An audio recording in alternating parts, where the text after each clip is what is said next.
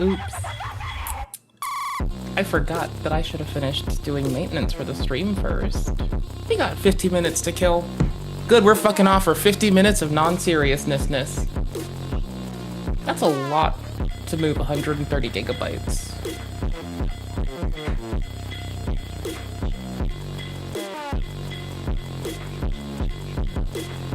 How much storage space do I have?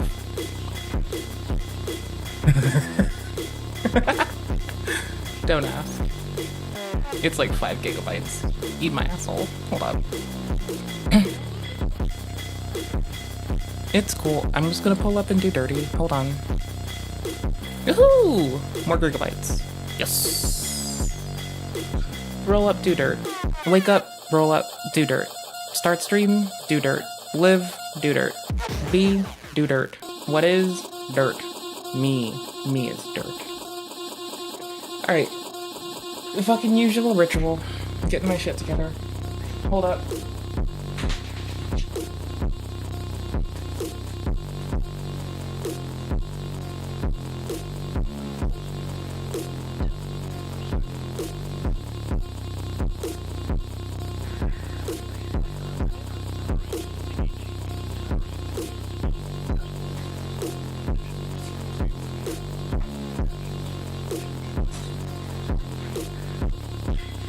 Alright. Hold your titties.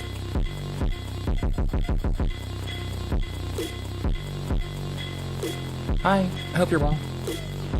Each and every one of you are loved, by the way. So don't you ever forget that nonsense, by the way. Okay, hold on. Actually, I'm fucking up. Oh my gosh. Oh my gosh. Oh no.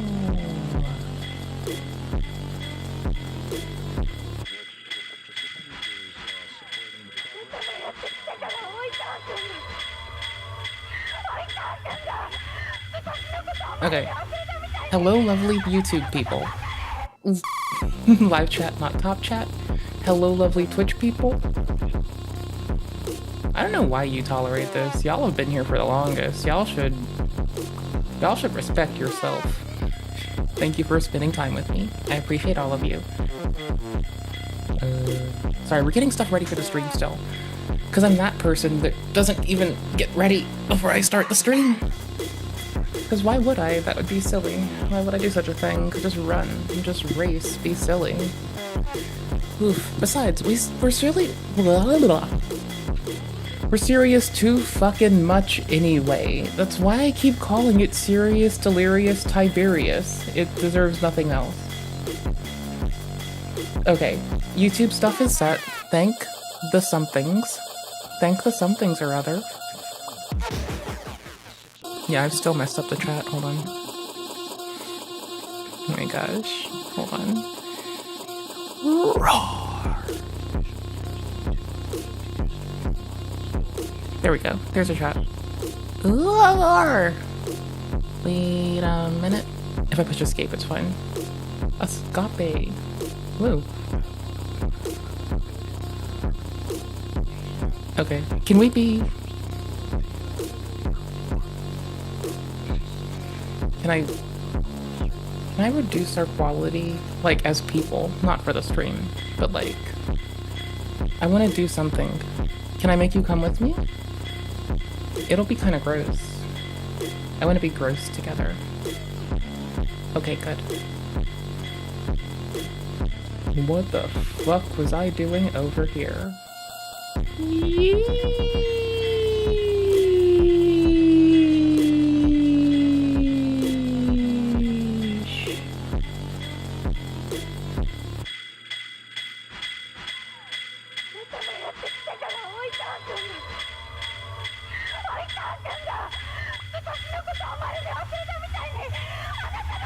Oh gosh, I hate to say it.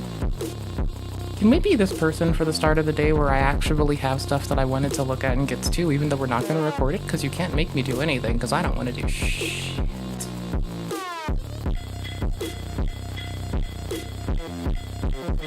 Okay, cool. Okay, cool.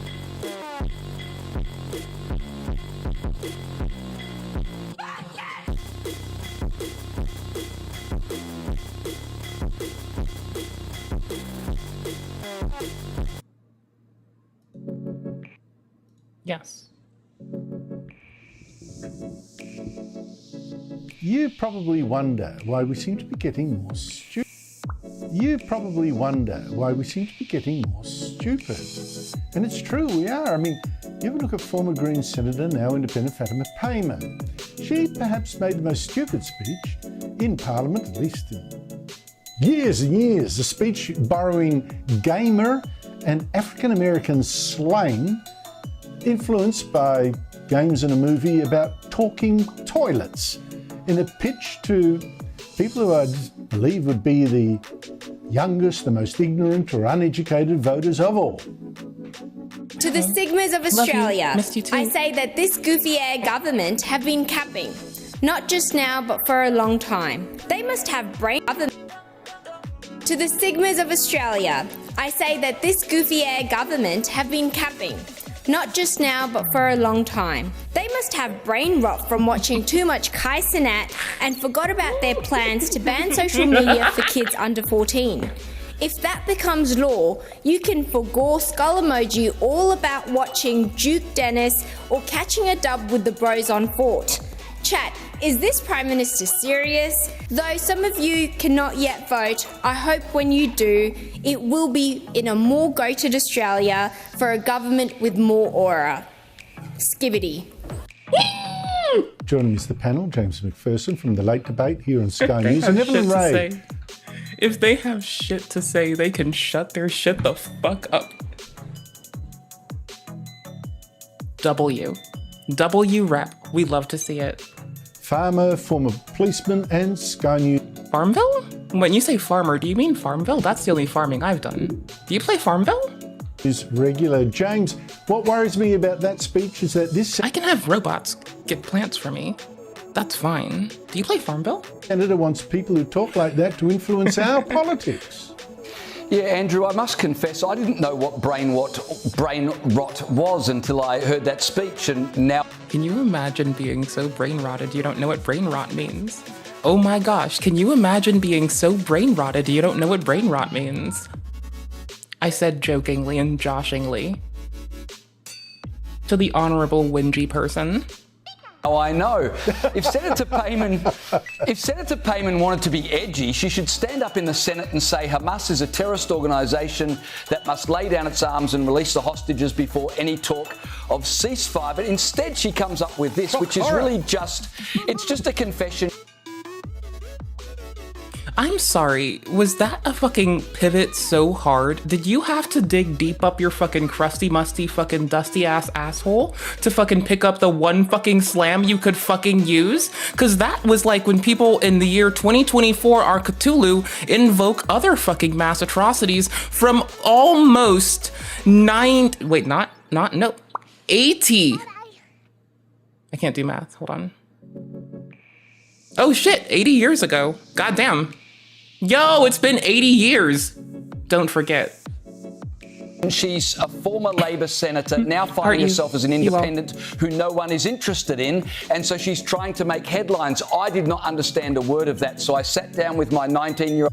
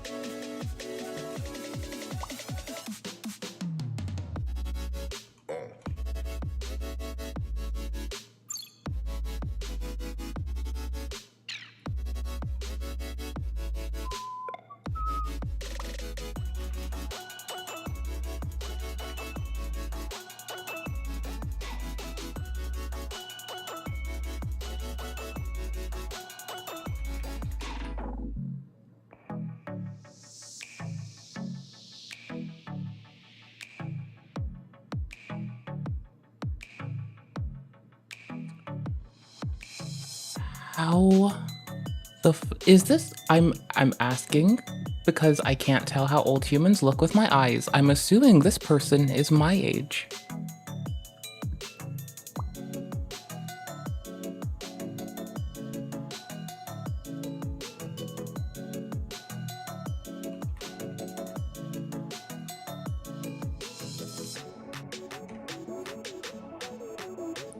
Make this easier.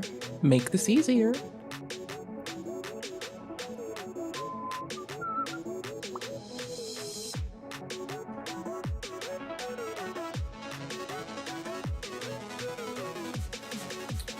Ah, tits. Well, good news, bad news. They're the only one that's actually harder to find. They're the only one that isn't just a clickable link.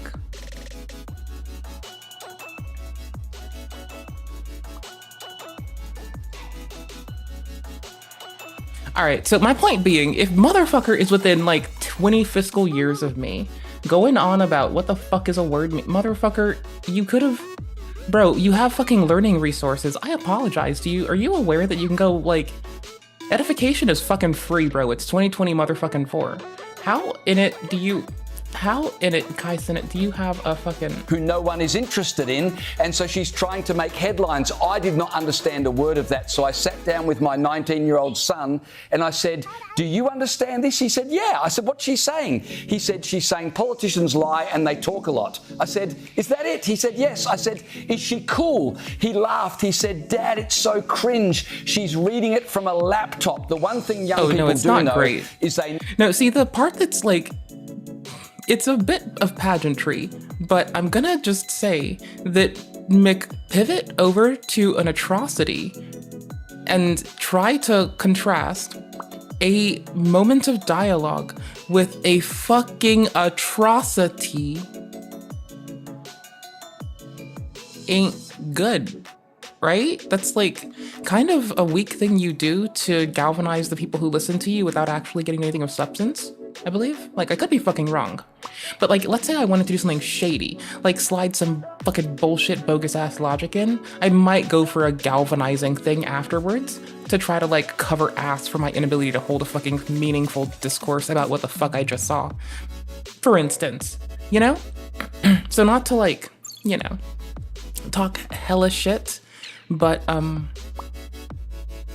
it's an unnecessary pivot that invokes internal imagery of something that is quite harmful, doesn't have anything to do with what the fuck we're talking about. No authenticity, and that was not authentic. I've got one question. Yeah, you can hit on the authenticity, but again, you bringing up atrocity rings as very inauthentic when it is a non sequitur as you begin to browbeat a rep. No, Andrew, if we're going to go through a glossary of Gen Z terms, what would be the Gen Z term for very poorly advised? Because I think that would fit Senator Payman well. Thanks for... Have you ever... Oh, did you just get shussed off? Picking me up on my deliberate mistake, of course, to see whether... Oh, you got shushed off the news. You were on the ball. Senator Payman is a former Labor senator who just acts like a green. Evelyn, what do you make of that speech? Targeting people that very much need a voice in our politics, or people best left to their game or their games? To be honest, targeting people that very much need a voice in our politics, or people best left to their game or their games? To be honest, it was so cringeworthy. I needed to duck behind my chair here and take cover because I couldn't take it.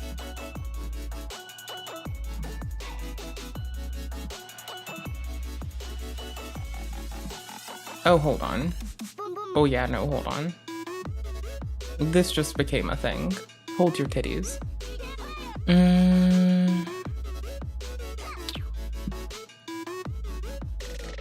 What do I need? I need this. I've got two... Oh no, you're about to get it. We're going harder.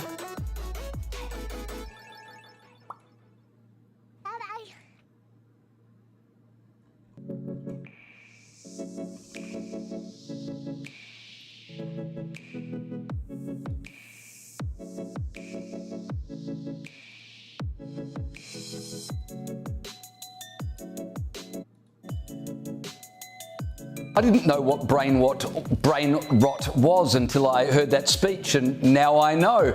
If Senator Payman wanted to be edgy, she should stand up in the Senate and say Hamas is a terrorist organisation that must lay down its arms and release the hostages before any talk of ceasefire. But instead, she comes up with this, which is really just non sequitur at 1 minute 50 seconds. I've got 2 black children, twin boys.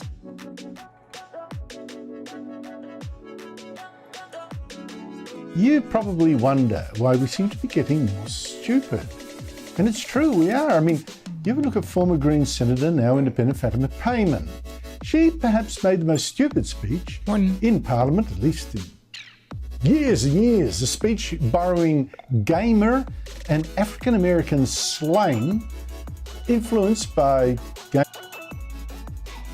I've got 2 black children, twin boys, aged 19. Games in a movie about American slang. Years, a speech borrowing gamer I've got 2 and black children, African-American twin slang. Boys, aged. I've got 2 black children, twin. Borrowing gamer and African-American slang. I've got 2 black children, twin boys, aged 19. Games in a movie about talking toilets. Now, don't get me wrong, I'm vehemently annoyed with the invocation of racialism or colorism at any place in our society. I think it is undefensible and should be abandoned. I think we should definitely be able to analyze the world we're in while giving up the things that continue to hold us into it. Because in using it, even as a quip, we propagate it. And the propagation of it is the fucking most harmful, scary fucking thing that I don't want to deal with today. In a pitch to people who I believe would be the youngest, the most ignorant or uneducated voters of all. To the Sigmas of Australia, I say that this goofy air government have been capping. Not just now, but for a long time. They must have brain rot from watching too much Kai Cenat and forgot about their plans to ban social media for kids under 14. If that becomes law, you can forgo skull emoji all about watching Duke Dennis or catching a dub with the bros on Fort. Chat, is this Prime Minister serious? Though some of you cannot yet vote, I hope when you do, it will be in a more goated Australia for a government with more aura. I mean, Skivity. I'm not mad. I'm progressively less mad. James McPherson from the late debate here in. I'm still progressively less mad than I will be for non sequitur from across the equator. Sky News and Evelyn Ray, farmer, former policeman and Sky News regular. James, what worries me about that speech is that this senator wants people who talk like that to influence our politics. Yeah, Andrew, I must confess, I didn't know what brain rot was until I heard that speech, and now I know. If Senator Payman wanted to be edgy, she should stand up in the Senate and say Hamas is a terrorist organisation that must lay down its arms and release the hostages before any talk of ceasefire. But instead, she comes up with this, which is really just a confession. She's a former Labor senator, now finding herself as an independent who no one is interested in, and so she's trying to make headlines. I did not understand a word of that, so I sat down with my 19-year-old son and I said, "Do you understand this?" He said, "Yeah." I said, "What's she saying?" He said, "She's saying politicians lie and they talk a lot." I said, "Is that it?" He said, "Yes." I said, "Is she cool?" He laughed. He said, "Dad, it's so cringe. She's reading it from a laptop." The one thing young people do know is they know authenticity, and that was not authentic. I've got one question though, Andrew. If we're going to go through a glossary of Gen Z terms, what would be the Gen Z term for very poorly advised? Because I think that would fit Senator Payman well. Thanks for picking me up on my deliberate mistake, of course, to see whether you're on the ball. Senator Payman is a former Labor senator. She just acts like a Green. Evelyn, what do you make of that speech? targeting people that very much need a voice in our politics, or people best left to their their games? To be honest, it was so cringeworthy. I needed to duck behind my chair here and take cover because I couldn't take it anymore by viewing it. I was looking for the reset button. Like, how do we rewind time so that none of us have to witness this horrible monstrosity ever again? But look, it doesn't surprise me. This is the state of our politicians. You know, it seems to be that so many of them are just second place winners who were bullied in high school and come into this fruition. Make a mockery of our nation. It was an utter mockery. You know, it used to be such an esteemed position, an honourable position to, you know, be a politician and take care of a nation. It's just so simple. Just do your job, do it well, and cut all the fat off the meat and get rid of all this nonsense, because I can't take it any longer. I really can't take it. And if people enjoy this, I don't want them anywhere near the, you know, the African American slang influenced by games in a movie about talking toilets in a pitch to people who I believe would be the youngest. People enjoy this. I don't want them anywhere near the, you know, the driving stick of our nation. That's bad news. Yes, I think this. Yes, generalizing doesn't really help us. Making assumptions about someone because of their vernacular generally doesn't help.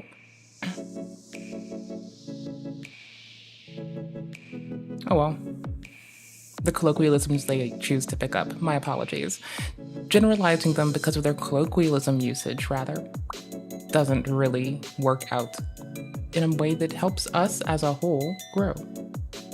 But, you know, we're here. Anywho's, it just, the racialism off fucking rip like a Beyblade's what got me, actually. It's that, like, I just don't understand the fervor in, like, y'all don't even pick apart anything aside from how someone is engaging one thing. You went off of, how long was it? Y'all didn't even look for much. It was like 33. You went 36 seconds of, okay. You made 4 minutes and 17 seconds of content off of 30, maybe 40 odd seconds of someone delivering a portion of what they had to say as a whole of their platform. I'm saying that with a quiver because I'm questioning. This is an example of the hyper-democracy. And we turned it into how long? Warned against, God where damn. politicians would increasingly appeal to the worst, the least ignorant, and the least knowing, instead of trying to elevate the conversation, they would push it down. I've got 2 black children, twin. This news is funded by viewers like you. Please support our work at democracynow.org/give. Thank you. This is Democracy Now!, democracynow.org. Hold on. Hi, I'm sorry. Thank you for indulging me. If I didn't do that, I would have been fucked. Like, I just basically had to do that. I can't really explain myself. I need a moment. We have to grab something really fast. Here, you can look at me suck.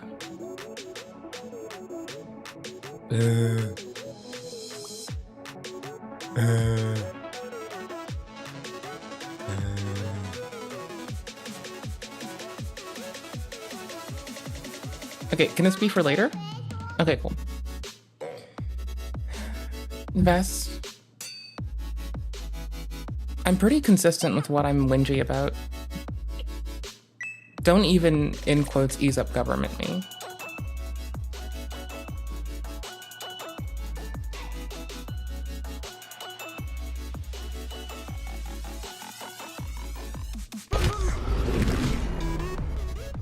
Respectfully, I've had a shitty day. And if you try to defend, even jokingly, being shitty to people, which is a choice that you can choose to make or not, I'll just divest myself of motherfuckers who say unkind shit.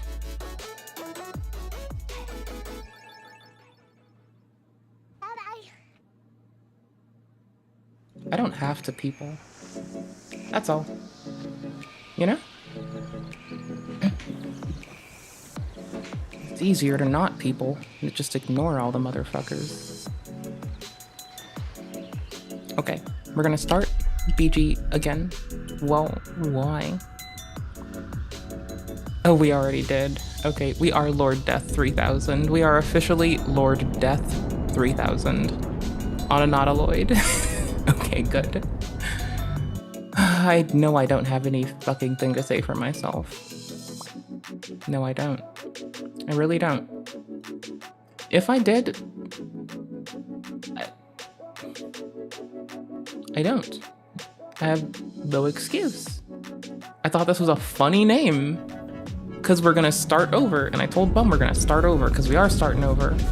The blood in your head, pounding blood obscures who you are. On the Steam Deck, my head was detached from the body. How you ended That was up fucking with me. Nothing in your skull, besides your name and a headache. But you are time to get. Okay, so what are we doing? I don't need the party limit.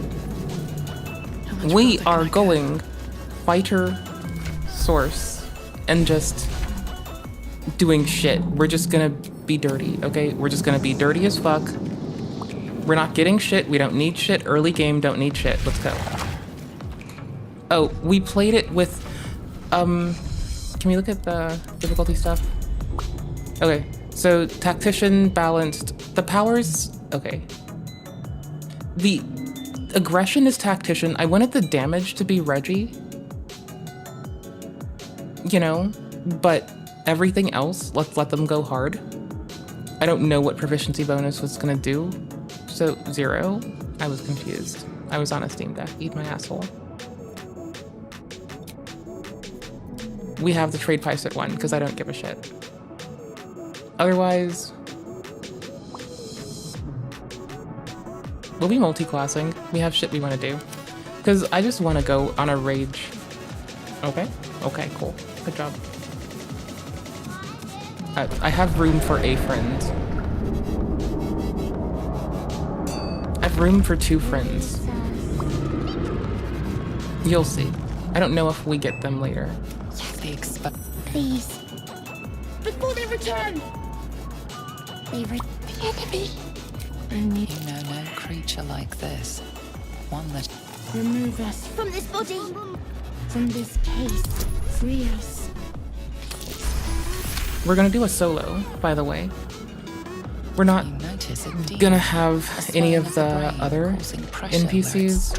We're taking this little friend with us. We're gonna have this friend, puppy friend, owlbear friend. Everyone else is dying. I don't give a shit. We're fucking killing everyone. To rip its tender, moist meat to shreds. Wait, what am I doing?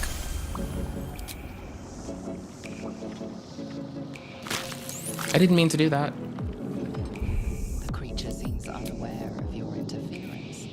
It relaxes in your hands. I didn't mean to do that. I legit didn't mean to do that. Oh my gosh.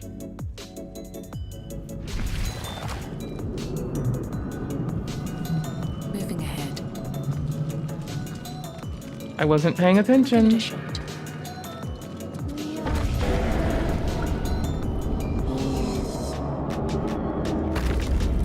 I'm trying to be as evil as I fucking can without fucking up. Yes, the exposed. Please. 2 things. Before they return! Remove us from this body. From this case. Free us. 11 will work.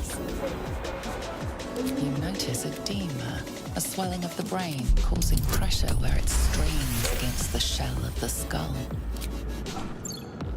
The brain lifts from the skull. Your fingers twitch with the desire to rip its tender, moist meat to shreds.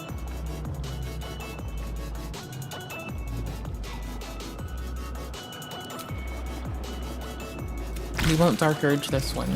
The creature. And we won't Dark Urge We are needed. a couple other things. This friend can stay with me.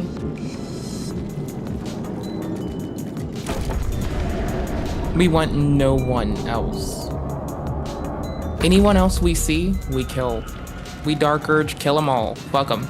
I got a save where we're being kind of friendly, but we have, like, evil shadow heart shit going on, okay?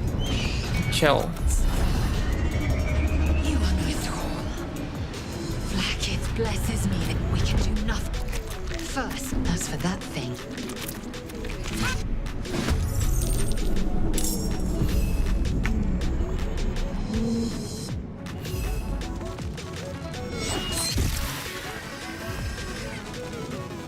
Nothing important is ever easy.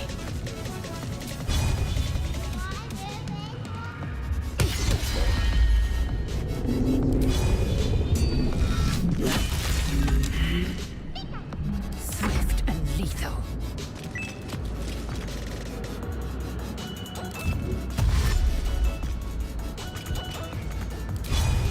Taste my fury.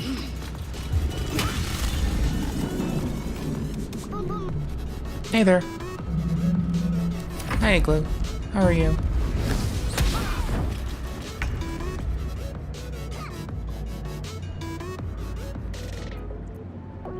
How's your day?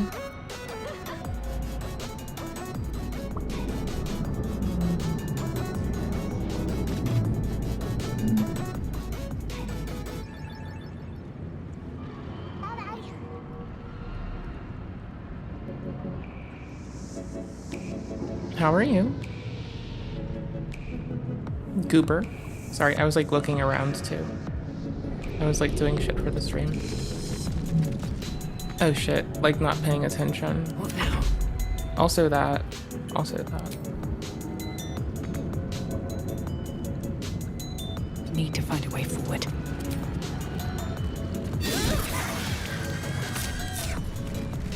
You prove surprisingly adequate in battle. Now, to the helm.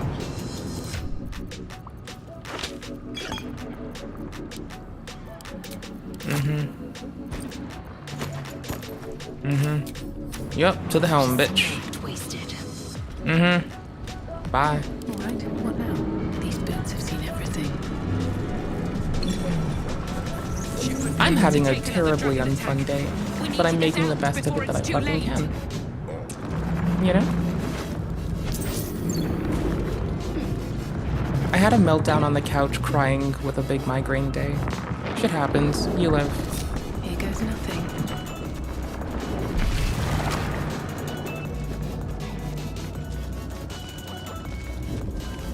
Mind flare machinery. Better watch what I touch. Man is number one.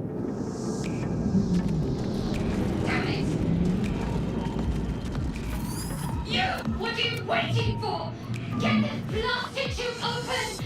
The construction is too alien. Nothing looks familiar. Hurry!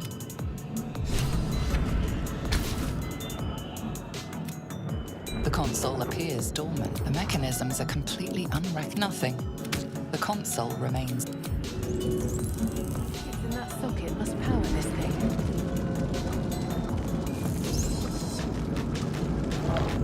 Brain in a jar. Oh no, we'll free them. And then we'll, after we free them, we'll murder them. I know that sounds so backwards. But I kind of want to do it in this order. How many are there? I want to like do the kind thing of try to free them and then still kill them. I don't know, it seems funner that way. Okay, cool, let's have hack underwear. Fuck it. This might unlock those controls next to the pod.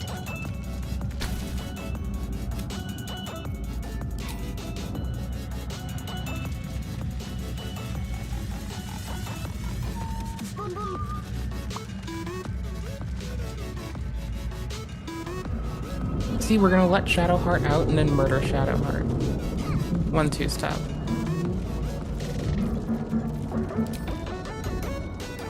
Come on! Get me out of now!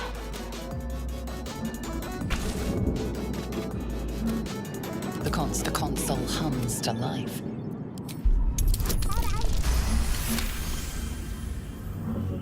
The pulse. Perhaps it will open the nearby pod. Suddenly, then discomfort fades, and another sensation washes over you. You feel a shiver. Now we kill her. At last.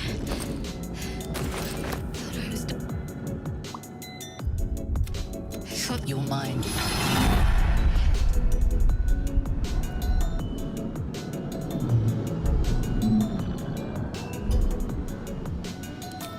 We need to deal with that. First, Shadow. Lord Death 3000, that's our name. Don't wear it out.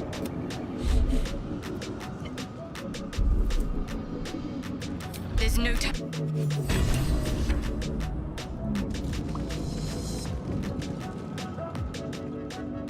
Oh, wrong way. Could I have grabbed that before Shadowheart? Am I missing something?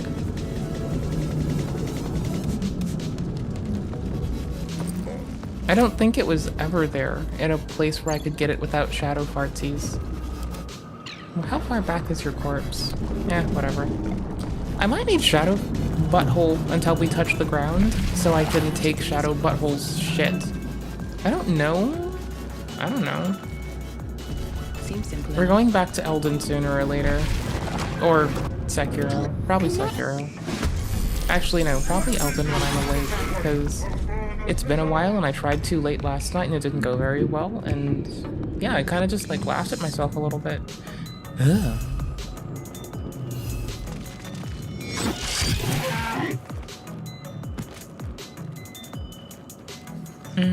Give me a second. I'm looking up, looking up. Hold on. One tiny sec, I'm so sorry. Oh my gosh, okay, cool.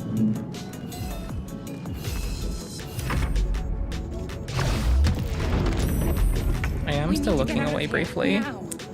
I am still a butthole. Yes, I am. Yes, I am. My faith will protect me.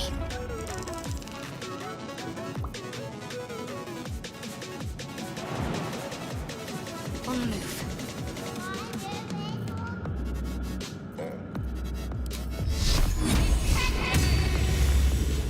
Why did I think that I should do that? What in the bad ideas?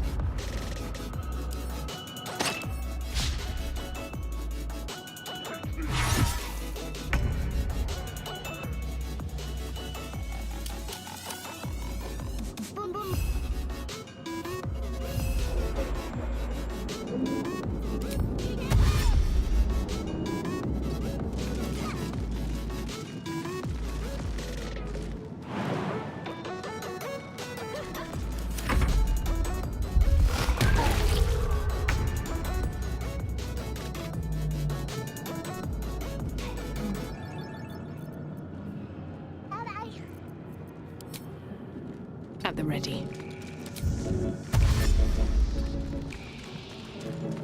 Got to keep fighting.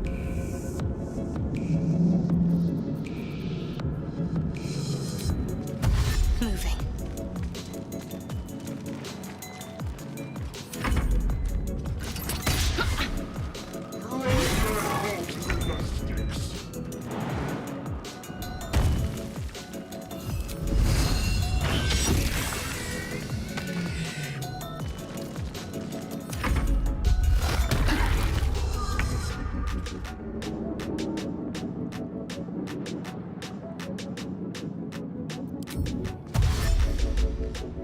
I'm coming for you. Connect the transponder now.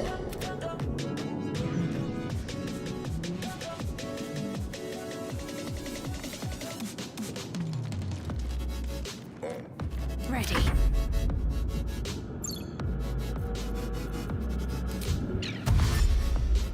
Got to press on. Oops.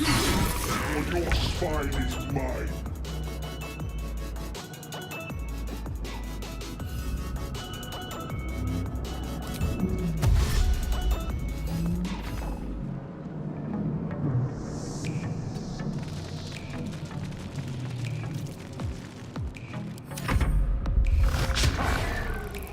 If this ship hits the ground, we're dead.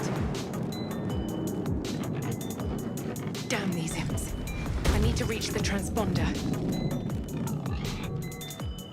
The helm's alien.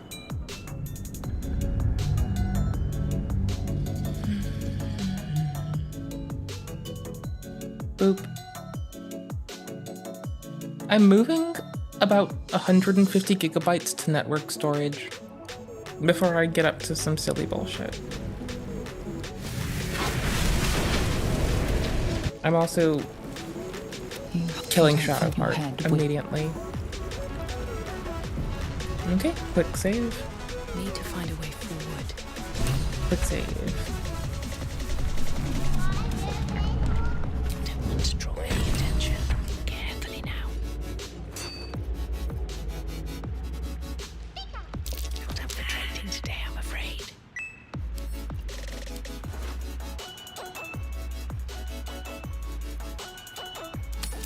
To choose.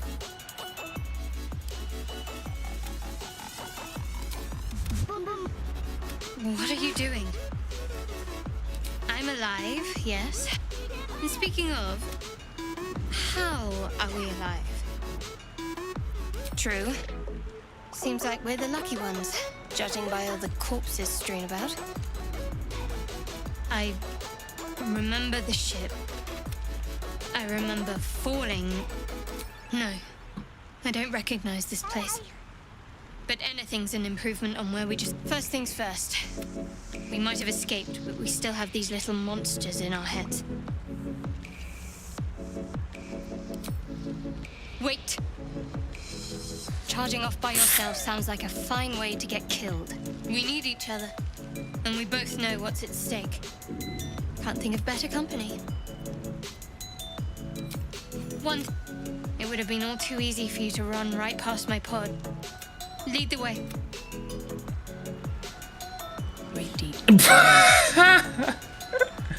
Oh my gosh, instead of going so far, if you get Lacelle and you just kill her.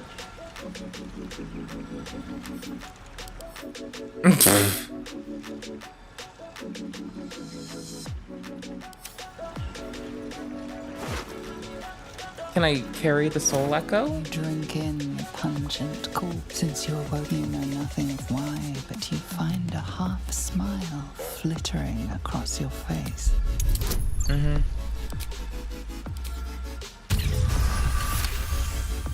Death. As soon as you delve into your mind, it is filled with there is something.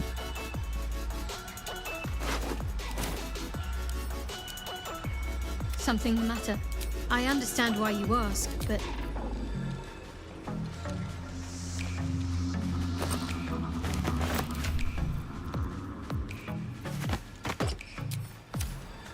Is it a cute hat? Let's see. It's a cute bloody hat. Let's go. Open up. This calls for careful footwork. Have to keep going.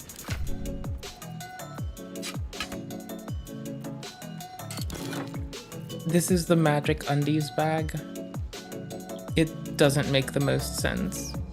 We have it just in case we decide we give a shit. Currently, I don't give a shit. What's hiding here? Like, if I find ourselves in a place where all of our armor's spec does other shit, and it just doesn't make sense, okay, fine, whatever. But like, currently, I want to cut Gale's hand off. I love this, it's so fun.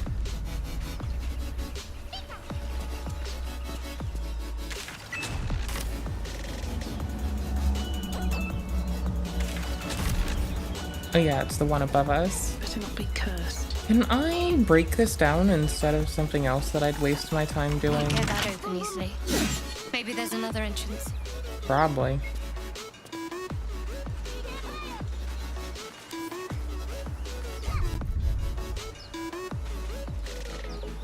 I just don't care. I've hoarded everything diligently in the other save.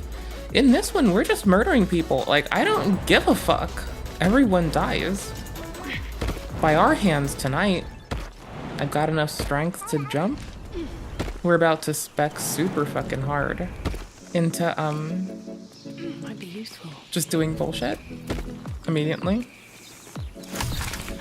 Okay, hold on. Okay, I got it.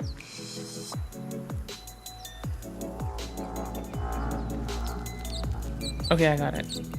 Sorry. Never Never a dull moment. Hello, lovely YouTube people. My gripe is with the platform, not the people. It's a little bit harder to stream on YouTube because I have to, like, at least with StreamerBot, select the stream itself by, like, file name, basically. Which is a little bit much. We got it, though. So what I want to do differently is I want to, basically just follow the absolute. You know? Just like, we're working with the absolute today. Don't fancy getting my hands dirty. I need a shovel.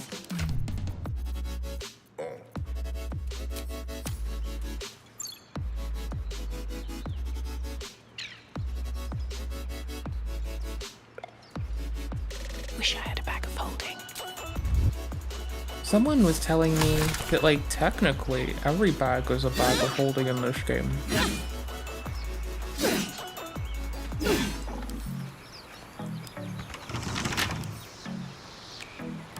What am I to do?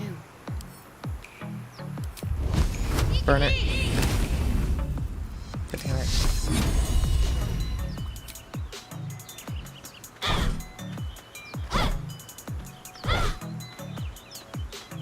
Still breathing. Rude. Despite everything. Time to press ahead. I've never seen this hatch before. And I'm likely gonna miss a lot of other shit, because we're just gonna kill stuff. This is a game where I am by no means concerned with completionism.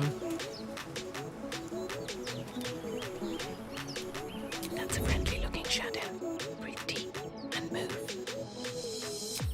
Very well.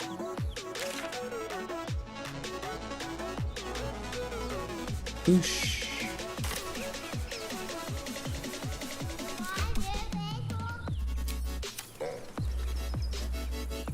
Wait, tradition. We take the Shadow Heart undies. Fuck it. It's a new tradition now. And this is a dead man. Ooh, dead man. Let's go kill a man. What's going on with that room? Can I shove Shadowheart in here with him? Approach the sigil on the stone. No, I wish. A hand? Anyone? This branch. As soon as the dreams, You were supposed to lend a hand, not take one. joy floods through you. You were dazed on the Nautiloid, but now...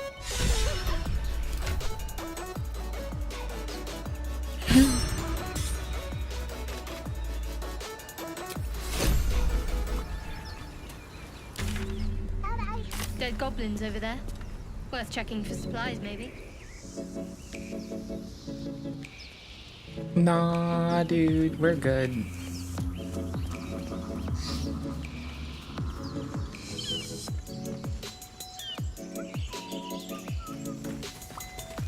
Everything I need is in an owlbear's face and broken. The blinding spear, I think early game, me blinding spear, if I'm gonna kill Shadowheart and go on my own, yeah, it might be a really big help. Oh, thank you. We should check it out. But Yeah, I be plan on it, careful. dude. Bruh. B. I'm gonna kill Shadowheart. The only people I'm gonna be anywhere close with in this fucking game is gonna be Owlbear and the dog. Everyone else is dying. Well, the little brain friend, Owlbear, dog, and the second marriage. Literally everyone else is about to fucking die. We're about to serve the absolute like a motherfucker.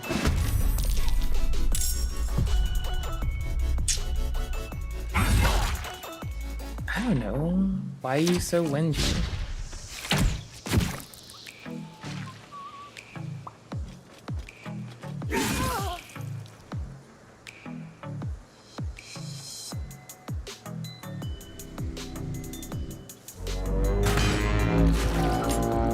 Blowhorn. Right, better get to it. Yup. Damn it.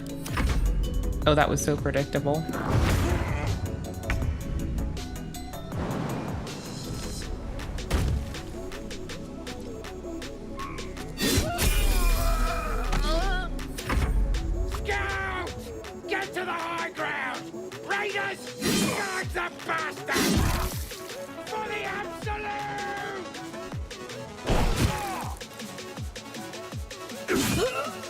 Yeah, they should have gotten a larger force and not done what they're doing.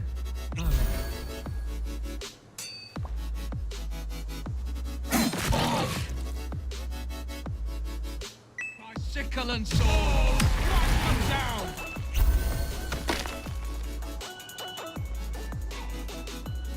Actually, I'm wondering, could I have ignored them? Oh no, this is too fun. I need to try something. It's fuck around and find out not Friday. If it were Friday, I'd be fucked right now. I need to BRB actually. I forgot about that. Yeah, I need to BRB. You have got to wait for me. I have to put you somewhere. Timid and tame and safe. For like 2 minutes.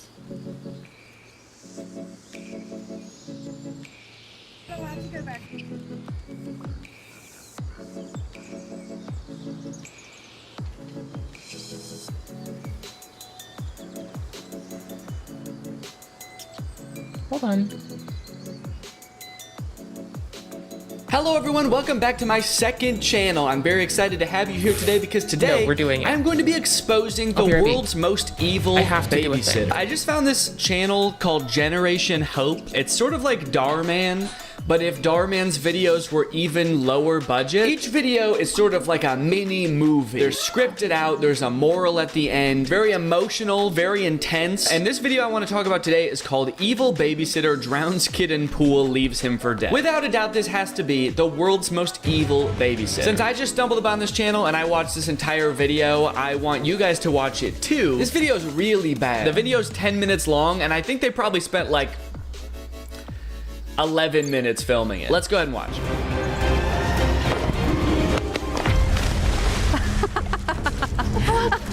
You're not gonna take that money from me, you little turd! Okay, what's funny is this is one of those things where they play like the most interesting part of the video at the beginning of the video, but I can understand you thinking, since the video is just called Evil Babysitter Drowns Kid in Pool, that like this is the whole video. It just starts there and she's just immediately pushes him in the pool for no reason. That would be kind of crazy if it's just like a 30-second long video and that's it. But no, there's more story to it. There's a reason. You'll notice she said, "You're not gonna give me that money, little twerp." Not gonna take that money from me, you little turd! So she clearly has a reason for pushing him in the pool. Let's figure out what it is. This is gonna be the biggest score yet. Have you figured out how much we're gonna make? Yeah, it's gonna be over $500,000.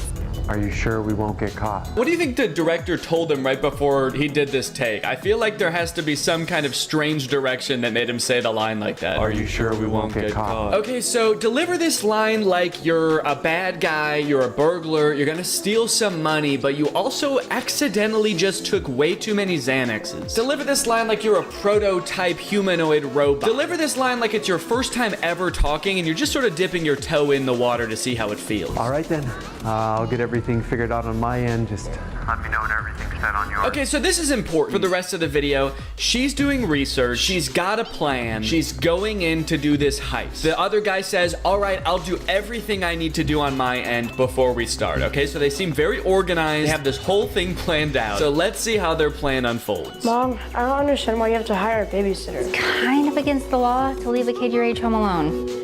Fine. What is this meal she's handing? So it looks like cut up apples, as you can see here, but then when she hands him the plate, it's also like a tortilla. Here's your 3 apple slices and a plain tortilla, sweetie. I hope this babysitter can take care of you better than I can, because I don't know how to make any food. She could be evil and steal from us, but as long as she knows how to cook, she actually might be doing a better job than me. If you can behave the 2 days while I'm gone, when I get back, get you the PS5 you were asking for. Really? You got yourself a deal. Jeez, dude, that kid woke up. He was in a trance. He was in sort of a low energy state, probably because he's only been fueled by tortillas and apples. But then the second she said PS5, he stood at attention, dude. So let's just say the stakes are pretty high for this video. You got burglars coming in to steal money. You've got a kid who has a PS5 on the line. So he's gonna fight back. Well, hello, Miss Davis. Good morning. Hi, Brenda. Good morning to you, too. Of course, I love the natural dialogue. Hello, good morning, Mrs. Davis. Hello, Brenda, and good morning to you. And how are you? I'm well, and good morning. And I'm great. And how are you? I'm great and good morning as well. Thank you. And how are you? I'm hungry. Do you have any apple and tortilla? Wow, what a lovely apartment you have here. Oh, this is nothing. Thank you, though. Such a weird line. Oh, this is nothing. Thank you, though. Oh, this really nice apartment, it actually means nothing. I could afford way better, but I could understand how someone like you would think it's nice, so thank you. Do I have something in my teeth? I do. Guys, did you notice that I had something in my teeth the whole time? If you did and you didn't tell me, I'm gonna be really pissed. All right, well, it looks like my flight leaves in 45 minutes, so I gotta get going. Huh? Her flight leaves in 45 minutes? That actually might be the most unrealistic part of this entire video, and you guys haven't even seen their heist plan yet. Her flight leaves in 45 minutes and she hasn't even left for the airport yet? Dude, this woman is flying by the seat of her pants. Actually, she's not gonna be flying by the seat of her pants because she's gonna miss her flight. All right, honey. You know you can call me if you need anything, though, right? It is kind of crazy that she just hired the babysitter and then is leaving like 30 seconds after introducing them for the first time for 2 days. Haven't had to hire any babysitters for our kid yet, but I don't think that I would feel comfortable leaving him alone with someone for 2 days that I just met 10 seconds ago. But I guess she is in a rush to get to the airport, so it's not like they really have time for a lengthy introduction. I love you so much. Love you too, Mom. Really cheerful music right now, too. I actually don't think I would have gone with the sweet, happy music because the interaction that's happening now seems pleasant, but we as the viewer already know that things are not as nice as they seem. I feel like tense music would have been much better here because you know some shit's about to go down. You know she's about to drown this kid, so I'm not exactly feeling great about this interaction. I mean, I'm happy, I guess I'm happy they're all getting along here. Maybe all that stuff at the beginning was just a fluke. Maybe this is actually just gonna be a really nice video. That stuff at the beginning about him drowning, that's just a glitch. It's just a YouTube glitch. I'm sure they're gonna be fine. Please don't let him anywhere near the pool. He still doesn't know how to swim. When will you teach me how to swim, Mom? Soon, hun. All right, well, I do have to get going. Soon, hun, don't worry. And you're what, 13? You can wait a couple more years to learn how to swim. I like that she said don't let him anywhere near the pool. Please don't let him anywhere near the pool. So as to say, like, he doesn't know how to swim, but he will try. If he sees a pool, he's gonna sprint and dive headfirst, hands at his side, into the pool, and immediately drown. All right, Brenda, time for us to have some fun. How about you go to your room instead? Uh-oh. But I thought we were friends. I'm not your friend. I was just nice to your dumb, ugly mom so she would trust me. Okay, so she immediately turns evil. It feels like there probably is a better strategy here to get this robbery done efficiently. I don't think she had to immediately turn evil. If anything, that's gonna make it harder because now the kid who she's living with for the next 2 days is like on to her. She could have just kept being nice and just stolen the money, whatever this money, we still don't know where the money is. She could have stolen the money without the kid noticing. The kid definitely thinks she's up to something now. You go evil mode while babysitting a kid, they know you're up to something. Is everything ready? Yes. Mom is gone and the kid is in his room. All right, it's time for this plan to unfold. It's time for all of her research and all this guy's preparation to come to fruition. So what's the next move? What is $500 million you're talking about? Well, I haven't really figured that out yet. Oh, shit. Look, Michael, I did my research, okay? This lady is a real estate mogul. She made $2 million last year. There has to be money in this house somewhere.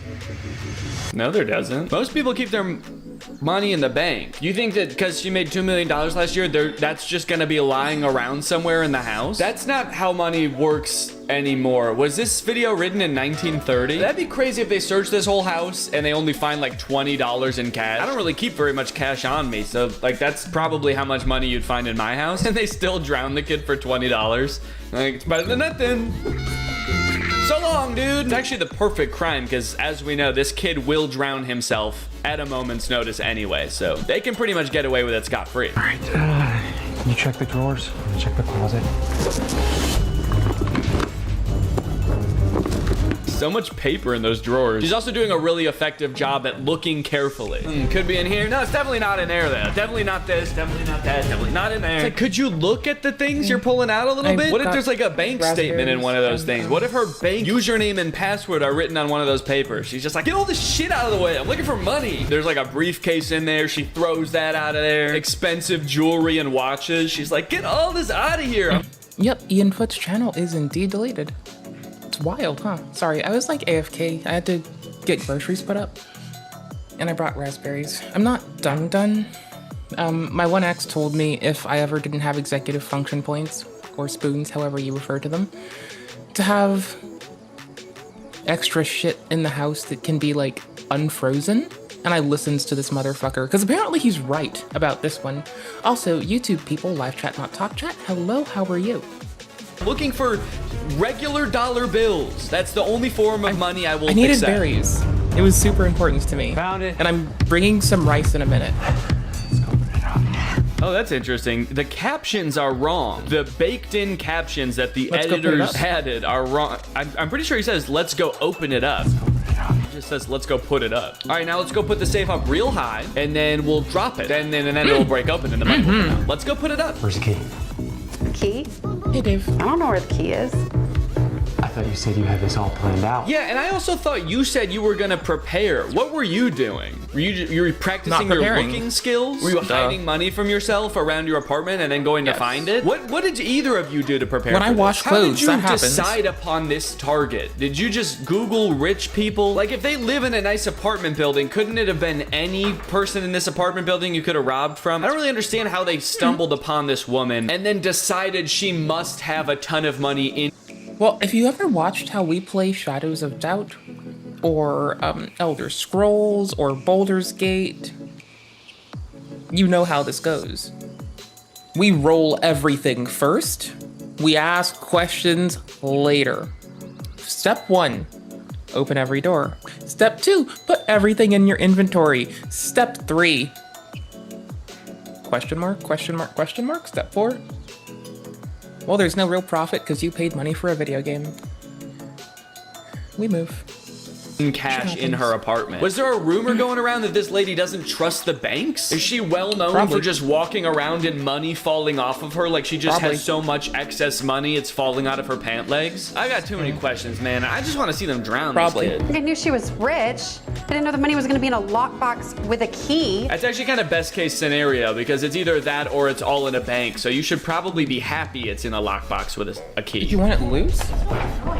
And who is this guy? I'm calling Mom that you brought strangers into my house. Let's go to the pool.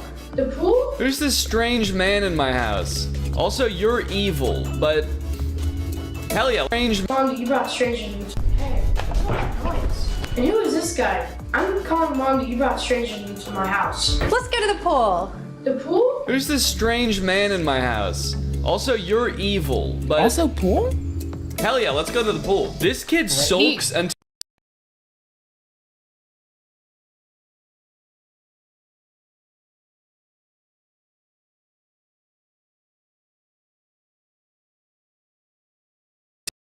Please be fixed. There we go. Sorry.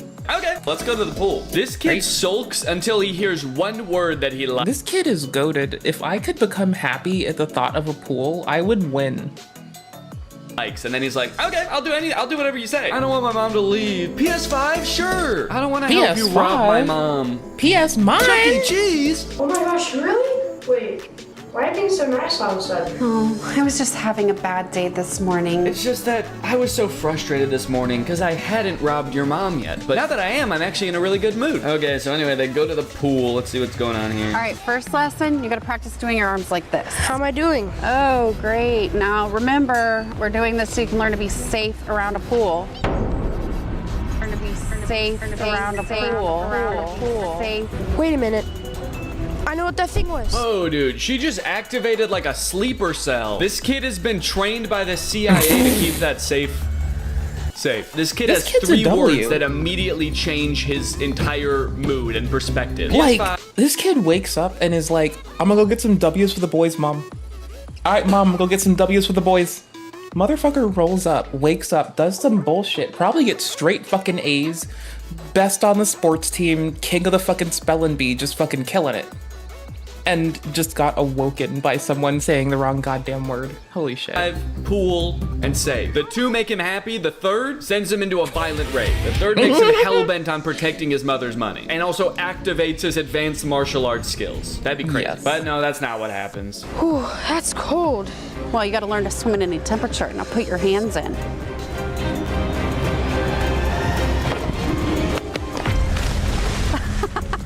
The running start is crazy. She could have easily just given him a little shove and he would have fallen in. But hey, I guess she was just, she was having fun with it. You gotta get her.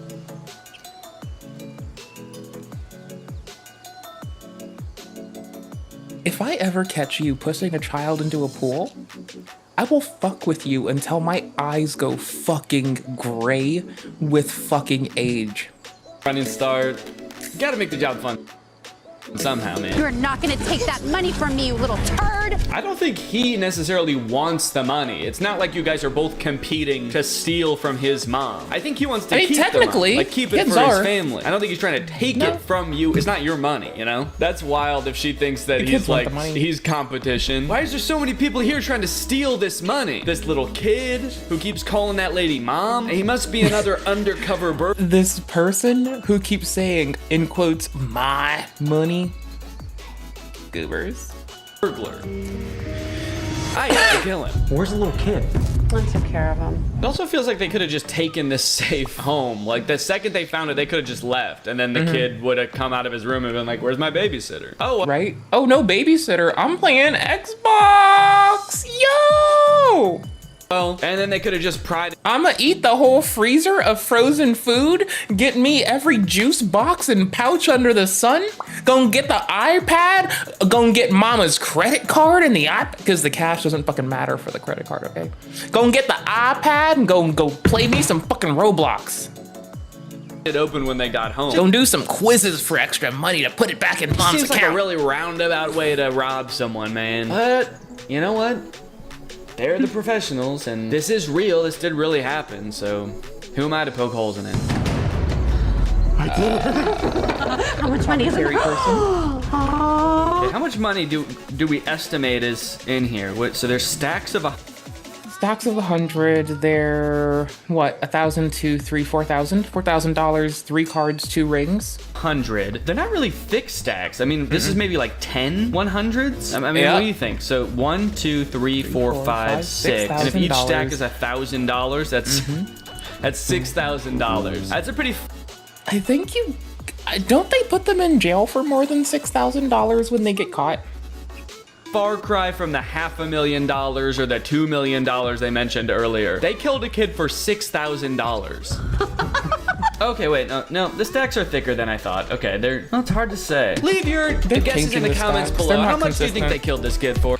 Do you think they changed stacks out between scenes? Do you think they got the down shots first, had to go back and get the up shots, and they had different bands? Is it the same money? Okay, they're $1,000. Oh.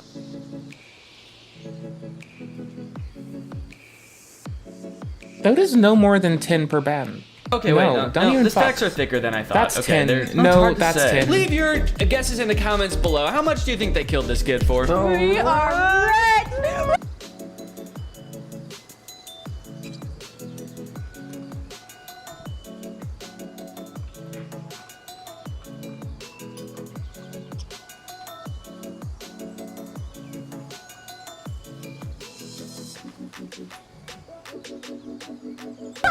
I think they killed the child for 20 years because people in the States don't treat children like people enough, so.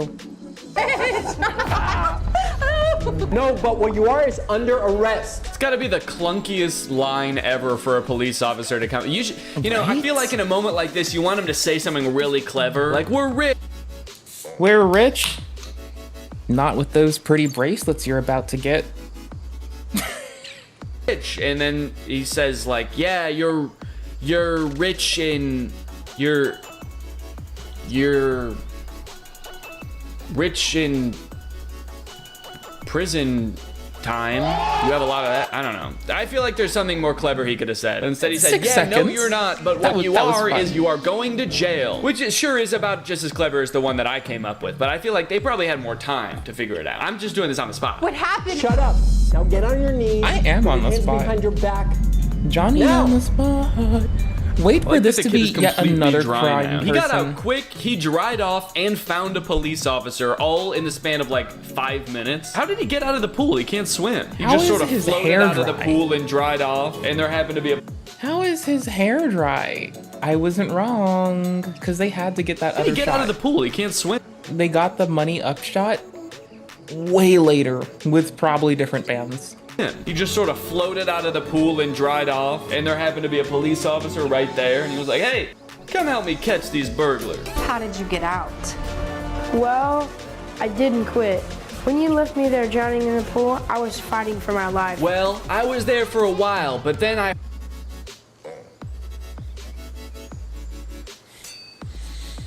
Okay, I know it's not confessing when you ask a child a silly question and then they give you a silly answer that happens to be the answer that rats you out for attempted hurting them, but what is the fucking best way to phrase that? Because golly gee, you know, between that writing and this Danny face, that's pretty okay. I like this Danny face. Can I screenshot this? I'm gonna screenshot this. Can I make this an emote? I need it bigger. Hold on.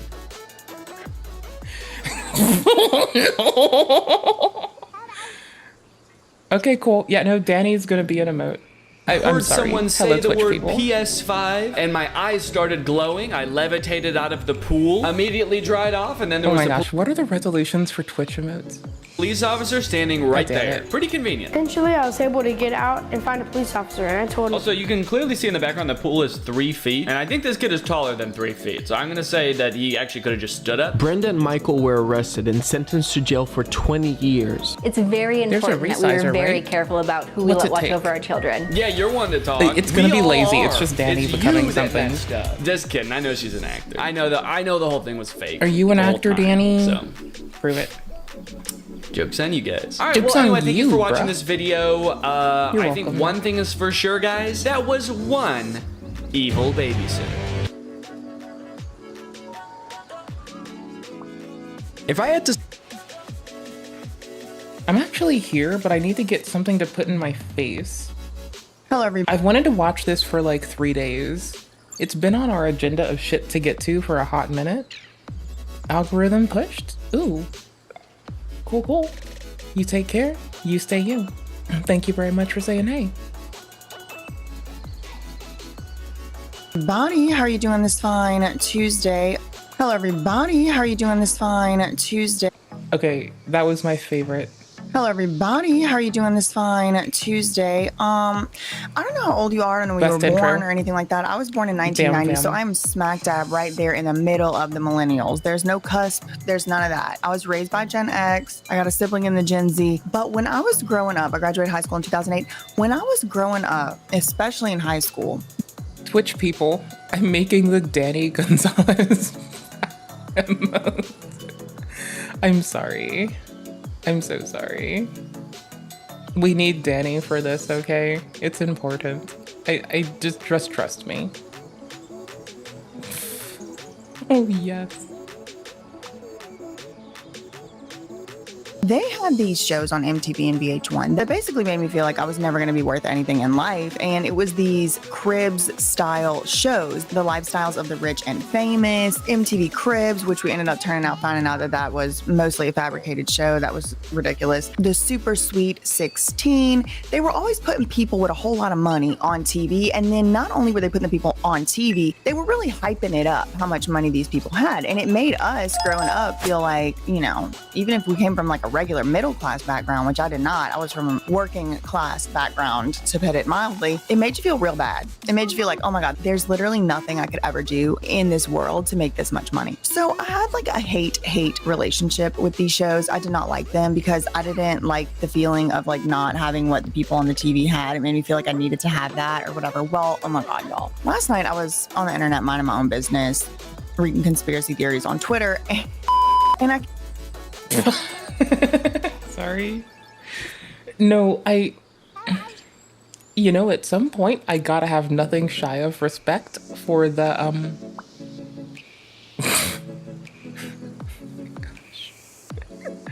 for the fuck the world. Just, I got it from the mothership fuck the worlding, you know? Like, there's just an amount of respect that you have to have for the, it's from the mothership F the world. Yo, I came across this clip. Now, they're purporting that it's from 2007, which is an interesting time frame because 2008 is the first time that Steen ever was called to the carpet legally, and he got out of it due in large part, I think, to his friend Charlie Crist, who was, I think, the governor of Florida at the time. I don't know, it was a whole thing. Yeah, right. Right. Charlie Crist and his many conflicts of interest have become the focus of heavy scrutiny by advocates in the Free Britney movement. He served as the district attorney when the negotiations started for Jeffrey Epstein's infamous sweetheart deal and was accused of taking bribes from Scott Rothstein, who is currently incarcerated for running one of the largest Ponzi schemes in history. I was doing a lot of research yesterday into this time frame because I'm looking into the Diddy stuff, Cassie, Britney Spears, Lou Taylor, you know, all that. I'm not even gonna say nothing more. Well, let me just pull up this one clip. It was shocking. I had to pick my jaw up off the floor. Okay, so I have done a lot of transformation to this clip. I've sped it up. I've put a filter on the audio. I put it in a green screen. I flipped it around. So, I mean, I'm trying my best to transform it. Danny is a free one. It's out there and available online if you want to see it, but this is a reaction. In the next hour, we'll tour the hedgerow mega homes they're buying with all that hedge fund cash, but not quite as much as financier Jeffrey Epstein. Oh, it auto resizes now. Oh, that's sick. I like that. Yep. Yeah, no, I resized this myself. Teacher Get until wrecked. he traded his blackboard for the big board in 1976. He was a high school math teacher. I did know that. But isn't that interesting? He was a high school math teacher, and then he ended up being one of the most powerful bankers in the world. Eventually launching his own exclusive finance firm for billionaire clients. But he just... Sounds familiar. Lou Taylor. I ain't saying they know each other. I ain't saying they don't. Couldn't keep out of the classroom. So when he... Listen to that. Listen to that. Eventually launching his own exclusive finance firm for billionaire... I properly attributed it to Danny. So hi, if you're on Twitch, we're trying to make Danny the new free emote. Enjoy. We're waiting. It'll be the new follower emote. If you're following on Twitch, you can go spam people with Danny Gonzalez because I'm a classy bitch and that's how we go. Clients. But he just couldn't keep out of the classroom. So when he was shopping for a new house, he bought himself an entire schoolhouse. And transformed it. Nasty. This is what I was probably 16 years old when this came out, 17 years old. This is what they're showing us on TV, trying to make this man look cool. So if ever we were to come across him or somebody like that who bought a whole school, we would think that was cool. Look how they're putting the editing and the bell and the ding, ding, ding, ding, ding, ding, ding. Yes, he bought a school. What? Into the largest single residence in all of Manhattan. They're not going to explain why he bought a school. He couldn't keep out of the classroom. So he bought a house that used to be a school? That don't make sense. And then it ended up being the largest residence in Manhattan. And transformed it into the largest single residence in all of Manhattan at a whopping 51,000 square feet. Oh, yeah. The school costs about I'm not saying it's a choice, but some people chose to do that. Who's this guy? I know, I'm putting the chat on the screen again. Boardman. I know, I'm on it. Paper magazine. Renovating it. It has incredible bells and whistles, closed circuit television, so heated sidewalk out front, so the snow melts. But only one man truly I'm gonna rules need you to the Wall spam Street more sky. Danny for me in a minute. I'm busy getting us ready. Now, for a long time, like years, What is that? I have actually allowed people to get away with saying things like, nobody knew what he was doing. Nobody knew. He was just a charismatic guy that threw parties. Kind of like Diddy. Studio mode. Again, like I just said. She's not letting it slide, and we're fucking here for it. Let them get away with it. But now I'm looking at this, and it's like, hold on, buddy. All the signs were there. We're like Okay, not even buddy. halfway through this clip yet. First of all, he was a math teacher who became one of the most powerful financiers in the world. Okay, ever. Interesting. He was a known predator. We know that now. Against women and children, maybe men, I don't know. Known. He bought a whole entire schoolhouse to be his house because he couldn't stay out of the classroom, and that's just what they putting on TV. Just All right, there you go, wait. Iggy. Just wait. Because for former school teacher turned billionaire Jeffrey Epstein, one private plane won't do. He's got a small fleet. A Gulfstream 4, a Cessna, and a Boeing 727 with, of course, an in-flight trading room. Okay, chat attached, but it didn't do a good job at it. In-flight what? Trading room or training room? Okay, so he has a fleet of planes. Not in and of itself suspicious for a rich person, but what does he need a commercial airliner for? Like, we all go on the planes, like 100 people on it. Like, I'm probably just not showing it for a multitude of reasons. I have no idea why he would need that. Boeing 727. Yep, I'm just hiding emote only ones. Airliner for. I'm also wondering that, Broadman. Fixing it. I'm wondering too, McKee. Believe us, it comes in handy when you've got powerful friends to fly around. When Bill Clinton organized a week-long tour of Africa in 2002, Jeff gave him a ride in his personal 727 and took actors Kevin Spacey and Chris Tucker along for the trip. Mode. Chat. Edit the Twitch chat. When? You know what? I'm not even gonna. Why? For those keeping track on the scoreboard. Make it make sense. Iggy, when make Bill it make Clinton sense. went on his own personal private trip to Africa, he flew there with Kevin Spacey and Chris Tucker on Jeffrey Epstein's commercial airliner. I want to know why they would go on the commercial airliner. Is it because that's the only one that's big enough to fly? I mean, I am a little ignorant about plane stuff. I really don't know. But like, all I can imagine is like, they had this plane full of kids. I mean, that's all I can imagine is they had a plane full of kids, and you know, you don't even know what I'm doing. Or you don't even know what I'm working with. You don't even know what's going on. Stop telling me what to do. He needed to be investigating the problems of whatever was going on in the country he was the president I'll tell you of. what I mean, to do, honestly, like, I'm getting a little bit sick of it. We work all day, every day, our whole damn lives to pay taxes. We have always paid taxes, and we can't get out of it. What's the saying we have over here in the United States? Two things is for sure in your life. But it's not the presence of, like, okay, listen to me, bruh. It's because, bruh, stop bossing me around, bruh. Stop it, Igloo.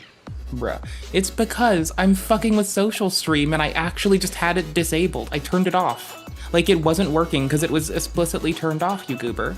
That's why you don't just go bossing me around telling me to refresh stuff. I'll refresh your refrigerator with some baking powder, motherfucker. Hello, lovely people on YouTube, live chat, not top chat. Igloo, I'll refresh your refrigerator with baking soda. Death and taxes. Okay, so we're busting our ass out here. People having trouble putting food on the table and have been for years. 100 years or more in this country. And why is it that the politicians, the presidents are always flying off somewhere to go figure out what's going wrong in somebody else's country like we don't have problems over here? Spending our money to go do that. And now, innocent till proven guilty, but I'm just real curious what exactly actually Bill Clinton was doing with Jeffrey Epstein on these planes and stuff. I mean, I'm just curious. I don't know. Do I have to, like, sacrifice myself to Cthulhu to make emotes on YouTube? His big shot friends. I'll do it. Sitting with Bill, all in a day's work for. Do I have to sacrifice myself to Cthulhu to make emotes on YouTube? I don't know. I'm new to streaming on YouTube. I usually stream on Twitch. Wall Street moguls. Wall Street. This is bold. This is bold. And the Robin Leach narrator, the guy that's narrating this, Robin Leach. Britney Spears is quite the artist, and we're not just talking about music. The pop star sold an original painting of hers to Robin Leach for $10,000 at the Vegas Cares charity auction. Leach also served as the MC for the event. Spears donated her painting and posted a video in October while creating the masterpiece. During the event, she told bidders in a video message that the flowers in her painting represent new beginnings, and it's in that spirit that we move forward. He came up in one of my investigations recently. Why, thank you very much. I like our fire-ass setup. How you doing, throw 'em up and cry? I threw 'em up and cried, if you consider throwing 'em up and crying, smiling my ass off. All goddamn day. How you doing, fam? Let me ask Ethan, do you remember when /why Robin Leach? Okay, maybe we'll get a feedback on that. But there was something weird going on with Robin Leach. Igloo, you talk so much shit. I don't know. We make so many videos. I really don't know. Oh my gosh. Igloo, how do you talk so much shit? Wonderkin Jeffrey Epstein Bro, digs science. like, but he for doesn't real. just have his own chemistry set. Okay, y'all. Okay. Bruh. this part, another crazy part. So what are the big takeaways? Let me put the big takeaways. My big takeaway point so far, number one, he used to be a high school teacher at all, and then he somehow ended up being one of the most prominent, wealthiest, and important, powerful financiers of all time. Okay, that's number one. Number two, he couldn't stay out of the classroom, and they just said it like that on TV, and he bought a school for his house for $30 million or $20 million, then he paid $10 million to renovate it. What did he do in there? I don't know. But the guy was bragging about how it had all these closed circuit televisions. And while I've got all you lovely fuckers, you're appreciated. Thank you for wasting your time with me. Moreover, you're appreciated. You all are loved equally. I hope you all are well and taking good fucking care of yourselves. there, so again, I know I can't really get away with burping on stream till it's been at least 6-7 hours, but we're starting early because I'm lethargic. So we're just going. And look, listen, I'm not saying that in and of itself it's bad. If I had unlimited money, I'll probably have closed circuit TV somewhere in my house too, just because of security. From the very fucking start, we're gonna be a little bit gnarly and a little bit grimy. Security, you know, and all of that. And he was wealthy and he did need security. I'm not trying to get too carried away here, but the man is now known to have done what— Thank you very much for the sub. You take care, you be well out there, be kind to yourself, have a lovely one. Thank you very fucking much. Give the link to random people without context. He's known to have done, okay? The third big takeaway point is that he has a private commercial airliner that he took Bill Clinton, who was the former president, to Africa in it to do what? I do not know. And now the next big takeaway is coming up right. Can I speculate? It's probably to do something that caused Mr. Beast to get away with building a well.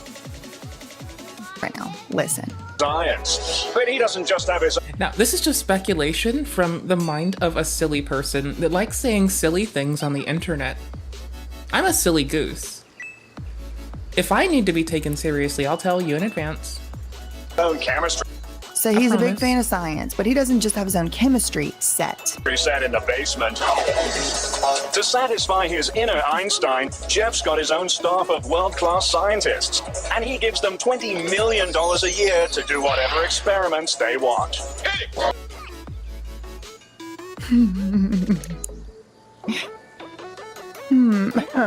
Where's the ethics board? Y'all, this is not conspiracy theory. This is on VH1. Okay, I'm reacting to something on VH1. All right, it was on VH1. They played it. They sure did program us with it. This is not a conspiracy theory. I'm not on 4chan. I'm not on Kiwi Farm. Okay, I'm on VH1 rerun. We're not checking Kiwi tapes. Fucking archives. He paid these people $20 million a year to do whatever experiments they wanted. Where's the ethics board? Hold on.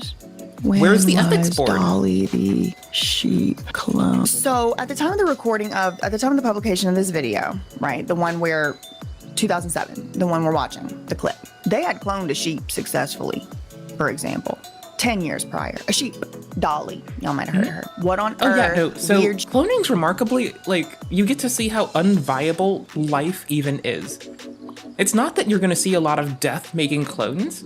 It's that while trying to claw our way into existence, most of our potential human cohorts are immediately evacuated off the mortal coil by the immune systems of their progenitors, or other such things. So we never get to see, with our own eyes, the fucking carnage of lack of viability. But cloning puts it in your face. And I'm okay with that. Could that man have been having people do $20 million a year? I mean, I want to be very, very abundantly clear. Like, by a similar metric, most people aren't viable, right? I know how many attempted came before me. I'm just saying, a lot of times people will be like, oh, we tried. And you look around like, oh, what happened? Well, that's like, you know, bringing clawing shit into existence isn't very likely to succeed, right? Okay, cool. I need to run to my kitchen and feed myself. I am not saying, I'm not implying, nor do I believe necessarily that is what he was doing. What I am saying is the man had $20 million, and we're just told by Robin Leach on VH1, the scientists getting paid the $20 million could do experiments on anything they wanted.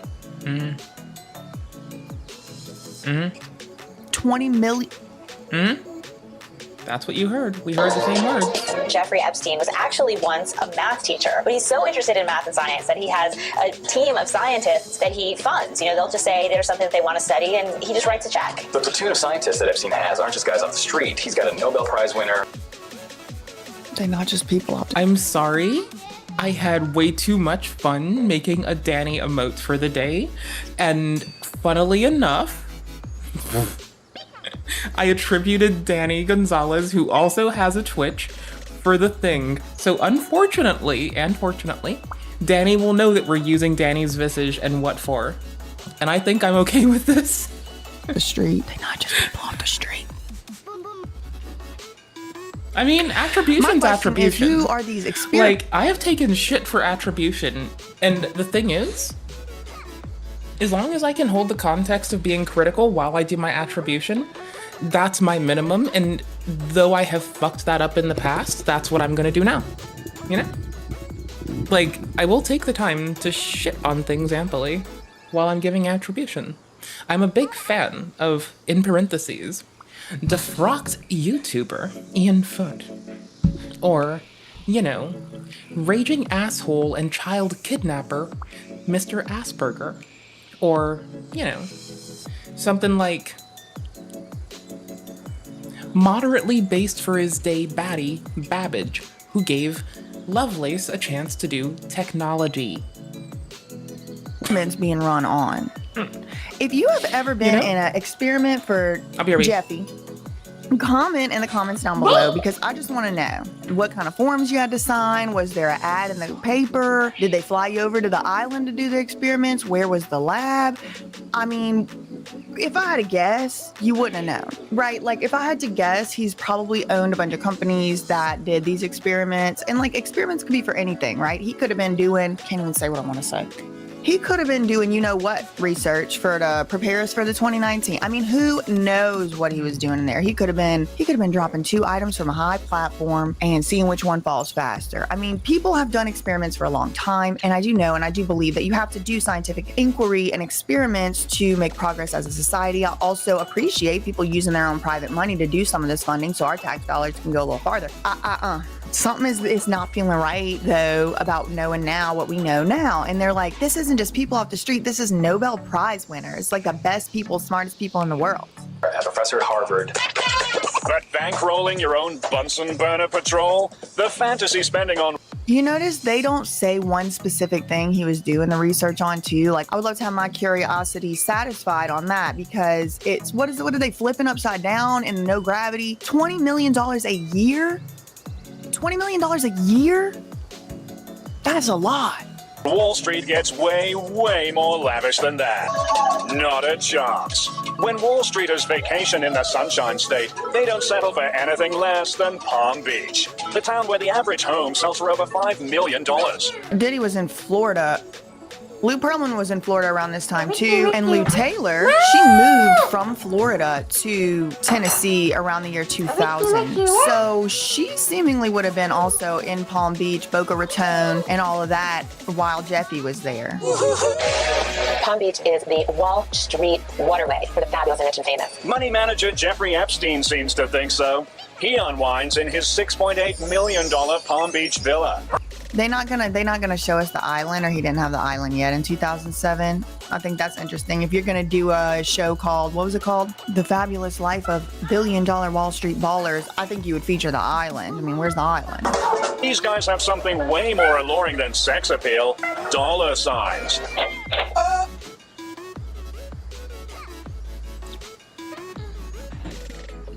The ambiguity, the ways that could be taken. Didn't that turn out to be an ominous prophecy? They have something way more alluring than sex appeal. I came back with They food. have dollar signs, so they can do whatever they want to whoever they want. I mean, I'm sure that's not what Robin Leach literally meant. Maybe it is. But even if it wasn't what he literally meant. Something way more alluring than sex appeal. Dollar signs.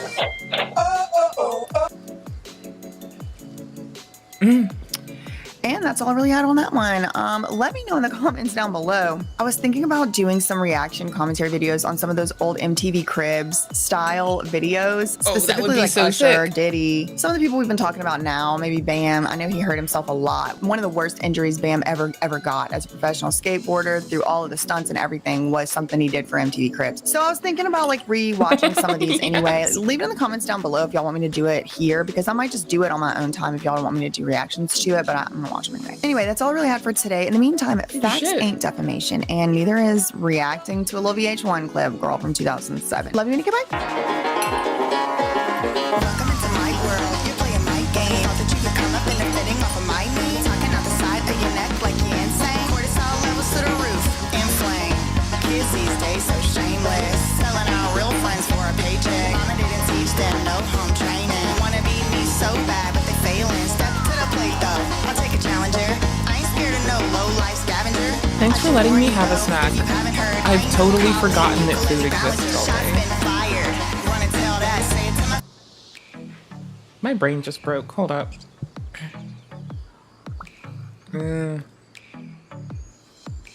Okay, I could have sworn it was coming out of the other audio interface, but it isn't. I was about to die. Not like literally die. I'm sorry. But we have a backlog.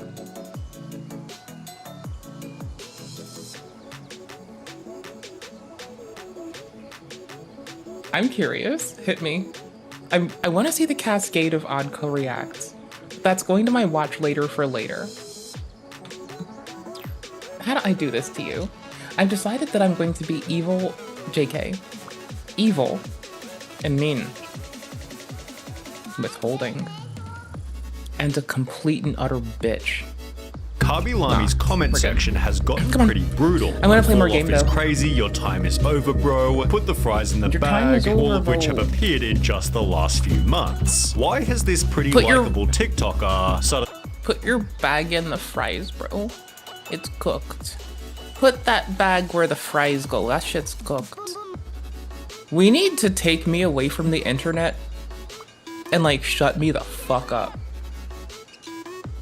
Had his entire audience turn on him. Well, judging by another comment reading, awkwardly, I'd rather you all turn on me than anyone else. So I guess for that one, go for it. Like, I'd rather y'all shit on me than shit on some other motherfucker, you know?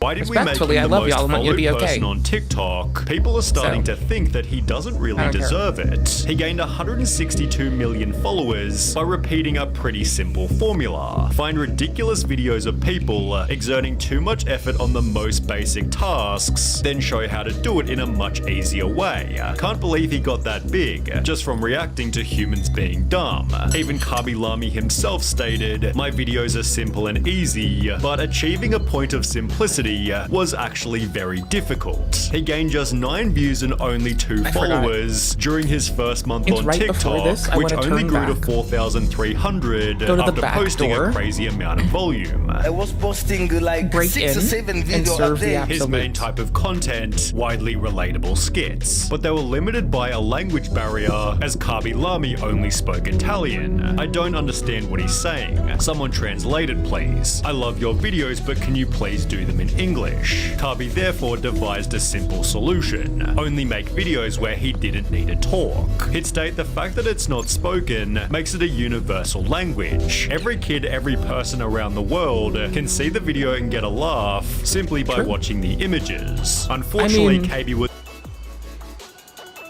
like technically was now basically limited to mocking cringy videos, although this worked unbelievably well as he began to celebrate milestone after milestone. 300,000, 400,000, 600,000, whilst his ability to silently clown on others only got better and better. He'd begin taking already viral videos and add an unexpected stitch to make them even funnier, leading to his first properly viral video, roasting a girl for her non-existent haircut. Kabi's respect from the audience was building higher and higher, leading to a further 60 million views after roasting another TikToker for his strange shaving video. This then doubled to 130 million when he joked about a factory worker eating his chocolates. However, it'd be this video here that changed his life forever.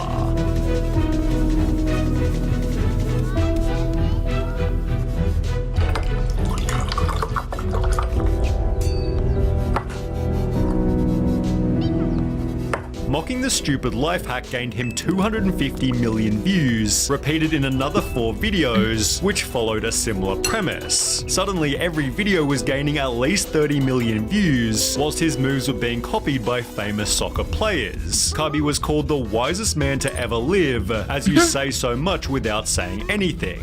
He'd celebrated 1 million followers on the 22nd of February, which by the 23rd of May had grown to 50 million. Although with somebody calling this a big L for TikTok, there were people who weren't happy with Kabi Mami's fame. Judging by 46.2 million followers for what, and 8.8 million likes for what, people thought there was too.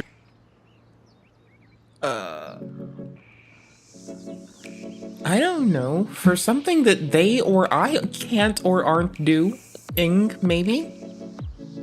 I don't know, but I'm betting they, plus I, plus I'm betting all the people casting shade, plus myself, don't get to 10% of their shit. So, I don't know. Much reward for too little effort, which can often turn into a person becoming hated. Take for example the Haktua girl. She's not disliked because she's a rude or terrible person. She's disliked because her success hasn't been earned. Without saying... She tried to break around from the in quotes Haktua thing so much, for so long, that like, I do, like, I don't know a better way to approach it than it just sucks. It, like, you can watch it, you can see it, and it's like, oh shit, that must suck for you. I'm sorry.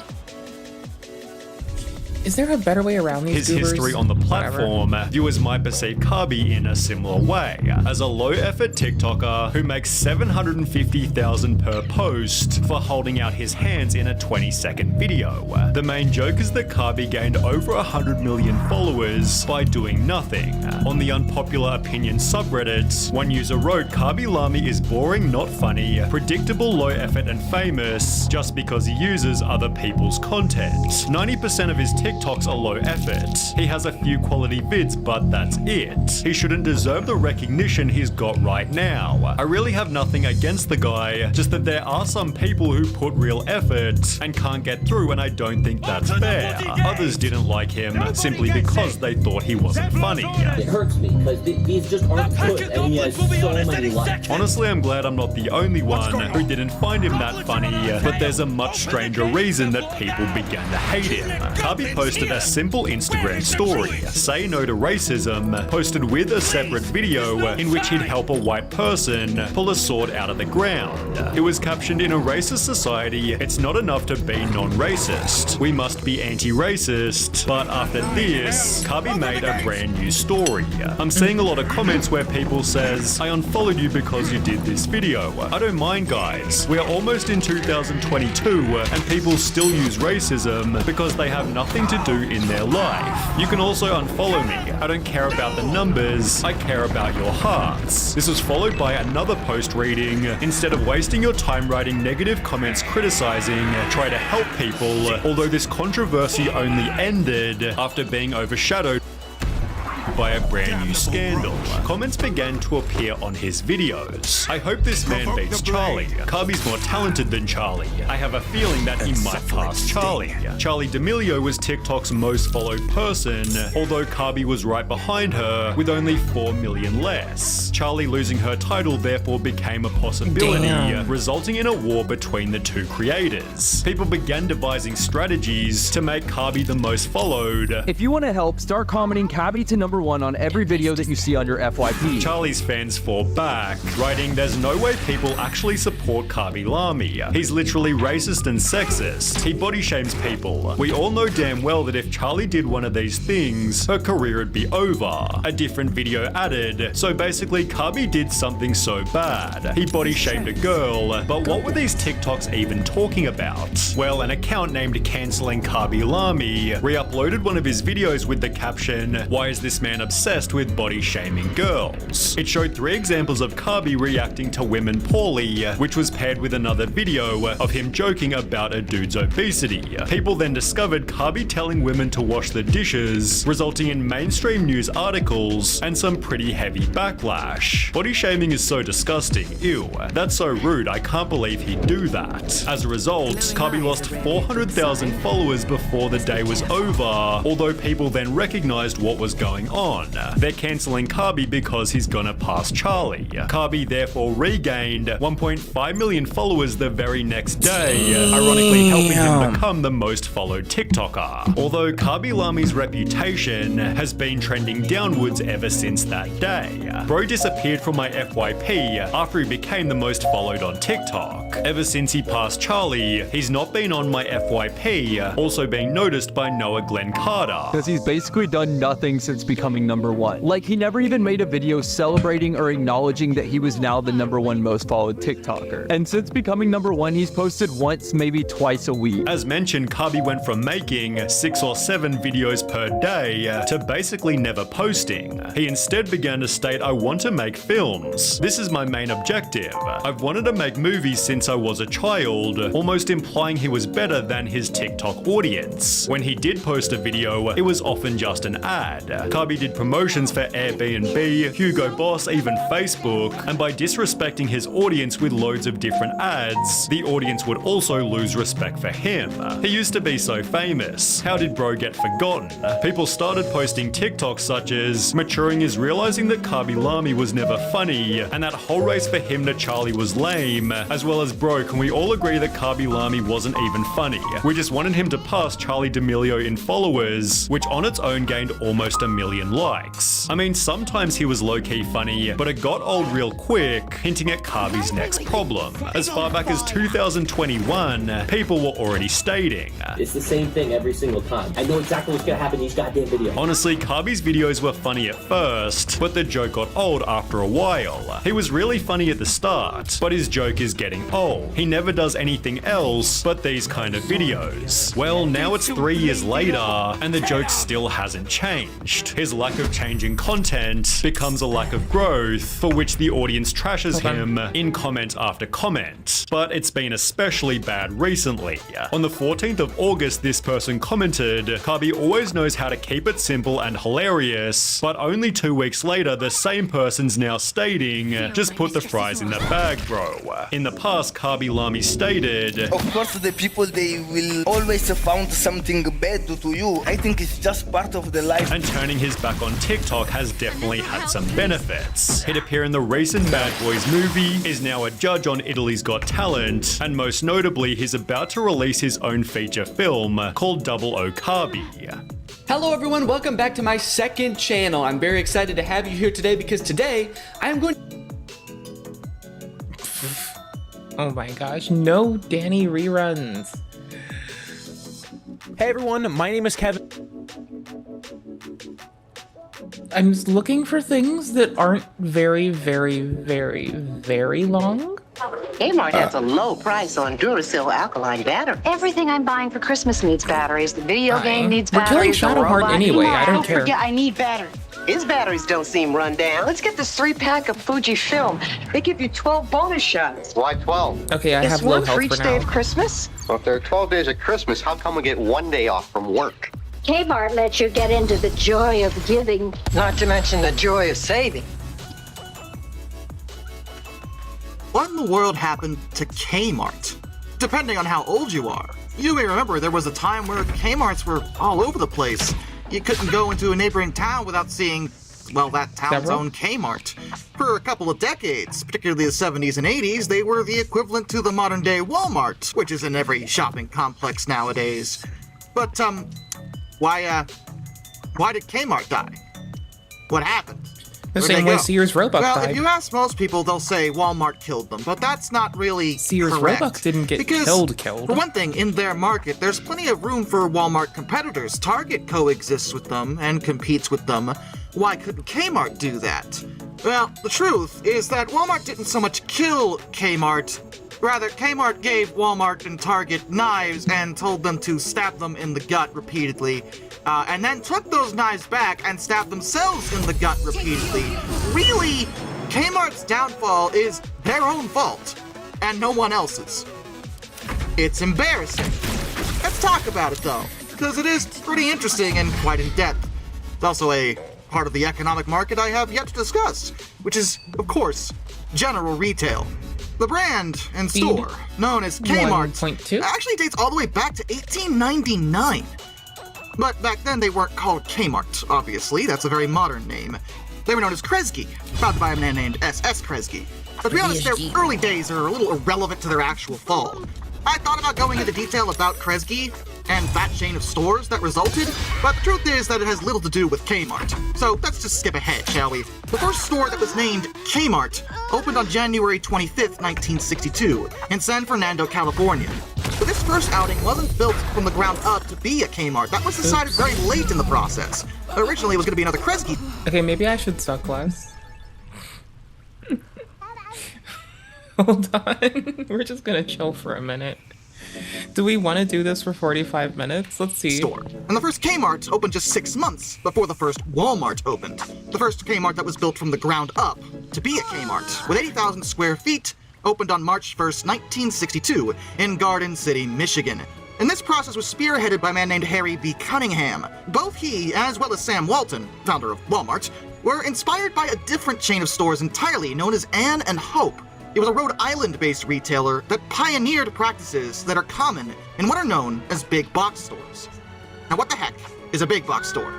Now, in order to explain Kmart's downfall, you have to fully understand what the heck a Kmart is, and by default, understand what a Walmart is, or a Target is, or any of the other ones in between. There are a lot of stores that are categorized under what are known as big box outlets, and they're sometimes called things like hyperstores, supercenters, superstores, or a mega store, because retail chains are much like Digimon, in that they have very routinely overly exaggerated definitions. But what defines a big box store is generally the size. They're big, very big, but they're pretty normal nowadays. Generally, they're part of a chain, and underneath the term big box, there are 2 different categories: general merchandise and specialty stores.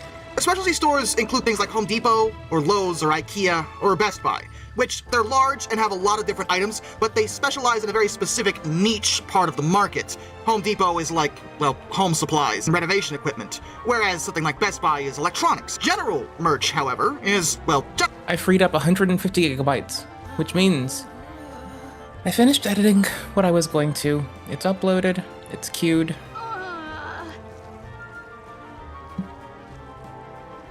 Where? Oh, that's from my game. The moaning is from the game. I was like, where the fuck is this moaning coming from? I hate it. It's the game. And that's where Kmart fell. Like Walmart and Target, they sell— I have said it loudly and I'll say it proudly. When people moan while they're eating my food, I am viscerally filled with the desire to depopulate my house of motherfuckers. The whole wide array. I tolerate it because I love people. I'm enraged with it because I'm fucking reasonable. Obviously. Of different things, of varying degrees of relevance, from clothes to electronics to toys to outdoor supplies to fishing equipment, groceries, you name it, they probably got it. That's the whole point of the general merchandise big box model. Big box stores generally have a pretty consistent layout, in that they're large, freestanding, and kind of look like warehouses, to be honest. They typically sit in the middle of a very large parking lot, so there's plenty of room for customers to park, and their floor space is enormous to encompass as many different items as possible. And they are, in effect, the successors to the old-school department store. It was once a time where shopping isn't like it is now. Whereas you can walk into a store and just get whatever you want and go up and check out. Well, once, department stores, which had evolved from the classic mom-and-pop market, had a whole host of staff that would help you find certain items. Big boxes still have staff, but less, and they don't necessarily have to help customers get their items because, well, that kind of saves money in the long run. You don't need the extra staff to do that, and it's more convenient for the customer too, because they just be in and out. The whole point of a big box is that it's a one-stop shop kind of deal. You know they have pretty much everything you could possibly need. Absolutely so you go in disorienting. and, well, get it there. Why go anywhere else? It's more convenient if it's all in one place. Plus, the other thing about this model is that because they sell so much stuff, and people like convenience, that it's possible to upsell certain items, but actually sell others at a loss. Now, why would a store want to do that? Well, those kind of deals attract customers into the store, who will buy things to get the deal, but possibly, and usually, buy other things which the store is selling for a profit. You see how this works now? Regardless, yes, Kmart, I follow. As a general retailer, was once in the mix of the big box stores, and was once one of the most dominant, in fact. A total of 18 Kmarts would open up in 1962 alone. And during that time, the idea of putting food in the same big box store wasn't actually considered. So Kmart had their own brand of Kmart supermarkets that focused on that element, and those also opened during that decade. And at first, Kmart did really well, like really well. They actually put plenty of other competitors out of business during the 1970s. And at the time, they fell under the ownership of the original Kresge company, which did own several other stores. The original Kresge shops, as well as Jupiter discount stores, which is a deep discount outfit. This all blended together beautifully at the time because every single element of the overall parent company didn't compete with itself. Kmart did not compete with Jupiter stores or Kresge's, and vice versa. And Kresge and Jupiter didn't compete either. They did compete with their competition, however, and other chains started to struggle in the wake of the mighty K. Kmart was doing so well that it became the dominant franchise under... Sorry, YouTube is suggesting that the videos people are looking for are YouTube donation, recommendations for your viewers, Dr. Disrespect today, and a co-working stream. Alright, cool. Underneath the Kresge... I'm saying alright, cool, because I don't give a shit. Store roster, and as such, in 1977, the SS Kresge Company changed their name to the Kmart Corporation. Co-working. And in 1981, the 2000th Kmart store opened. By the end of that same year, there were 2,055 stores across North America. It wants us to read the and by GT 1987, the company decided to focus purely on Kmart, selling the remaining 76 Kresge and Jupiter stores, which would all eventually be discontinued. They began experimenting with co-branding in 1985. Some of the Kmarts had an in-store cafeteria where people could buy food while they shopped, and the one in Canton, Michigan was converted into a Wendy's, which was pretty cool actually. And until 1990, Kmart was the second largest retailer in the United States, just after Sears. But what was really the key to their success? What were they doing that was so right? But to be honest, at first, it was because there just weren't a lot of stores like Kmart at the time. When they first started out, they were very unique and didn't have a lot of competition. Big box, as a thing, was a, well, new thing. So often, Kmarts would be put in places where there was not a single other big box location around. There wasn't a neighboring Walmart. They had started in the southern United States. As such, Kmart didn't really have to worry about competition all that much. And people went there because, well, it was a big box store and it was convenient. The same reason people go to Walmart or Target now. But it's not like they didn't do other things. They messed around a bit and even offered things like exclusive deals. Because the one thing about big box stores that everyone knows is that, well, they often offer things at a discount. Very good discounts, in fact. And in Kmart's case, their most famous way of offering discounts to the customer was the Blue Light Special. This was a sales promotion that occurred within the Kmarts, but only for a short period of time within the store's hours. It wasn't an all-day thing. It only happened at certain times of the day. It was called a Blue Light Special because it was advertised utilizing a rotating blue light, kind of like you'd see on a police car. It was also announced over the store's public address system with the phrase, "Attention Kmart shoppers," which eventually would kind of reach meme status in popular culture. The original concept for the Blue Light Special was the idea of pushing a limited time offer to sell slower moving merchandise, stuff that people wouldn't normally buy. But if you offered it for a brief window at a really good price, people were more inclined to buy it. And it meant that a lot of people were spending more time in Kmart stores because they wanted to get the Blue Light Special. It was first started all the way back in 1965. It's terrifying. But by the 80s, Kmart started suffering some problems. See, they enjoyed many years of rich success, but they hadn't really capitalized on it or taken steps to ensure future success. In their market, it is very easy to lose your footing because you are a general retailer. And a general retailer sells a whole lot of stuff, and that means there's a whole lot of other stores that can offer the same stuff. You don't have an exclusive market share because you are not selling exclusive items. If there's another big box across the street, people can go there. And in many cases, it was cheaper at other stores. But the major issue Kmart had was their corporate image. See, Kmart had decided it was a really good idea to basically never update any of their stores in terms of appearance. They stayed pretty much the same for decades. Think that. And the problem here is that they wound up in a weird spot where they were sandwiched between two juggernauts of big box stores, Walmart and Target. Walmart was able to do two things that Kmart could not. Their founder, Sam Walton, had set up an extensive and very, very, very state-of-the-art logistics and supply chain system for his company. As a result, Walmart could get stuff, just all the stuff, to all their stores way faster and way more regularly than Kmart could ever hope to do. Because of the money saved on these logistics. Vess, your noodles are in your belly. We're looking at the Waltons. Really, the avoidable death of Kmart. Trapped in the past in every way. History in the dark. We're checking out history in the dark. We're being goobers. Boop, boop, boop. I know, right? Walmart could also offer said merchandise at a much lower price, much more regularly than Kmart could. So they had more stuff, and often cheaper than Kmart. The other side of the equation is Target. Target is generally considered a lot nicer than Walmart. There's a YouTube people. Walmart is Walmart. You know the kind of people that go to Walmart. Do I? I don't think I do. I need someone to explain it. Who goes to Walmart? What do they do? What's up with their shit?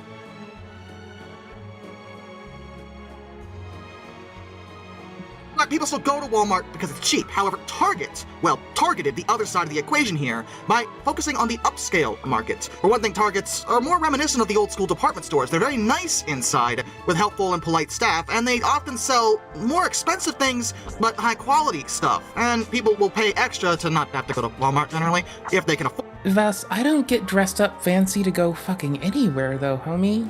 Like, you know this. Like, Hun Bun McFun Run, like... Afford it. Kmart found themselves in the position where they're viewed as the dirty, dingy, kind of cheap in appearance, like Walmart tends to be. But, at the same time, they had the prices of Target. So you had the worst combination possible out of the two categories.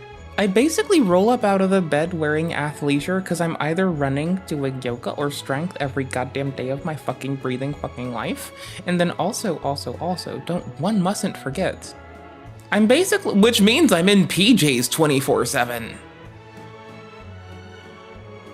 Like, wake up, work, groceries, I do one errand periodically. I go there with fucking PJs on, like, if I'm wearing leggings, it's because I went to sleep with them, I'm waking up with them, and we're gonna keep on going. Why did I pause on a mouth like this? This is like a very inappropriate pause frame. Should I also give us an Ian Foot emote on Twitch? Hey Twitch people, do you want to be able to emote with Ian Foot? You weren't cheap like Walmart, and you weren't nice like Target. You were the We've got a wealth of footage to pull from. Worst of both worlds. By the way, if anyone wants to invest with me to start up a big box chain that is both nice and cheap, I would be totally down because I think there's a market for that. Anyway, because of this, throughout the 80s and into the 90s, Kmart was starting to be seen as a little more, gross. People just didn't want to go there. It was too old and hadn't been updated at all. They were surpassed by Walmart in terms of the market share by November of 1990. But a re-imaging campaign would have solved all this. Just update Kmart's appearance, make it a lot nicer, redo some of the internals. You could afford to do that. You've been making money, right? Well, they probably could have at first, but they never actually did it, at least not until it was way too late. See, in the meantime, the suits had decided to stop focusing on Kmart, figuring that their success would last forever, and start buying a bunch of other stores. Other chains were acquired by the corporate office, and much of their attention was focused. Honey's on YouTube, shit's about to get rough. Wait, is it? Encoder scene resolution. Why does it look like it's fucking up? Changing the encoder settings won't actually help me, because that's all fine. It should be syncing every setting. I don't know why it's a butthole. This is weird. This is very weird. I don't know why y'all are getting degraded quality. I looked at it for a second and I saw it and I'm like, goddamn. To be successful, including Sports Authority, Builders Square, and Walden Books. Now, purchasing other stores to add to your ever-growing market share is a reasonable thing to do, and none of those stores directly competed with Kmart's. So at face value, it's not an unreasonable option, but you cannot lose focus of your core business, which is Kmart. They were so focused on spending loads of money in these other acquisitions and then focusing on them, they kind of forgot that their Kmarts were literally falling apart in some cases. They even discontinued the Blue Light Special to try to save money in 1991, which was a really stupid friggin' thing to do, because that was one of the most commonly associated things within your store. Why go to a Kmart at all at that point? Well, there's a genius idea. brilliant idea. Let's re-image everything. You should have done that in the beginning of the 1980s, but here we go. They tried to change their overall look in a lot of different ways, actually, and I might have to... Okay, after the stream, I'm gonna have to fuck with shit. We're gonna have to tune OBS to gear for streaming to YouTube and then make the secondary one the Twitch. Why? Cause apparently blasting it at 1040p instead of 1080. Then y'all can also have like 120 frames a second on YouTube. Okay. We can try to give you HDR better. We can try to give you HDR while we're at it. I noticed the artifacting and it was pissing me off. So, you know. And, none of it seemed to work. They dropped the old-style italic K with a turquoise mart in favor of a more 90s-ish red block letter K. I could try to fix it live, but I'd be a little afraid. Inside the K. It was a nice logo, don't get me wrong. It's perfectly fine. And after this was done, they did start remodeling some of the stores. But they didn't do a very good job of that. Most of the stores still kind of looked the same, even after the remodeling was done. And the suits didn't seem to be able to figure out exactly what the direction of the revamp should really be. Like, yeah, they had the new logo, but surrounding that new logo was a whole bunch of other wacky ideas that didn't really turn out that well in the grand scheme of things. In '92, they tried to enter the Eastern European market by purchasing 13 stores over in the former Czechoslovakia. Those stores were sold off in 1996, so you can see how well that went. And they started offering exclusive merchandise, which, honestly, on paper should have been a good idea. The merch included partnerships with... Hey, YouTube people. I might have done it. I don't know. I know I should have gone to like, hey, I'm gonna just blow my own shit up. What did I need to do that I didn't? Probably turn off automatic stop, honestly. Probably turning off auto stop if I'm changing settings. Celebrities like Martha Stewart and Kathy Ireland, Jacqueline Smith, Lauren Hutton, Talia, and they got a hold of some exclusively licensed stuff related to things like Sesame Street and Disney, and they hired celebrity spokesperson like Rosie O'Donnell, as well as Penny Marshall. All that's great and all, but the stores inside were still seen as the same old Kmart. The reimaging hadn't addressed how cheap and dingy everything looked. And they tried in some categories, because, like I said, around that new logo was a whole bunch of other brands. The Super Kmart Center, also known as the Super Kmart, opened an all-new location on July 25th, 1991 over in Ohio. The Super Kmart featured a full-service grocery and a full-service deli, as well as also having general merchandise offerings. The idea was to combine the big box store with a grocery store, and that's not a bad call, but the problem was the branding.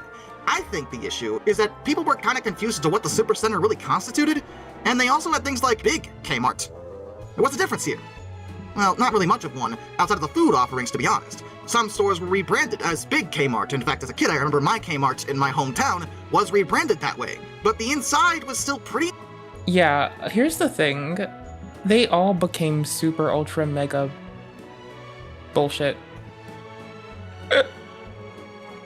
Much the same old Kmart. Like, yeah, the logo had Big next to it, and technically they did add some new merch. But, well... Fresh Kmart, new merch just dropped. Kmart was right across the street, and still cheaper.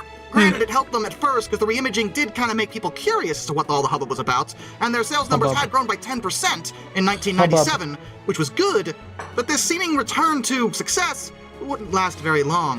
Throughout the 90s, they started spinning off some of the stuff they'd actually spent money to acquire, like Sports Authority. And in September of 1995, they sold off their money-losing in-store auto repair centers over to Penske Corporation, so they could independently operate them as Penske Auto Centers. And in 97, they launched the Kmart Cash Card as a replacement for the paper gift certificates. And by 2000, they and Capital One launched their own new co-branded MasterCard as a replacement for the private label Kmart credit cards. Yeah, you remember those? You guys know what those are? The store credit cards, the ones you can only use at that store with the ridiculously high interest rates? Yeah, those are great, right? No one likes those. No one likes those. And in July some people 2000, do. Bankers, Kmart closed Kmart, 72 predators, underperforming people stores, who own you while opening with 20 debt. new big Kmart Those people stores, are in love with 12 that regular shit. Kmart stores into super They wake Kmart up center stores. and they start And this whole gooning, confliction thinking of about putting brands us in seemed to be debt, most of the problem taking here. our shit. Because, well, think about it. The Super class Kmart thing offers all always the same has stuff as a regular been. Kmart does, or a big Kmart, but with the food. What also does that? Hello, Walmart. fellow working class Just people. regular Walmart. How's it There's going? no super, there's no What's big up? Walmart, it's just freaking Walmart. It's all the same place. You go there and you know what to find. True, some do vary in size and therefore can have a bit more stuff on occasion, but there's no confusion with the branding here. It's all one thing. Kmart brass didn't seem to understand this at all. They never, at any point, really made any changes to their overall supply chain management, and this wasted so much money. Whereas Walmart had one of the most efficient systems, if not the most efficient system of supply chains in the world, Kmart's looked positively medieval by comparison. They attempted to compete with Walmart in terms of price points, but that didn't work because Walmart could go lower than they could because of the supply chain issue. And even when they did sometimes beat Walmart in terms of the price, they couldn't beat Walmart in terms of having... Then Walmart can just choose to go into the fucking red and be like, fuck you dudes. They do that for a little bit, they come out in the green in the long run, I'm just saying. Look at what it's done to us now. Look at how that's done with inflation. They didn't give a shit. Got your guard down, fucked you up, got you all buttered up. The items in the... Form unions. The quickest way through this is form unions. Support the fellow worker. Form unions. Form unions. Store. Often, people would see an item in an ad, go to Kmart, and find that they didn't have any in stock. Walmart, this practically never occurred. Walmart was really good about having supplies in stock. And you have to remember, shopping for regular people is not just a money investment, but a time investment. No one wants to go to 2 different stores when they're looking for one thing. They want to go to one. Their customer base are regular people who have regular jobs and regular lives, and not everyone wants to spend it all day shopping for that one item you need for your kitchen. They want to go somewhere where they know they're going to have it, and it's going to be at a reasonable price. True. Walmart was pretty much always the answer over Kmart, because while Kmart sometimes, on occasion, had it cheaper, they often simply didn't have it at all. And on top of... Yeah, I just went to the market that was really cheeky and had an American foods aisle, which was basically bullshit in a box that was pre-made. And then you could get like spices by region of landmass. And like, I'm just saying, that was nice. Cause I could go get my fucking banana leaves, which are like, basically banana leaves are like super saran wrap, right? You think you need saran wrap? No. You think you need a bag? No, you need banana leaves. What, you're making tempeh, you're fucking storing some shit in the fridge, you're putting your fucking pizza up because you had too much? Get some fucking banana leaves. The fuck? Like, the fuck are we talking about? Get banana leaves. Don't fuck up. Get banana leaves. Alright, cool. Bless you. I know, I shouldn't be belching and farting until hour 6 of the stream. I know. I'm sorry. Not managing their supply chains very well, they often made their suppliers really, really mad by simply not paying them when they had gotten their stuff.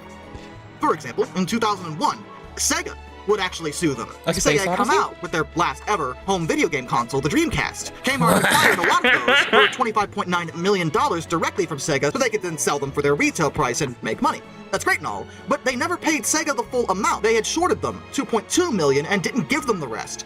Sega sued them for this because where's the money? Where's my money? You gonna give me my money? Where's my money, man? That same year, they were sued again in August, not by a supplier, but by their competitor. Only because it's sued Sega. Them because one of the It's an Kmart's inanimate ad campaigns object. was called Dare to Compare, where they would push their own price compared to those of, like, Target, for example.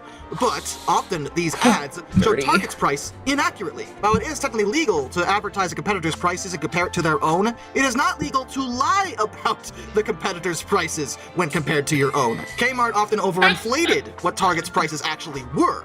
As such, Target sued them. Remember the blue light special thing? You know, the one they stopped doing in 1991 despite it being commonly associated with them? Well, they tried it again in 2001, but they discontinued it in 2002. And they revived it in 2005, but only briefly before they discontinued it again. And they revived it in 2009, only on Saturdays, and then they discontinued it again. Oh my gosh. This is like the same continuity of me taking my meds on time. What the fuck? You shouldn't have stopped it in the first place. But if you're gonna bring it back, actually bring it back, you cowards. Ultimately, none of this matters. The management was a disaster overall. They didn't know how to actually make Kmart profitable in the modern market because they had no foresight. A lot of locations, which had been profitable at first, saw population fluctuations. Where people had once lived around Kmart's, many had left. As such, they were no longer the most convenient option, and the stores had to close. Whereas a lot of Walmart started in rural territory, and a lot of homes wound up being built around them. Communities developed around Walmart's, whereas communities died around Kmart's. They would file for Chapter 11 bankruptcy protection on January 22nd, 2002, while under the leadership of their then-chairman, Charles Conaway, and President, Mark Schwartz. Conaway himself honestly wasn't that bad of a businessman, but handling Kmart was just too much for him. He had expanded CVS, and they're still around, but he'd only accepted the offer to take the helm of Kmart along with a loan of $5 million. But this resulted in scandal.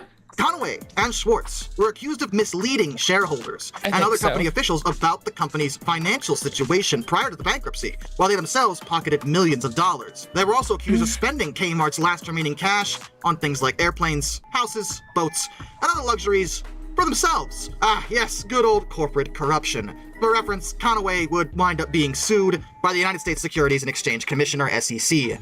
They found him liable in 2009, and in 2010 he agreed to pay a $5.5 million settlement as a result. You lovely goobers on YouTube? Live chat, not top chat. You lovely goobers on Twitch and YouTube.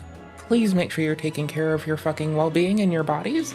I only have one of you. I literally cannot replace that motherfucker. Appreciate you, want you to be well. Someone nag you. Take care of your fucking selves. Thank you for letting me be your silly goober streamer.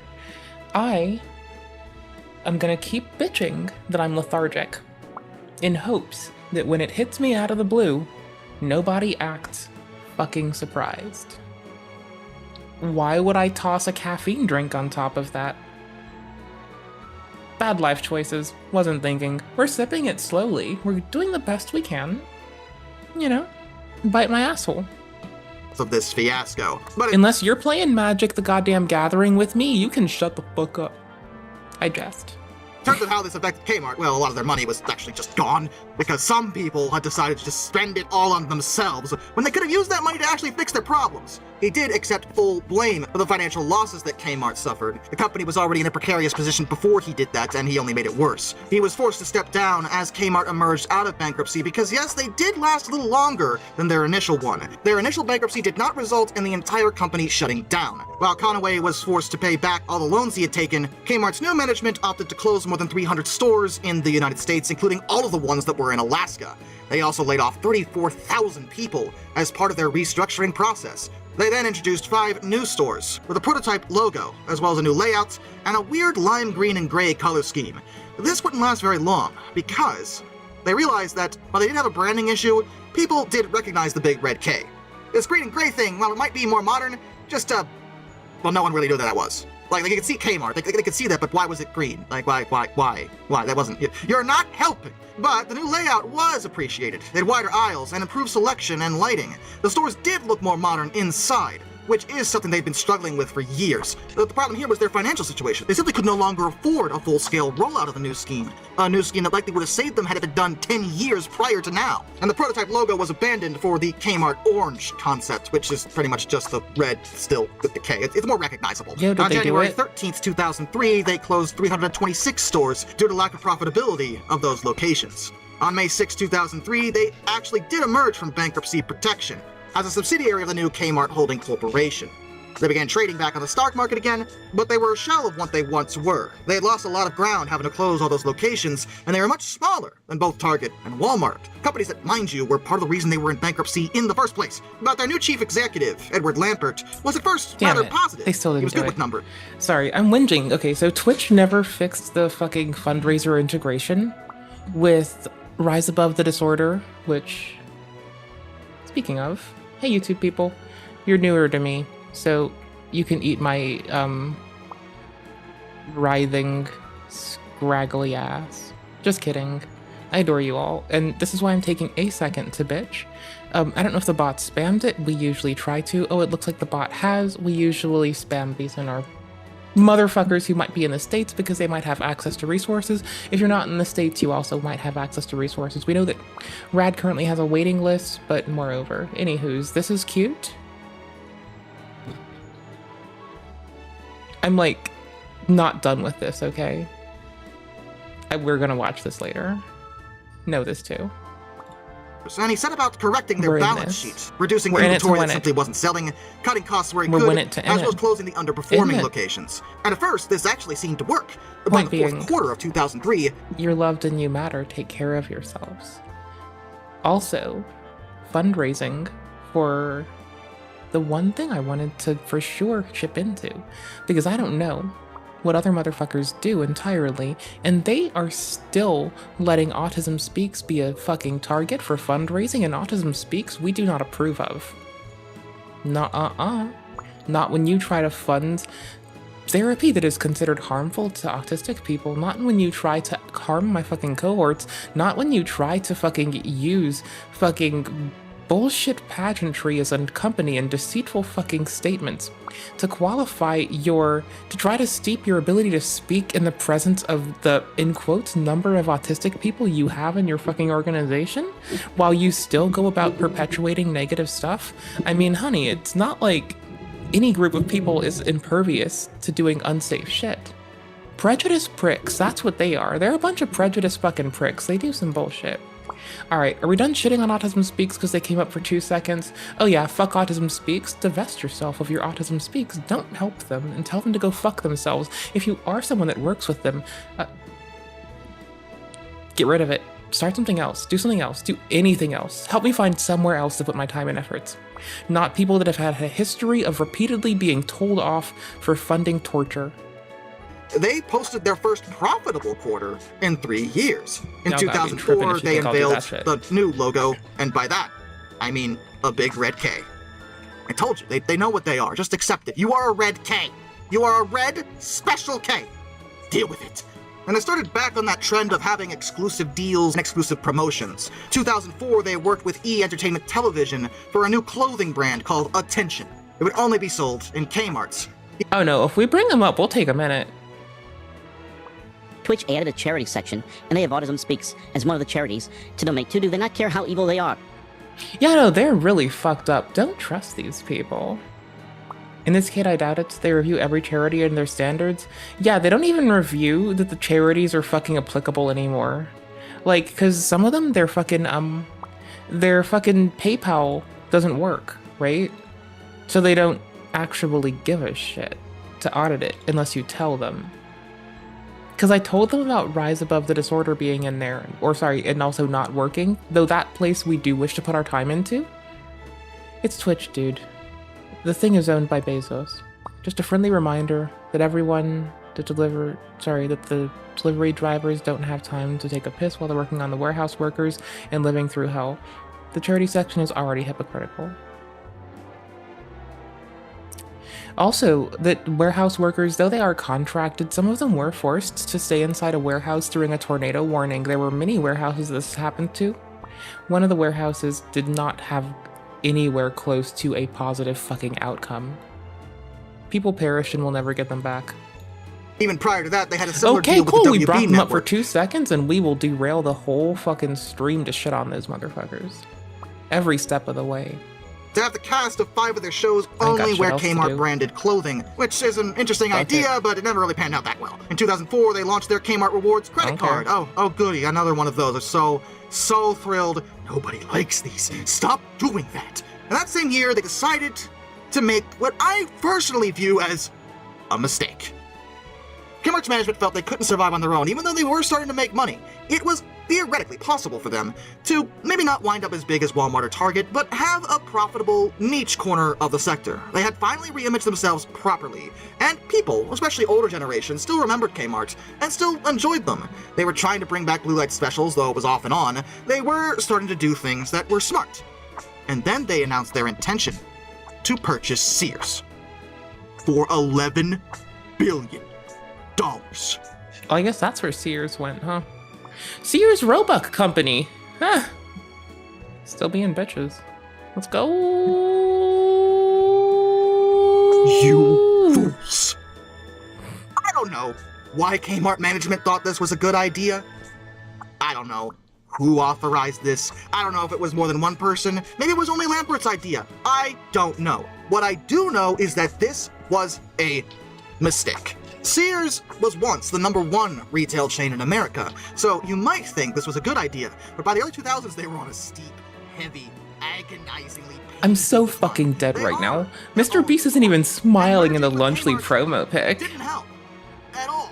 Sears was a sinking ship, and Kmart wound up kind of being dragged down with them. As part of the merger, Kmart Holding Don't call it healthy. It's not fucking healthy. Don't put bullshit words. No, if you want people to learn what fucking healthy is, here, we'll help you. We'll fucking help you. We'll tell you to go find a goddamn doctor and talk to your own goddamn doctor. And you take this to your goddamn doctor. That's how you do this. No. You don't listen to fucking Mr. Jimmy Beast about some bullshit like health. That's obviously a fucking trap. Like, obviously. But he tells this to vulnerable people who are impressionable and gets away with it. And neither coercive control. Fuck that. But they kind of attempted to combine them in a weird way. They introduced the Sears Essentials store format, which was effectively a hybrid of the two. A very Granted, both bitchy stores already person kind of sold the some same days. stuff anyway. Maybe Sears was a bit more upscale, sure. And if you combined every store that way, that might have helped. They didn't. It didn't last long either. In 2006, they discontinued the Sears Essentials named and renamed all of those to Sears Grand Stores, because this is the company that doesn't know what it is. What is your name? What is your logo? You've changed Kmart's logo alone like 5 times in the same story. I'm not Super sure the Kmart. logo is the problem, Big guys. I think the Kmart. problem is all Ultra not understanding Kmart. what market shares are. By 2009, they had a new Omega Kmart. Sigma Kmart. Alpha Kmart. Alpha Kmart's the GOAT. Don't fuck with Alpha prototype Kmart. that was in 280 stores for a new imaging, which changed the typical white and blue look to orange and brown. The shelf heights were also lowered to create better sight lines, and that was good. So they weren't doing. Is it funny that my fucking mnemonic tool to remembering Sigma is Schmegma? I know that's like reductive in what that actually utilization of a tool is. But to remember Sigma, I remember Schmegma. Something's right, but this wasn't helping with eating your own tail, so to speak. Cheers. But someone had to have known that because they started combining a lot of elements of Sears into the Kmart stores. For example, Penske, who had taken over the auto centers, bailed out of Kmart after the bankruptcy thing and the fact that Kmart wasn't giving them their money either. So those were replaced with Sears auto centers, which actually used to be a pretty big thing. And they started opening Sears branded appliance stores inside Kmart because one of the big draws of Sears was their appliance selection. All this tells me that the suits had to have known that both were competing with each other, so they had to start merging them into one solid unit if they weren't going to destroy themselves, but they weren't doing that quickly enough. While in 2009, they reported their first year-over-year sales increase of just 0.5% since 2005. Not great, but hey, up, we like up. It was pretty much all downhill from there. Things were an absolute disaster for both Sears and Kmart after 2010. As you can imagine, the holiday season is huge for big box stores because, I mean, Christmas shopping. Everyone does Christmas shopping. Black Friday, you ever been there? I hate it too, it's okay. But people are more inclined to shop for gifts and the like, so it's huge for retailers of all kinds. And of course, big box especially loves the holiday season. Well, Kmart and Sears were seemingly overlooked by the general public during the 2011 holiday season. Basically, nobody went there, despite heavy spending on things like promotion and sales. Everyone just went to Target, Walmart, or anywhere else. No one went to Kmart or Sears, and it was a disaster. They had lost so much money, and mind you, reporting a loss for a retailer during the holiday season is a death blow. That is the worst thing you could possibly see. Because even dying brands, stores that are struggling, will usually see a big uptick and even profits during the holiday quarter. Even if they aren't a popular chain, people will still go there looking for great deals on gifts. Kmart and Sears didn't even get that year. It was horrid. As a result, they had no choice but to start closing stores. Between 100 and 120 were slated to be shut down over the following years. And in 2014, news broke that Kmart had started liquidating dozens of different locations all across the US. Stores started being shut down left and right. And no one was even sure exactly what the pattern was. They seemed to be shut down whenever. They spun off a few of the smaller retailers they still had. And that same year, 2014, they suffered a data breach. I found the one. It's a story we've heard often enough in the modern day. Hackers are going to hack. Is it safe? Remember Did it those break? store credit cards they issued? Break. Yeah. The hackers would... Oh my gosh. The Autistic Women and Non-Binary Network also needs to fix their shit. Every time I make the spoons to go look for a charity on Twitch, every fucking time. That data. Lucky for me, and I'll paste this in both of our chats. Lucky for me, I did find this, which is a boon. I haven't gone through checking, so what you'll see me do in the next little bit is start to see if any are available, but also check on Twitch, or sorry, not Twitch, on Reddit to be double sure about the current stance on things, and we'll go from there. But this is what I'm like low-key doing. Also, I don't remember if I've posted this to you all and how important it is, I'm just saying, like, if any of the rest of you have locks, I know we have other fellow people who have locks. I'm just gonna say, this is what I use a lot of days, especially when I hop out of the shower and have just washed my goddamn hair. I will put it up in this when I have my product on it, and it's a little bit gnarly. I gotta wash my hair before bed tonight, and I've gotta go to the doctor before work tomorrow, so I will be able to stay up as late as I want, but I still have to go the fuck to sleep at a reasonable-ish time. I'll do what I fucking want, though. Tab close. While the investigation that followed did show that no personal information or debit PIN numbers or anything like that I will show you what I do, was actually reading-wise. obtained, it was still a bad look for them. People already weren't shopping there, and now they didn't trust them. Then they got sued due to a U.S. Equal Employment Opportunity Commission disability discrimination lawsuit. Yeah, they got sued for one of those, and had to pay a settlement of just a little over $100,000, so not that bad in the grand scheme of things, but this was public, people knew about it, and it was a really bad look for them. Basically, a man was applying for a job, but he had kidney disease and was on dialysis. They wanted him to take a drug test, which is totally normal for most retailers, but because of the kidney disease, he couldn't actually provide a urine sample.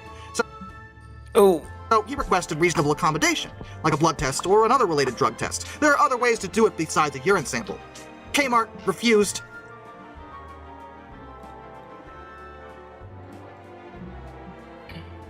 Wait, T4D established enough cultural phenomenon? Oh.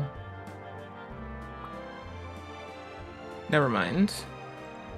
And denied his Looking for candidacy the other employment. thingy, sorry. It was decided that this was discriminatory because there were other options, and it wasn't like he was trying to hide anything. The man had kidney disease, he was trying to work. What are you doing? Everyone hated that. In April of 2016, they announced they were liquidating 68 more stores. Eddie Lambert tried to remain positive, and he said at that time that there were no plans to close the Kmart format, and that they were working hard to make it a more fun, engaging place to shop, powered by our integrated retail innovations and shop your way. Yeah, that didn't help, Eddie. You were trying, though. Gotta give you that. In December of 2016, 25 more locations were slated for closure by early 2017. In January of that year, they announced that 78 more were closed. You see what's happening here? They're just closing. Wherever, it doesn't matter. If you have a Kmart in your city, it's probably closing. That's what was going on between 2016 and 2017. Neither Kmart nor Sears even ran any television advertisements during the 2017 holiday season, because by that time, another problem they were dealing with was online retailers. Hello, Amazon! How you doing? They wanted to try to focus on digital marketing in 2017, but by that time, it was way too late for that. Walmart and Target had already had that kind of thing by the early 2010s at the latest. Never mind Amazon existing. It is 2017 and you're getting in digital marketing now? Bro, as you can imagine, the 2017 holiday season was also a complete total disaster, and they closed even more stores in 2018. That particular list of closures included the only remaining Super Kmart location in Warren, Ohio. Its closure officially rendered the Super Kmart format extinct. And by this point, most financial analysts had decided that both brands, Kmart and Sears, had a very high chance of completely disappearing within that year. They didn't that year, but they were getting there. They weirdly announced a small profit during the fourth quarter of 2017, but investors didn't believe that. For one thing, they knew the holiday season had been bad. Also, they figured out that it was probably due to the tax refunds that Sears Holdings had received, and not because of the sales, because the sales were still falling. Stores on both ends continued to close over the course of 2018, and on October 15th of that year, Sears Holdings filed for Chapter 11 bankruptcy and announced that I begrudgingly use spoon theory. I am a preference to executive function points person. I use spoon theory as a required exchange currency. they would close even more locations. A total of 142 stores, which included 63 Kmarts. I love you That all. round of closures encompassed the last Kmart located in Arkansas, the last two in Georgia, and the last two in Kansas. Mind you, this was their second bankruptcy within just 16 years, which is a bad look for any company. In early January of 2019, they had a proposal and wanted to keep at least 202 Kmart stores open along with 223 Sears. But this was all assuming they could even survive the bankruptcy process, and it kind of looked bleak at that point. But the proposed locations were in very highly populated coastal regions, places they knew that even if they weren't very popular, they would still generate money, because people would still shop there if it existed, unless there's a Walmart or Target next door, in which case everyone's gonna go there. They did almost enter Chapter 7, liquidation, but the court judge responsible for the case ordered them to return to the negotiating table and try to work out a new deal to prevent that from happening, because if they closed entirely, that'd be a lot of lost jobs. This new arrangement would keep the lights on at 400 different locations between Sears and Kmart. Why are we... Should I... Do you want to react to Autistic Pride Reddit tomorrow? There's more to read. There's more to parse. But it seems as though they're not actively stealing anything from anyone in the paragraph we've read. We can still continue. Or in the...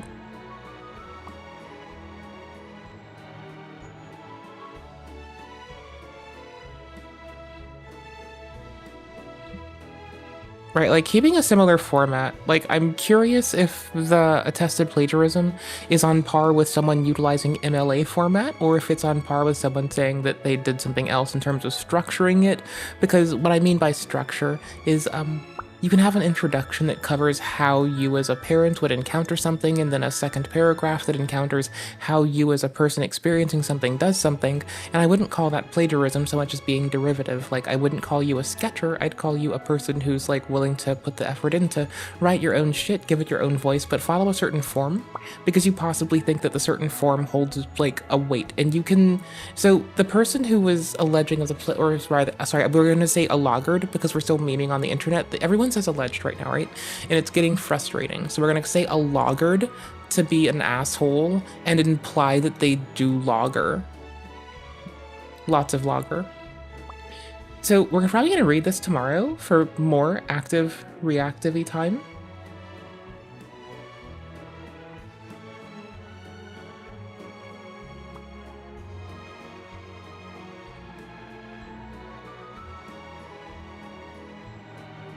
Unless it's a word-for-word copy or very physical referencing is very difficult to identify, especially since it is uncommon for people to have similar thoughts and create similar things by accident. Here is where not directly copied. Here where there is no directly copied quotes, where there is mostly, and there wasn't any new unique fact or information taken. The only possible type of plagiarism that could be occurred is mosaic plagiarism, and the idea of which concepts of work. See this page for mosaic plagiarism. How not to plagiarize, mosaic plagiarism.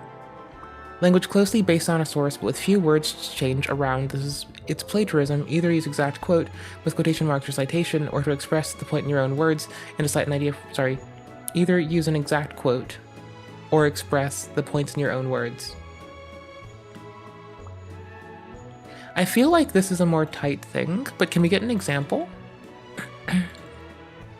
Proper acknowledge, quote and cite. Yeah. Okay. Change when mosaic plagiarism usually does occur. The theft will usually be of an idea, concept, uniquely or an argument. The notably stylistic elements of the plagiarism usually... It just doesn't come up here. And that just doesn't seem to be it in the case. In the response to the allegations, ASN posted links to the old content with their new booklets based on, and show that they have been talking about certain ideas for a long time. Okay. Smart. And it seemed like they might survive a little longer until their debtors caught up with them. See, of course, in order to stay afloat during this whole time when they weren't making money, they took out lots of lines of credit. And a lot of those, really wanted their money now, such as the Simon Property Group. Don't make a fool out of me, man! Don't make a fool out of me! I want my money! They requested that the bankruptcy court rule to liquidate them instead of allowing any reorganization. Everything that followed was a lot of accusations of mismanagement and things like that, but by February of 2019 it was announced that the U.S. bankruptcy judge had approved the sale of the most lucrative part of Sears Holdings to Edward Lampert, which allowed the surviving part of the company that operated both Sears and Kmart to remain in business at the expense of suppliers, landlords, employees, pensioners, the U.S. government, and other creditors. That would mean Kmart would still have 202 locations after the sale was to be completed. Nope. But even after all this happened, nothing really changed. Outside of those 202, the remaining stores were liquidated to partially pay off the creditors. But in May, the downhill slope just kept on rolling. They closed the store in Walla Walla, Washington, which made it the first post-bankruptcy closure for the brand since being bought. This trend of continuing to close stores is getting repetitive, I know, and yeah, that kept happening.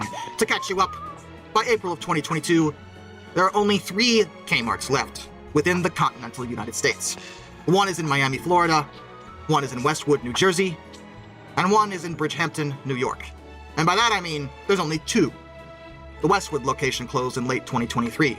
There are only 6 Kmarts left across the entire world. 2 in the continental United States, 1 in Guam, and 3 in the US Virgin Islands. What an absolute train wreck. And the real question at this point is, will Kmart ever have a resurgence? Will they ever be as large as they were? Will they come back to take vengeance upon those that slighted them, destroying the hated Walmart and Target, and taking the mass market for themselves? No. No, I can almost guarantee that will never happen. I, like many people, view Kmart as a relic of the past. Even just their name, their association, causes people to think of, well... Yeah, so it's a bit irritating that all of the not dickhead at the moment autism advocacy places are not functional for I can't set it up as a fundraising target on Twitch. The past, not now. They don't have a place in the modern market anymore. Even if they did somehow resurge, someone buys the name, invests just a whole bunch of money, they start opening stores, I don't think they do very well. Because once Walmart and Target found their footing, Kmart didn't have a place in the market. No, we're even passing back through then. it because it's funny. It was only a slow, painful, downhill struggle to try to figure out what they were doing wrong. And in the end, they never really did figure it out. The brand is now associated with failure, and it's basically impossible to come back from that once that's how the general public looks at you. And with that, a special thank you to all my underwater train finders, Some Dude 267, Orange Glass, Benjamin Owens, Anzac A1, Arthur Roy, Jack Carson's Road Videos, Lord Off 444, Isurfer 1405, Charles Kwiatkowski, Matt Weaver, Tom Red Lion, NS Productions 8104, Will Jack 80. Nah, Nick. Oh, that's probably the stupidest thing I've ever done. They digitally removed the entire hospital. Oh my gosh. Hey guys, it's Ro. Welcome to the new kitchen. In a couple of posts I mentioned online, I let people know that moving forward on this channel, I'm gonna continue to bake. I love baking, and I think I'm gonna be doing it for the rest of my life, but things have changed. We're creeping. So now I'm gonna be We're seeing baking. if we want to come back here tomorrow. I will give you the link. That was a lot. Thank you so much for helping me understand what this... With KSI. XCAD. Now, what's XCAD? Is that an NFT, a crypto, it's another online crypto token? I mean, it's also a computer-aided design. It's basically like... Sorry, I was thinking X-Plane. That's the problem here, is I'm just like deadass thinking of X-Plane. If you don't understand cryptocurrencies, you're certainly not alone. Me. It's basically just like stocks, but unregulated. Unregulated stocks. Pretty much. Okay, yeah, I'm gonna give you the link in case you want to watch it, but we're gonna be on this tomorrow. This will be our tomorrow tip, my loves. Nick Ikado's great. He knows exactly what he's doing. The solution, if you don't want to see Mr. Avocado eat himself to death, would be to stop watching him, but nobody's doing that. Everyone's feeding into exactly what he wants. This is 2 years ago. He's completely self-aware. All of his emotional outbursts are staged. He has a fetish for feederism or whatever. I don't know what it's called. Right. But he has a feeder fetish. He wants to get fat, and I didn't know about the Nick Ikato Avocado OnlyFriends. I didn't know that Nick had an OnlyFriends. He also has a humiliation fetish, probably. So, yeah. We also had a lot of stuff broken down offline that I don't want to have the brain I don't see anything wrong with that. It's funny. You aloes are a trip. I find it more funny how everyone's upset about it. That's what really makes Nick Ikato out. I only get upset over explicitly aspects of feederism. Avocado fun for me is just how mad everyone is. Otherwise, I probably wouldn't be wearing the shirt. That's definitely half the entertainment with him. I did wonder what the takeaway was meant to be when they propped him up as like a how-to guide for YouTube. He's a trending creator. I think it's as simple as that. I don't think that the higher-ups at YouTube have a firm grasp on exactly what is happening in the community or how people feel or think. They just see numbers, and when they look at the numbers, they're like, "Oh, this person's getting numbers." I think it's literally just as simple as that. Yeah, I can personally attest to the fact that people who work for YouTube have no idea what's happening on YouTube. They don't know who the creators are. They don't know what they do. They don't know that Nick Ikato does this, that, or the other thing. They just see, oh, this is a person who. I bet I just learned about the Nick OnlyFriends just a little bit ago. I bet I could be fucking wrong. I have to look at another organization, by the way, that we can toss in a fundraiser for. Like, I'm genuinely in a place in my life where I actually need this kind of intervention myself, and I'm managing to, like, fumble through it, and it's a good reminder to do the thing. Gets a lot of views and likes to eat food, and that seems like a lot of fun. That seems fun. Let's promote that person alongside this beauty guru, this girl who makes funny cakes. What I mean? Like, great. To them, it's all it's the so same. Funny. It's the same. I like this timeline. It's very amusing. Yeah, well, I totally understand your perspective on it, where it becomes this kind of oh, cool. Did we find what would you say? Not vaudevillian, the True Autism Speaks killer? It's like a circus sort of thing. Who is it? P.T. Barnum. That's what I'm thinking of. Is Nick Ocado like a P.T. Barnum-esque character where it's so over the top? There's like a hint of, like, I don't know, professional wrestling, sort of, the dramatics there. There's just a lot of things going on there. Yeah, it's I consider the entire country of the United States of America to be a bit of an amusement park, right? It's like everything's sensationalized and over the top, and every once in a while you get people that are actually honest about it. There's a lot of parasocial shit. Nobody really knows how close everybody is behind the scenes. Right. Hello, everybody. Hold on. I'm dipping on my watch later for a second. There's a lot that just came out about Mr. Beast and Amazon's Beast Games. Since I made my last video on it, a handful of people reached out to me claiming to be contestants, and they wanted to share their side of the story while being there. It's been incredibly hard to find any information on the Beast Games as everyone is under an NDA. So until now, what we really have is the side from the people who are suing Mr. Beast and the few who talked to the New York Times and Rosanna. And that's all left people with this narrative that the Beast Games is now like a new Fire Festival, which just sounds absolutely terrible. So obviously, I am extremely interested in hearing the sides of these people, but out of the few people I talked to, there was one single person who trusted me enough to send me information that verified that they were actually in the Beast Games. And thankfully, they agreed to do an interview where they just walked me through the entire experience of being on the Beast Games. And honestly, I was shocked to hear that things seemed very different from what we've heard until now. And because of this NDA, to protect this person's identity, we had to completely rework their voice. But without further ado, here's the full Beast Games experience from this contestant's perspective. So I guess, hey, if you want to start from the beginning, how did you find out about it? And what was the process of joining Light? So I found out about Beast Games from a friend that said he might have an in. I ended up applying, and over the course of about 2 weeks, I was accepted, and that was probably about 3 or 4 weeks before the competition actually started, and they sent us to Vegas. So hey, lovely I didn't really, I don't know. I just kind of got accepted, and then I was thrown into it. Wow, okay. And then, so was the first event, it was in, what, Nevada?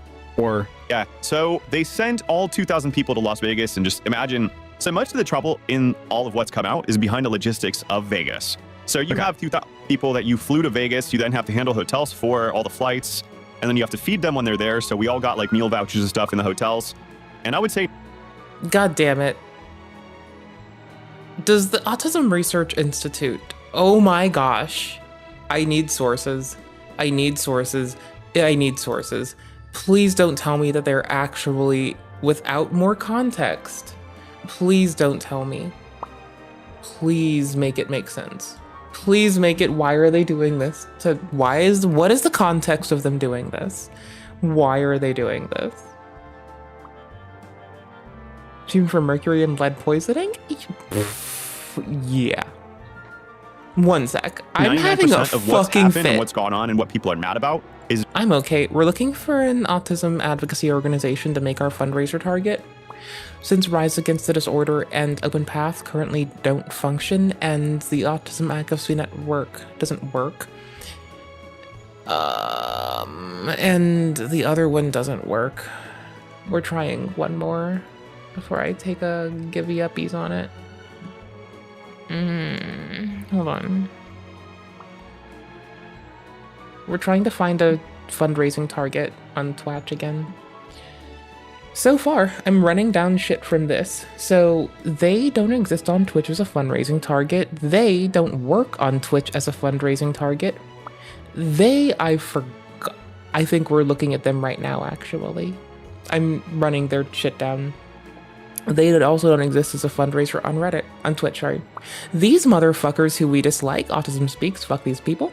I'm reading. Okay, we might have been on YouTuber Drama having a giggle. Okay, cool. And you know, here, this is more recent as of 4 years. I'm not linking Autism Speaks, but like, please don't link Autism Speaks as a substitute. At least not in the warning. They're very pseudoscience-y. Their slogan, autism is... Yeah, no, I already was like concerned when I got to the point that they were talking about chelation therapy for ASD.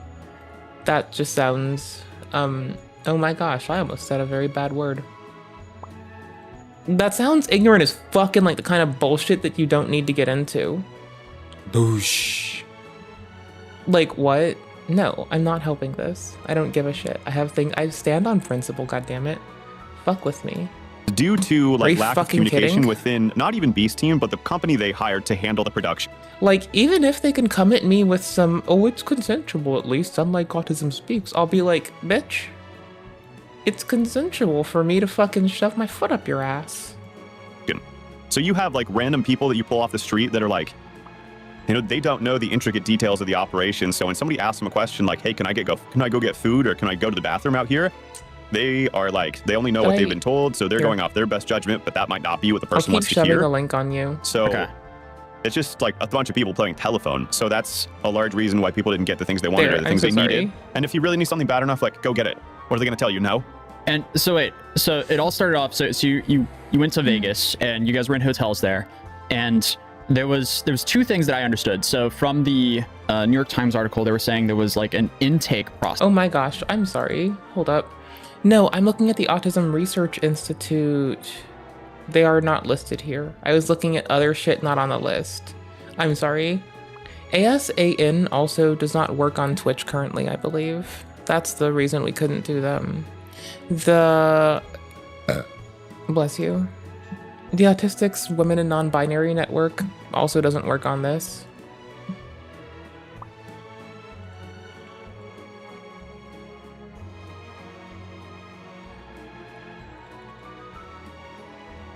Tomorrow, on content with an annoying bitch, is gonna be this. No, this is today. How do I put this somewhere safe? Do you want to, like, look at autism advocacy organizations with, like, a silver-toothed comb? Born with a silver-toothed comb in its mouth? Let's get it! Let's fucking go! I could see a mosaic plagiarism. Hey, we also learned about the plagiarism accusation against an organ. I'm gonna put this on the Discord so I can shut the fuck up about it. I need this tab. Hold on. I need you to wait. Okay? I love you all. Sidebar. One link. Nope, I'm putting the accusation thing in there. Okay, cool. It's in there. 2 link. I'm gonna make a thread. That way I can just dump it all together. Okay? Otherwise, it's a problem.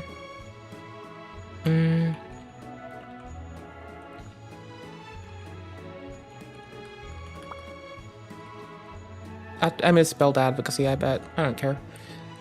Thread for autism advocacy. I'm naming the threads in sidebar appropriately. Sorry, you said Rosanna is not a bee? Why are you saying Rosanna is a bee? Hold the front fuck door.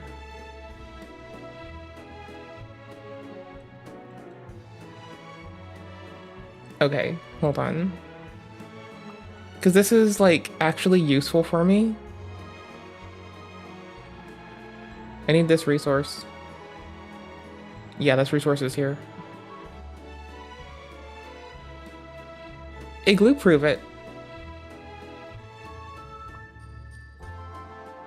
Igloo, prove it.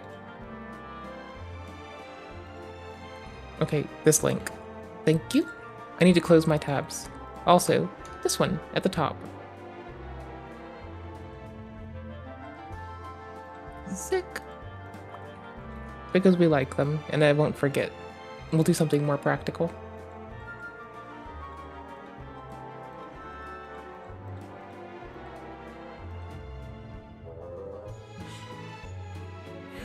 Did you say livid experiences? Did you mean to type lived experiences and got livid out, or were you just going for livid experiences the whole time? I'm asking for a bitch I hate. I'm asking for a bitch I hate. Success. And then like the first day. Is that true or?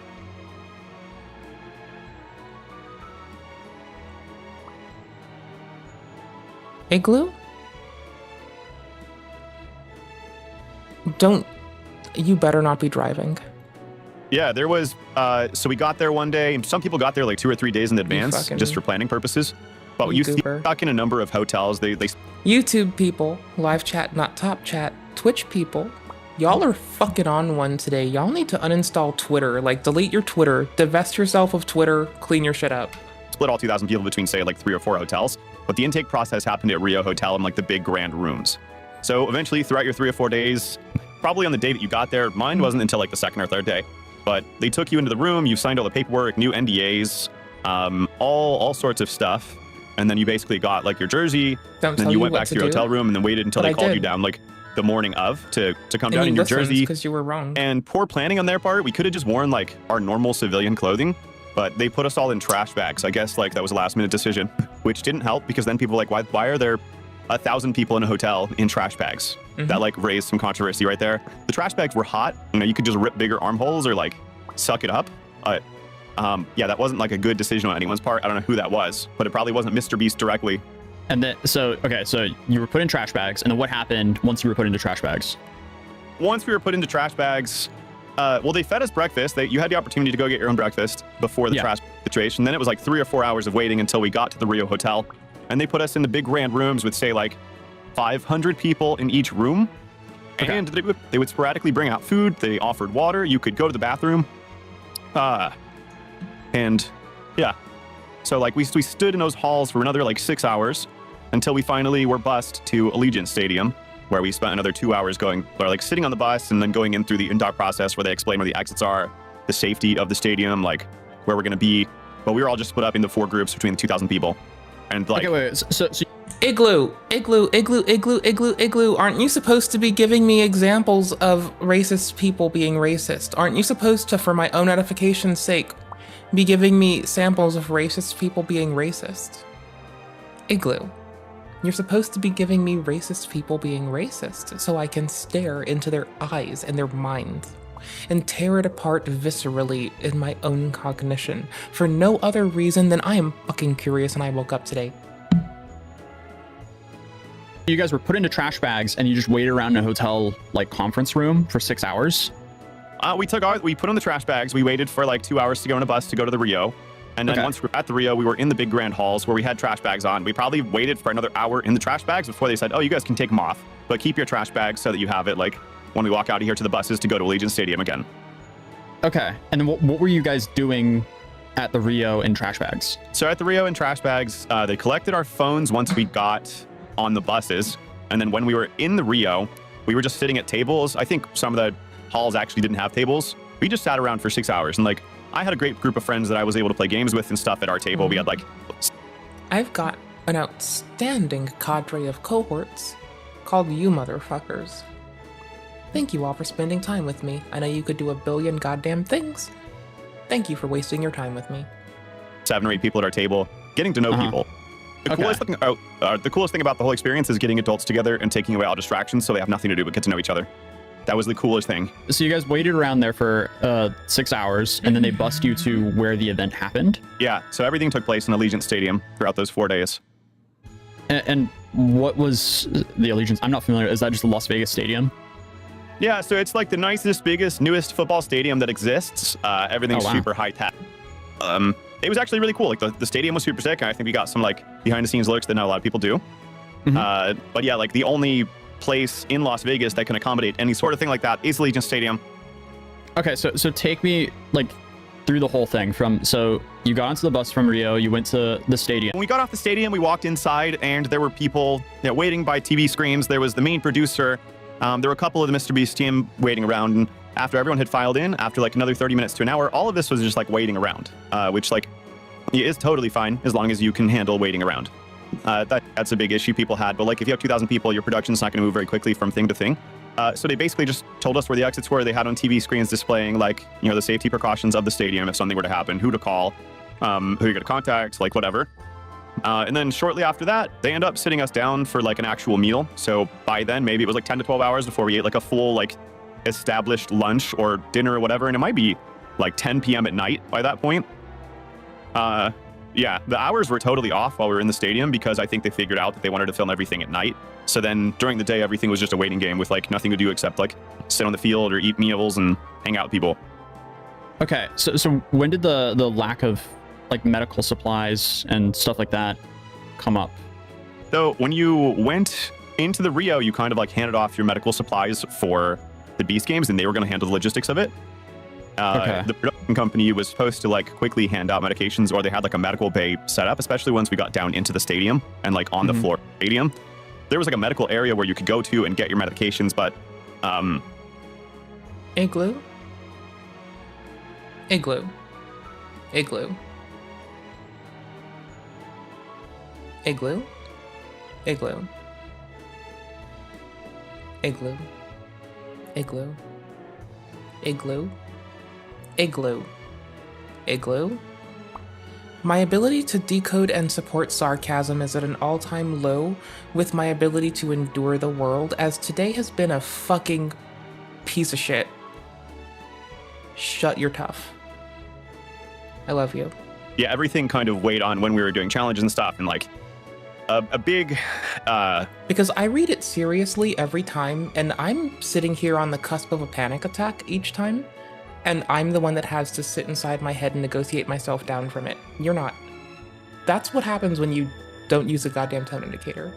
A big area of complaint are the no bathroom breaks or whatever, but they always told you like, oh, you're gonna get a bathroom break sometime soon, or like, just hold on a minute. We're gonna do this challenge first. But imagine like, no, I tell everyone this. Barely anyone fucking listens. If you listen, I will give you an award for within the first 5 to listen. It's the founders of actually fucking listening, you know? High five, good job. Wear that with pride.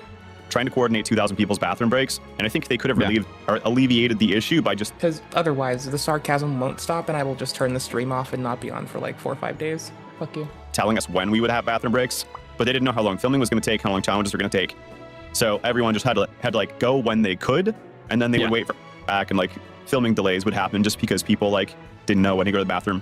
What kind of challenges were there? Was it like physical or waiting, or like what kind of like, you don't have to like spoil anything too much, but like we have reports, you know, of guys essentially assaulting women. Is that true? So there were 4 different challenges within the Allegiant Stadium. Basically, 1 the first night, 2 the second night, and then... As a person with complex support needs, there are times where if you told me to just ride the bus, there were times where I could not ride the bus. Yeah, there were times when I could, and there are times when I couldn't. I get that. 3 and 4 happened into like the 3rd and 4th days. You can't just the first get one was over physical, people. Yes, but not like individual physical. It was a team challenge where you had to, I think it's all come out now what the challenges were, and you could like, or you had to tug a rope to pull something, and you were in teams of 400, 5 separate teams of 400, and I'm gonna go ahead and make a call on this. It sounds, and we might try to see if ASAN is available again, but it seems like, and I could be wrong, they are a bunch of motherfuckers that are applying their hypervigilance and their hyper-independence to everyone else. I'm very much getting the vibe of I have hyper-independence and hyper-vigilance, and I am now running an organization with power behind my toes, wish to utilize that to drag everyone down the cracked praxis of hyper-vigilance and hyper-independence, with the attempt of maybe seeing one of you shake out with my same fucking outcomes, cause then I can herald you above the fucking broken and fallen and talk about how, well, it worked for this one, so it must be good. I'm getting this feeling for this bit of literature so far, and I'm about our little fucking dive into this organization, and we'll see how we come up. But so far, the leadership of the organization seems overly optimistic and a bit of a fucking worry. Some people were grabbing jerseys. Don't get me wrong. You can learn. But this is 9 months ago, 10 months ago, a year ago, you know? Once they said, like, oh, you need these jerseys to be on a team. And everyone was basically trying to stay within. Head pats to this person who did use the slang, as they put it, Delulu, appropriately. Honestly, damn, that's Delulu. Says Weeboo. Weeboo Cool Head. That's what we're gonna call them. So, damn, that's Delulu. Did I use the slang well? Question mark. Honestly, who could blame the woman? If I were her, I would have dressed them with riot gear decked with reflective lights and added trackers. See, here's the thing though.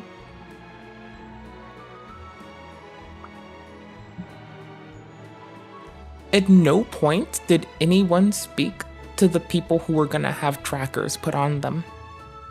You know? Because I'm gonna be fucking real here. All of this fucking bickering by all of these motherfuckers 10 months ago means jack shit to me if I don't fucking know how the people intended for that who it was applied to be. So here, maybe this is gonna be different because of, you know, again, the other shit is one thing. The trackers thing, for instance, I'm on its own, on the trackers alone thing, they need to drop that one until they get context, or they need to remind people that we're looking for context still, because that seems like a very fucking important thing to get before we go and assume people's intentions. You disagree with and dislike them, most of what they believe and their goals. You think they had it right about, I think the ASAN had it right about the use of electroshock devices as punishment for displaying autistic traits, or maybe a few other things. I mainly think, though, they are misguided and doing harm, especially for those who are level 3 or have higher support needs or lower functioning, and I have profound autism. Do you know if there is a group made up of people? Yeah, that's what we're looking for, actually. We're, I mean, I hate to say it, but it's okay. So we got there from looking here.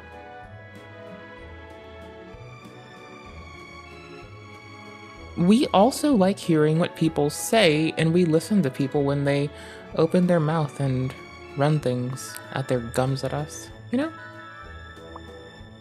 Okay, we're also going to learn how to better gauge organizations ourselves. Tomorrow.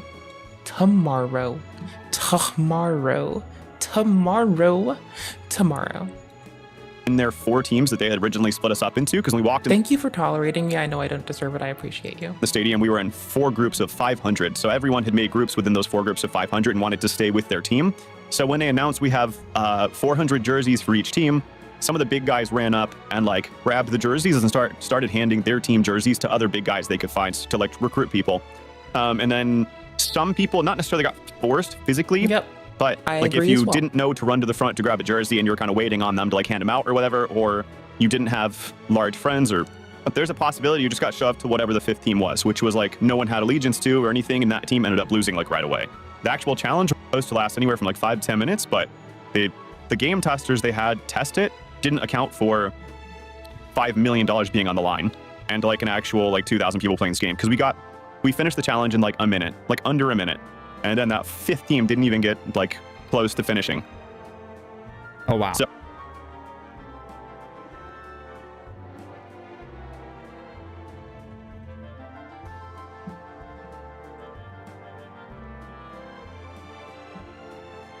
everyone who knows who Mr. Based is already knows that he's a pretty wacky character. He's made a pretty big name for himself in the short amount of time he's been in the locale universe, and a lot of that has to do with his involvement with World of T-Shirts. But his lore goes far beyond his involvement with World of T-Shirts, and he's been involved in some pretty heinous stuff.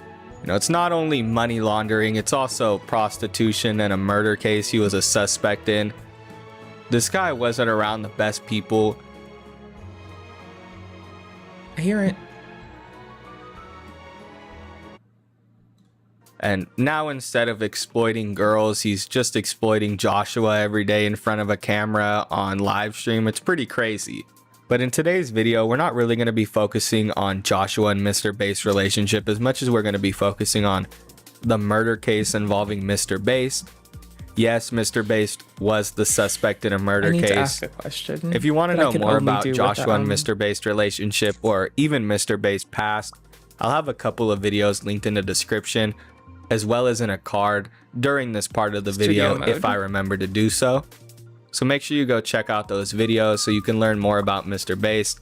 But today I'm just going to be giving a quick synopsis of both Mr. Bass and World of T-Shirts so we can just jump right into the video. If you don't know who World of T-Shirts is, he's a lolcow who got popular on the app TikTok for singing the song Empire State of Mind by Jay-Z. Yeah! Can I ask a really big favor? If I get up and take a shower, if I get up and take a shower faster than some people shit. Yeah, in New York, concrete I can shower faster than you piss. are made of. There's nothing Like, you can't not do. literally. Now you're in New York. And after that, he had a plethora of controversies, but we're not going to be getting into that in this video. Just know that he's a lolcow who's very popular, and when his name is included in videos or in posts, they usually get clicks, especially if they're about him doing something vulgar or controversial. Mr. Bass is just another run-of-the-mill DGen IRL streamer, but he saw World of T-Shirts as an opportunity to make money. Their relationship started off rather negative. It was pretty rocky to begin with. He had actually met Joshua on the streets. It seems as though he had stream sniped Joshua, but maybe it was just coincidental and he just saw them walking on the streets of New York. Either way, they started to have some kind of argument where Mr. Bass was basically heckling Josh and saying that he was the king of New York and Josh wasn't. And of course, this made World of T-Shirts like spurg out, and he started saying some pretty vulgar things towards Mr. Bass, and Mr. Bass is pretty passive, so he was letting most of that go. He's with the group right here? Okay, bye-bye.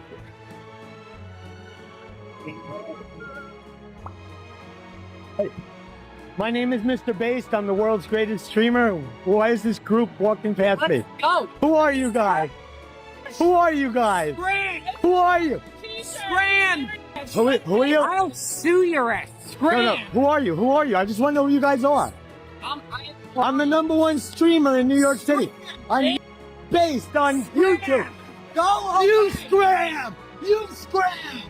How did you get so loud? And who are you, sir? Who are you? Everyone, Mr. Bass! Mr. Bass on YouTube! Mr. Bass! Who are you? Who are you? Unemployed brat! Yes, yes, yes! Who are you? You scream like a... Go away! Who are you? And I'll go! Mr. Bass on YouTube! I'm the king of New York! I'm the king of New York! He's giving us all right. Oh, okay, okay. Whoa, that guy just hit you. Let's go! Anyway, peace and love. Have a good time. So my theory when watching this interaction is that Mr. Bass just kind of wanted to see if having Joshua in a stream would get clicks, and you know, of course it did. Joshua is a popular lolcow. If you have him freak out or, like I said, say anything controversial or vulgar, people are gonna click, they're gonna reshare it, they're gonna make videos about it. It's gonna go viral, right? Before this though, Mr. Bass had actually had like sort of a small media experience, considering that he was one time on The View as well as on Opie and Anthony and on the Howard Stern show. So he had some experience in radio. He had some experience on a talk show. He had experiences in media, which is crazy to say, but you know, he was known as the king of pimps at one point. So of course he would want to do some kind of media rounds and talk about that. Eventually, he would be involved in a plethora of cases, you know, involving money laundering and prostitution. But we're not going to be talking about that in this video. We're just going to be focusing on that one case, like I said. There are a lot of good videos on Mr. Base Pass. I think there was one just recently, and I'll probably link that one in the description. There's one Redman Speaks made, and that one was really good. That's like a very underrated Mr. Base video, but you know, there's one that's like an hour long that just came out recently that really goes into Mr. Base Past. And I feel like it's really easy to mess up this case, because if you look at Mr. Base, just with the aspects that he was, you know, the king of all pimps or whatever, you might just think of it as a black and white case. Now, and since this man has come into our purview, I've been quite well on my thought that, like, it appears as though he exploits whoever he can. When SW became legal and supported, he could not exploit people who did not have protections, so he went for someone who doesn't have protections. This person seems to just seek out those who don't have protections for them.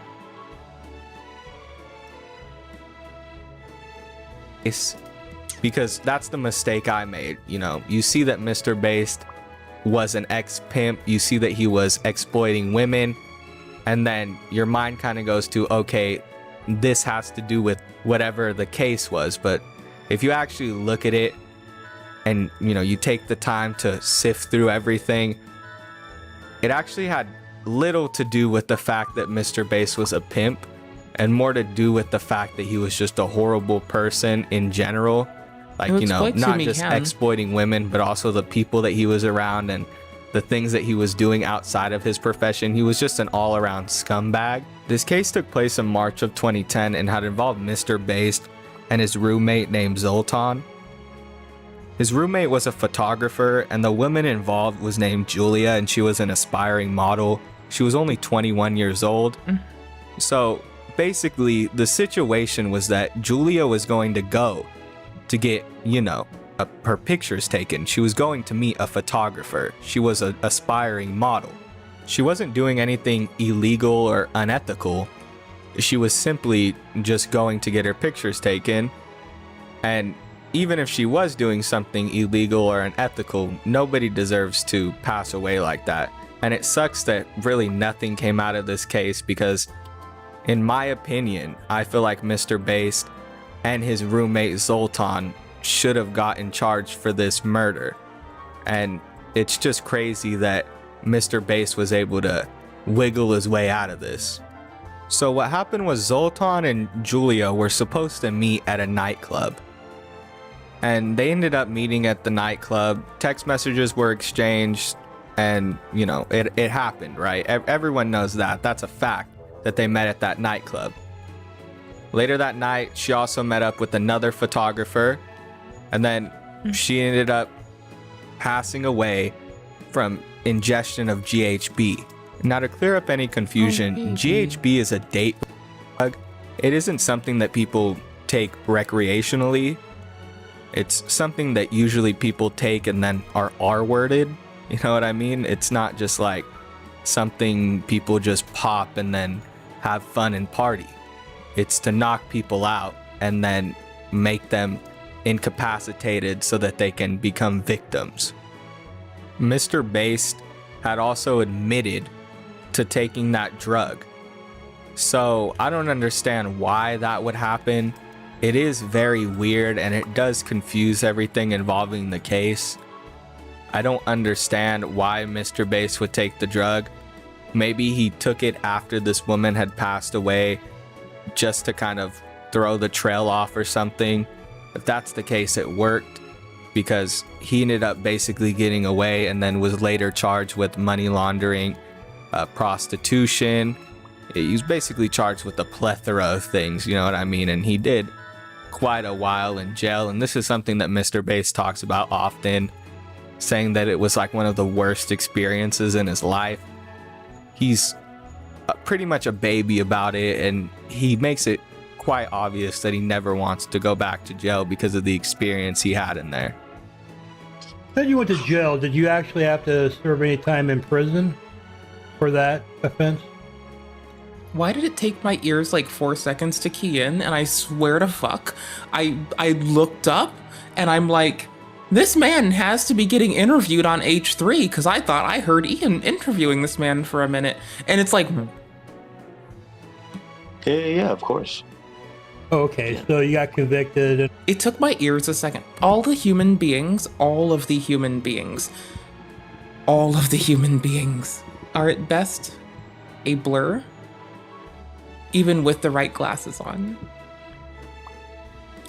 They're all beautiful, so they all seem pretty much alike to me. They're blurry, they're beautiful, they look like trees. Humans in a nutshell. And all that, how much time did you get for that?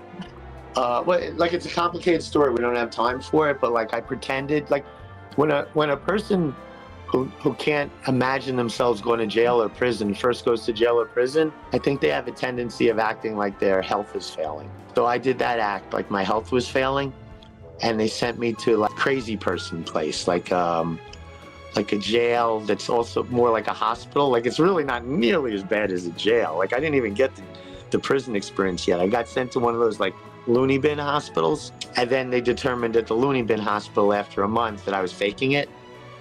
And then they sent me to a real jail for the first time in my life, you know?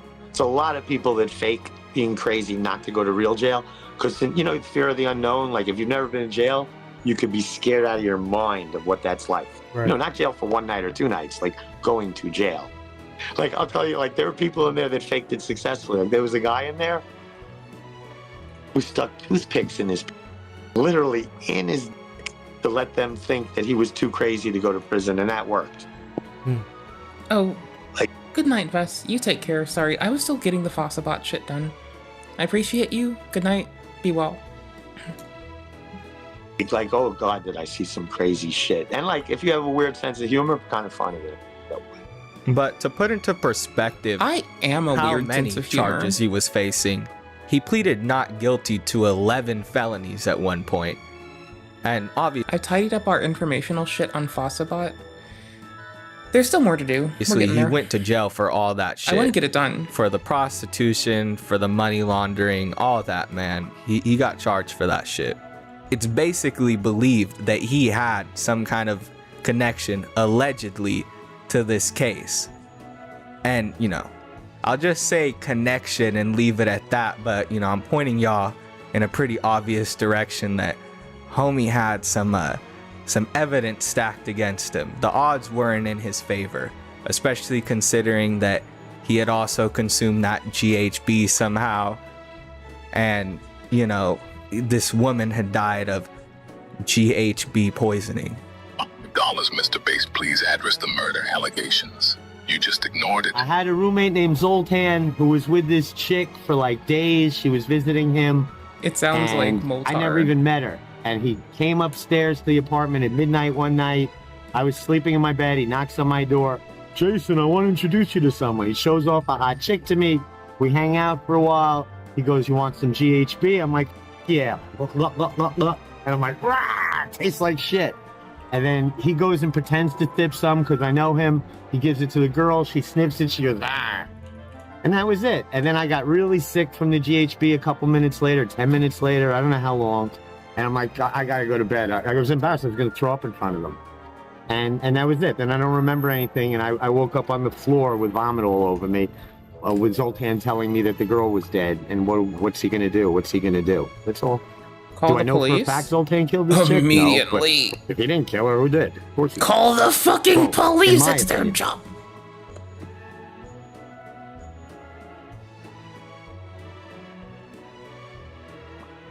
I am sitting like a frog right now. It is for the police to find out, not your fucking petty ass. My opinion doesn't count. He was picked up by the cops Bruh. and everything. I was never picked up. And Bruh. Zoltan got me lawyers so that I wouldn't say something to hurt him by accident. Like, I wasn't even allowed to talk about it because of the lawyers Zoltan got. But so I just talked about it. There's like videos, Kick Clips did a 20-minute explanation. I did the long version of the story. I've told the fucking story so many times, and I'll keep telling it. But like a lot of people point out, it's so disrespectful to the memory of that. So basically, To end off the video, I wanted to give a short rundown to what we've just talked about. Julia was an aspiring model. She went to meet Mr. Based's roommate, whose name was Zoltan. They met at a nightclub and later went back to Mr. Based's apartment. She later passed away from GHB poisoning. Mr. Based admitted to the New York Post that he had also consumed the GHB and that he covered Zoltan's entire apartment in vomit, so much that they had to Okay, the bot has been tuned. It might fuck up. change the whole interior. I love you while I'm sorry.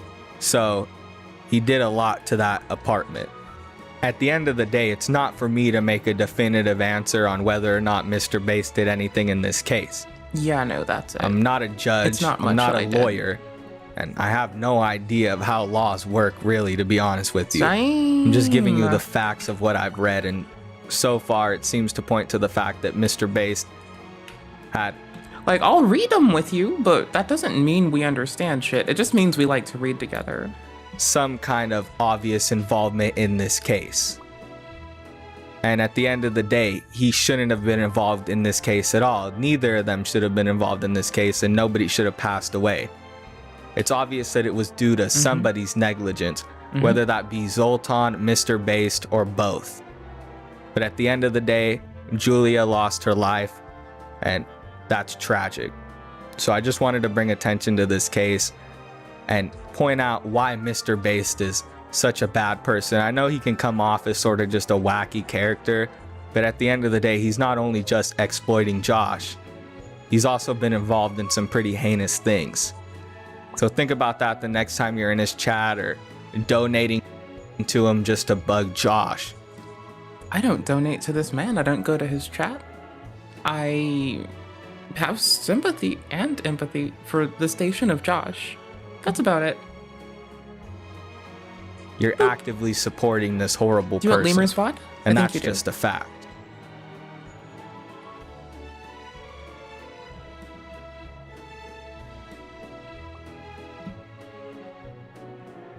Didn't we already? Copy line. We so did.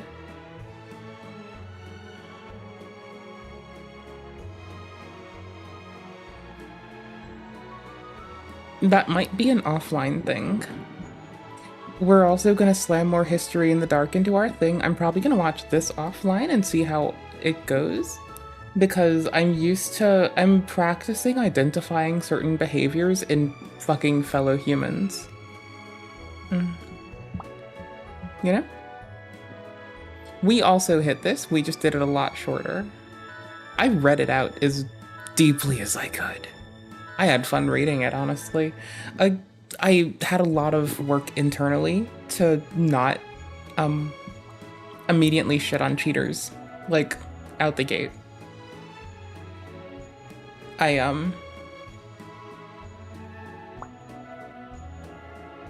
banned me. They banned. No shit.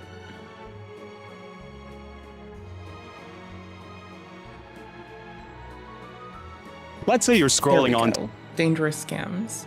I might need to dip off soon. I want to try to play a game, but I'm gonna be honest with y'all, I'm really lethargic. I've been going through the ringer, and it doesn't look like it'll be getting much more kind, just more, I hate to say buckled down with a serious face.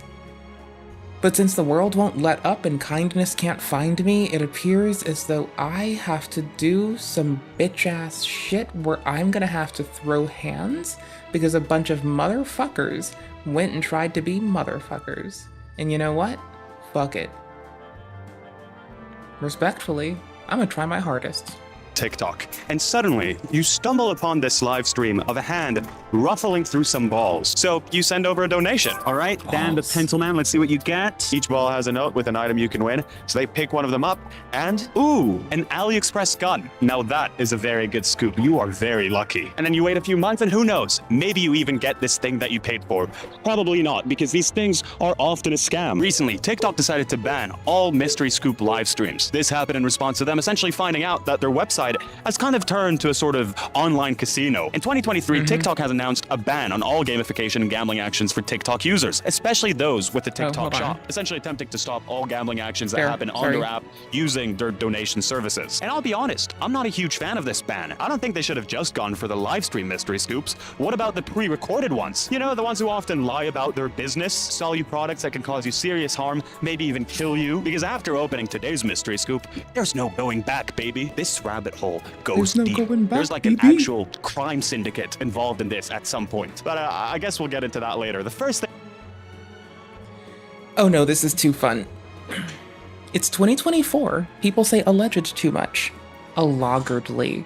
Because the whole internet is doing too much logger and needs to calm its shit down before somebody pops off and runs their goddamn mouth too much. Gonna be me. That one will be me. Talk about is Sky Defense is one of the biggest mystery scoop accounts out there. Logger. Their videos are incredibly ASMR. You don't want to know what aesthetic, happens hype next. So first of all, they print the order, then they do a bunch of ASMR stuff on this cardboard, take out a thingy, pick the color and theme by doing more ASMR. Color says green, okay, let's go. And then the rest of the balls determine what they're actually going to get. Some of these items being an adorable pepper spray, an AliExpress stun gun, and a fun little knife that you can use to stab people with. If we go to their website, we can see that we got just in time for an incredible deal. Their viral self-defense mystery scoop has been discounted from $135 to just $13. I guess this is what winning the lottery feels like. Oh, but wait a second. If we click on choose options, we can see that the $13 price point actually just refers to the smallest scoop you can get. Just 3 little balls. And the discount from $135 only really refers to the all scoop 30 ball option. 10 times the balls. Up until recently, you could also pay $20 more to get them to actually film them picking out the balls. I'm assuming the reason they discontinued it has something to do with the recent ban. I don't know. Kind of ridiculous to get people to pay for this when this is essentially like the selling point of this Give them thing. VOD. You know, this sort of gambling-esque excitement. What am I gonna get? What kind of lanyard is it gonna Give be? them VOD with their I wish I'm YouTube gonna get a name in lanyard it. and Tag them. Let them feel this is cool. actually something that I use. Today's sponsor, shit. Man to Sleep. As you I can hate see, you. and come with me for a second. As you can see, Okay, for what it's worth, we will only take sponsorships from things that I already use at this point. So we've reached out to Black Girl Sunscreen, and I'm okay with reaching out to Function of Beauty and Love From Yours, which also do skincare. It's hygiene, okay? Don't get me Uno reversed. Skincare is hygiene. Did I go far enough? Okay, hi. Don't goon, Edge. Do not goon. Edge. Do not goon. Edge. Edge, don't goon. Okay, cool. Here, I know I had to get your attention. Here is their code thingy for their affiliation with these people. If you want to help them, I'll give you the link to their YouTube video, and at 3:42, 3 minutes and 42 seconds, 42, they'll answer to the life, the universe, the life, not life, the life, the universe, and everything. At that timestamp, exactly, is their code, and if you go to the description, you'll see their description that likely says where the fuck to go. For a 10% discount on your order. I said it before on the Evil Pinely channel, and I'll say it again. The concept of wanting a cute little random batch of self-defense items bewilders me. Here are my problems with it. Go take a why shower. Would you want a cute I'm not thing even that kidding. kills people? That's weird. Okay. B, wouldn't you like to purchase Why these not? things like based on a necessity? Why would you want a random batch of self-defense items? It's a necessity-based product, not an I accessory. have a pin. You're risking so ending a up with pencil 80 is also a tasers that self-defense don't work item. when you can just go out and buy one taser that doesn't work. So Be is smart. my Come on. lotion. In this haul alone, I counted. My I think this person hyaluronic got, acid? around 100 lanyards, and this is what they're posting as like Oh my promotion gosh, I still need to for look. their service. Personally, I don't need any lanyards. 0 is my optimal Well, it's amount of jojoba lanyards. seed oil See, you can find most of and these items on vitamin E. AliExpress. The quality of these things is horrible, which is obviously quite a big I keep problem one when by we're the talking desk, about one in the something restroom. that someone might use while trying to defend themselves. Oh, by the way, I'm not even shitting. Like, I did say I'm gonna try, like, elf shit for, at least 30 days for a skin cell turnover. Since I'm running out, since I let myself have a lapse in my Function of Beauty stuff, that's fine. I still have Function of Beauty, FOB, for the moment, for my hair, right? So shampoo, conditioner, serum, mask. If I want to use it, it's still there. What I usually use is just shampoo after I run, or, you know, co-wash today because I didn't run. Condition it back up, put some serum in there, go on with my way. This goes on my body, and then I apply, you know, my body's still tacky wet because it's hyaluronic acid. It's gonna take the higher moisture environment to the lower one. I don't want the low moisture environments to be outside and the high moisture environments to be my body. That would dry my skin out more. If you don't know how to use lotion, you should. It's not that bad. Anywho's, then I'll put petroleum jelly over it. Petrolatum, let's go. To seal my moisture in. So we're drawing in as much of it. Why do I go through all these steps? You have my life with eczema and then come talking to me. You try that. You have eczema and then come talking to me. I'm not wishing it on you. I'm just telling you if you also are one of the homies, what's up? I love you. I'm sorry that you experienced this. We love you. In a life-risking sort of situation. D, they lie in their TikToks. Let's look at this self-defense mystery scoop from earlier. The thumbnail for it includes a price breakdown. This haul is apparently worth $77.43, while the buyer only paid $48. Seemingly a very good deal. I was curious about it, so my incredible researcher, she's right there, tracked down those items. Lanyard, $5. Bit of a stretch though. Pepper spray, 99 cents. Whistle, $1.34. Mini suitcase, $2.40. Lip balm holder, $1. How's that a safety product? Pink lanyard, not pink, 99 cents. 3-in-1. I've cleaned out the Fossabot $13 commands. Champion. A lot of the Fossabot shit that we used is on a timer. So I know it's not the best, but the Discord, the link tree, I know I might do better later. The directories, I can probably take this as a base for how I want things to show later. Because we've got the heart.org shit, we've got the heart.org shit, you know, we're doing our thing. The best we fucking can. I didn't say we were good or great, I just said we're present. Knife, $1.59, and stun gun, $7.50. Now at the end of the TikTok, it says that the total value of these items ranks up to $77.43, which is great value considering the buyer only paid $48. But if you look at our counter right over... Thanks for letting me thanks for letting me kind of sneak in some community management and maintenance time. I really do appreciate it. Y'all are epic. Wherever it is, the items are not worth $78. The number that we reached, $25.94, is also really, really, really giving them the benefit of the doubt. We're pretending as if all those lanyards, like the ones from Nike, actually come from Nike, when that is obviously not the case. The in-store value that they're referring to is just the prices that they put up for these products on their website, where they intentionally put up ridiculous prices to make the scoops seem better than what they are. $45 for a bunch of keychains? Yeah, that seems very reasonable to me. A French monarch about to get executed. This seems like a good price for this thing. So like we said, $25 if you end up trying to get those items from a variety of different places. But the all-knowing researcher ended up tracking down the Alibaba link where they actually get all of this stuff from. They buy the whole thing in bulk, obviously. And let me tell you, the in-store value of this thing is not $77. It's not even $48. It's not even the price that we gave, $25. The real in-store value of this pile of crap is $4. They bought this stuff for $4 and they're saying that it's worth 20 times that price. I feel like I'm gonna go insane. But is this stuff any good? Well, this YouTuber called TylerTube made a video where he tries a bunch of AliExpress self-defense products. Essentially the same garbage that you'd get from one of these balls, so let's see what he has to say about it. Right away, you wouldn't use a knife like this for self-defense. Because a slip-joint knife, it's very, very easy to, if you're gonna stab into something, it's very easy for it to fold on your fingers and cut you. I guess that's one good use for it if you've ever wanted your... Well, that's when you, like, withhold it, like, at the edge of your fist, and you use it with a punch. Like, you use it to protect your punch. Or you knuckle up with it. You know? Like, you can knuckle up with a thumb, or you can knuckle up with that. Don't do either, but, like, I'm guessing that's what it's fucking for. Or it's to give to your pet hamster, so they can shank you for being a mean dodgy human. Doing dodgy human things.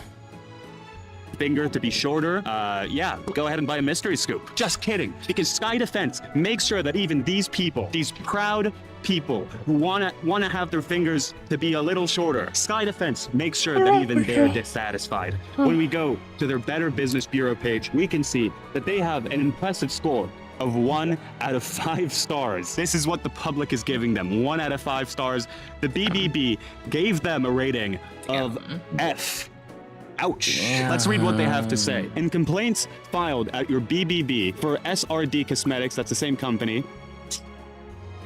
What is this, the Loud Noise Festival over here? What is this, they brought the loud noise people? See, I am removing the background noise, even extra, here. Bunch of loud noise in the background of my video. There's a helicopter, a bus, and a truck. Several customers Yeah, I removed that for you. Products and dissatisfaction with cosmetics, that's the same company. What is this, the Loud Noise Festival? Let's read what they have to say. In complaints filed at your BBB for SRD Cosmetics, that's the same company. Fuck it. What is this, the Loud Noise Festival over here? What is this, they brought the loud noise people to make a bunch of loud noise in the background of my video. There's a helicopter, a bus, and a truck. Several customers report non-delivery of products and dissatisfaction with communication with the business. The BBB submitted a written request for the business to address the pattern of complaints in September 2021, which is around when they started off. This has been going on for a while. To date, the BBB has not received a response from the business. Mamma mia. Okay, so this is pretty bad, but who knows? Maybe this is just an isolated incident. Maybe Sky Defense is the only bad mystery scoop account out there. So let's talk about the other very popular subgenre for mystery scoops, the makeup ones. The way it works is practically the same, but with makeup. This account is called Beautifly. They got all this nice stuff with really nice looking, professional kind of packaging. And the reason the packaging looks so good is because they steal it. The packaging looks so good because they steal it all from other brands. This is the leg tanner they showcase. Let's see it in the TikTok next to my head. Here it is right there next to my head. The actual price of it is about $1. And this right here is the real thing. Costs a bunch more. They just stole the packaging. Every single item they showcase is AliExpress trash masquerading as a quality product. Their concealer, AliExpress. Their setting powder, AliExpress. Hair wax stick, AliExpress. Blush and highlighter, AliExpress. These AliExpress items often do not list what sort of ingredients they use and can reportedly be quite big. AliExpress. Do not let me forget that we are staring at autism advocacy organizations and Mr. Beasts tomorrow as I await Igloo to bring me the racists to look at. Dangerous for you. In this BBC article, they state fake cosmetics found to contain toxic chemicals. It said the product could pose serious health risks as well as defrauding consumers and businesses. Later, they go on to say people are being warned about fake cosmetics after toxic chemicals such as mercury were found in seized goods. I guess that's part of the mystery. Are you gonna get a nice new concealer for your face, or are you gonna get permanent damage to your nervous system? In a documentary by Refine29, they talk about how some of these fake makeup products can also contain things like lead. Have been found to contain lead, arsenic, mercury, even horse urine. So that's pretty cool. Now I'll say there are urea-based products, you know, right? Like, you're aware that like whole swaths of cosmetics, use urea. Only a little bit of it from like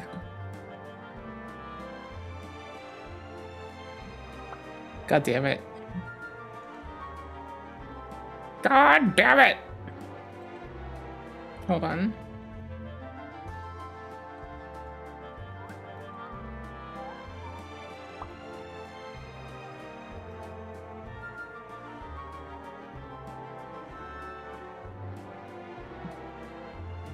I can't show it to you. I was trying to get the video. Can I pull it out of my cache? Huh. God damn it. I'm tried so hard. You're not getting it, sorry. say this. Can you film that over there? Can you film that over there? What about this one? Guys. What the fuck? Now I'll say this in face of all the mercury, lead poisoning, and permanent nerve damage. I was bewildered when I saw the 4.9 star review that these guys have on Judge.me. 4.9. How did all these people die before they figured out it was the mercury poisoning. I've never received my items, still haven't got my items. Seems to be a theme with mystery scoops. Do they even exist? I guess that's the maybe the real mystery after all. Packing could be better. A few things got smashed. Actual tangible concerns. Now let's go to the Few vague things got land smashed. of the 5-star Actual reviews. tangible concerns. W states that she never received the scoop, but it has 5 stars, which is interesting. This person, Hannah, makeup amazing scoop. And then we got this person with a different name who also said makeup amazing scoop and all. Hannah has only left 1 review on this website and has been with Judge.me since 1969. For the internet, which is pretty impressive. This person, Aaliyah, also said makeup amazing scoop, which is the name of the scoop. 5 stars, 1 review with Judge.me since 1969. I have no idea why he says it on so many accounts. Amanda, amazing, 5 stars, 1 review with Judge.me since 1969. Amanda D, awesome, got so much good product. Very impressed, 5 stars, 1 review. This isn't, I guess, direct proof that they fake their reviews. I am but dying is what I'm doing. The reality is that the mystery scoop mod. We were looking at what hazardous things happened in mystery scoops. And I found out that this already got re-uploaded as soon as it got deleted. How are you? How's your day? We have the It's Always Sunny in Philly music to enhance our viewing experience. Yeah. But I can't get over this. I may have muted all of the background noise in Pinely's video. I may have. Why am I not subscribed? I thought I was. This is like, I swear to fuck, this is the second time that I've been, like, deadass been subscribed to something on YouTube, and it tells me that I'm not. And I'm actually irritated.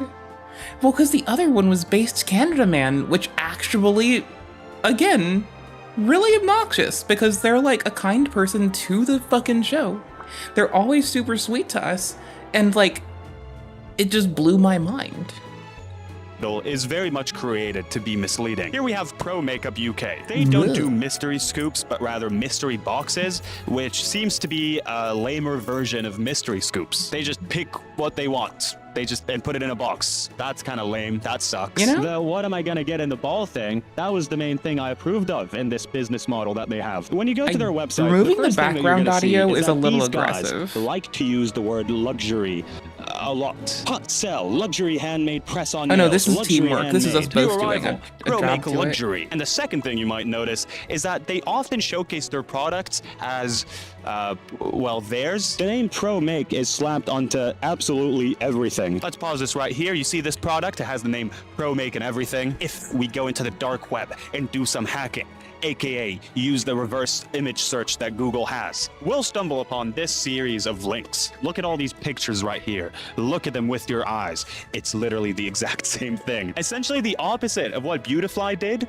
They take AliExpress products and just slap their logo on it to give people the idea that this is like their own luxury product. While the other guys slapped luxury products onto shit. What? It's either that or everyone else in the world There were some is words just in jacking there. Pro Make style, in which case I think they should sue. This is especially funny considering how much they insist on referring to themselves as a small business. 15 boxes. Thanks, dear. Support my little business. They're just a cute little tiny little business. This flaunting of the small business girl boss vibe is something that all of these accounts do. It's essentially an aesthetic at this point that's being used to sell, not always, I'm learning but how to sometimes do better it's for used to my sell YouTube garbage. peeps. Garbage. I heart you. Get it? Garbage? I didn't even know that I'm gonna film this next to garbage, but then I ended up doing that. That's cinema, baby. Every single one of these videos is made to purposefully feel very personal. That's their whole selling point. That's the reason you decide to pay for their stuff at an overly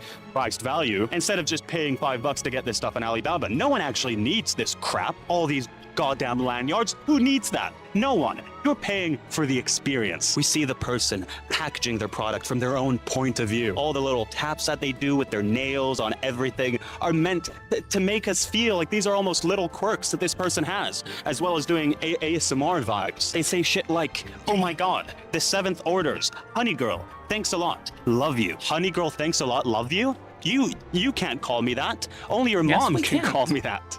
I'm sorry. I'm agreeing that yes, it's we a bad can. joke. Maybe they do have a small operation. I don't know. or really care, because at the end of the day, what they're doing, it's just drop shipping with a few extra steps. A piece of shit thing is still a piece of shit thing. It doesn't matter if you call me honey girl in the process of selling it to me. As far as I care, if people want to take the risk of putting this sort of stuff on their face, they can go ahead and do that, whatever. But obviously, they need to know that this is what they're doing. The reason all of these accounts use the label of small business owner and all that stuff, they do that because they know a few things. They know that people actually want to support these small businesses. People want to feel like the money that they're spending actually can have a direct impact on an individual rather than a mega corporation. The second reason is that there's a certain level of care that's expected when you get this sort of small business label attached to it. You expect that the person who made and packaged this thing that you're getting really wants you to have a good experience with it, when in reality, this couldn't be further from the truth. People often get their products completely damaged, like with these crystals, you know, if they even get their products at all.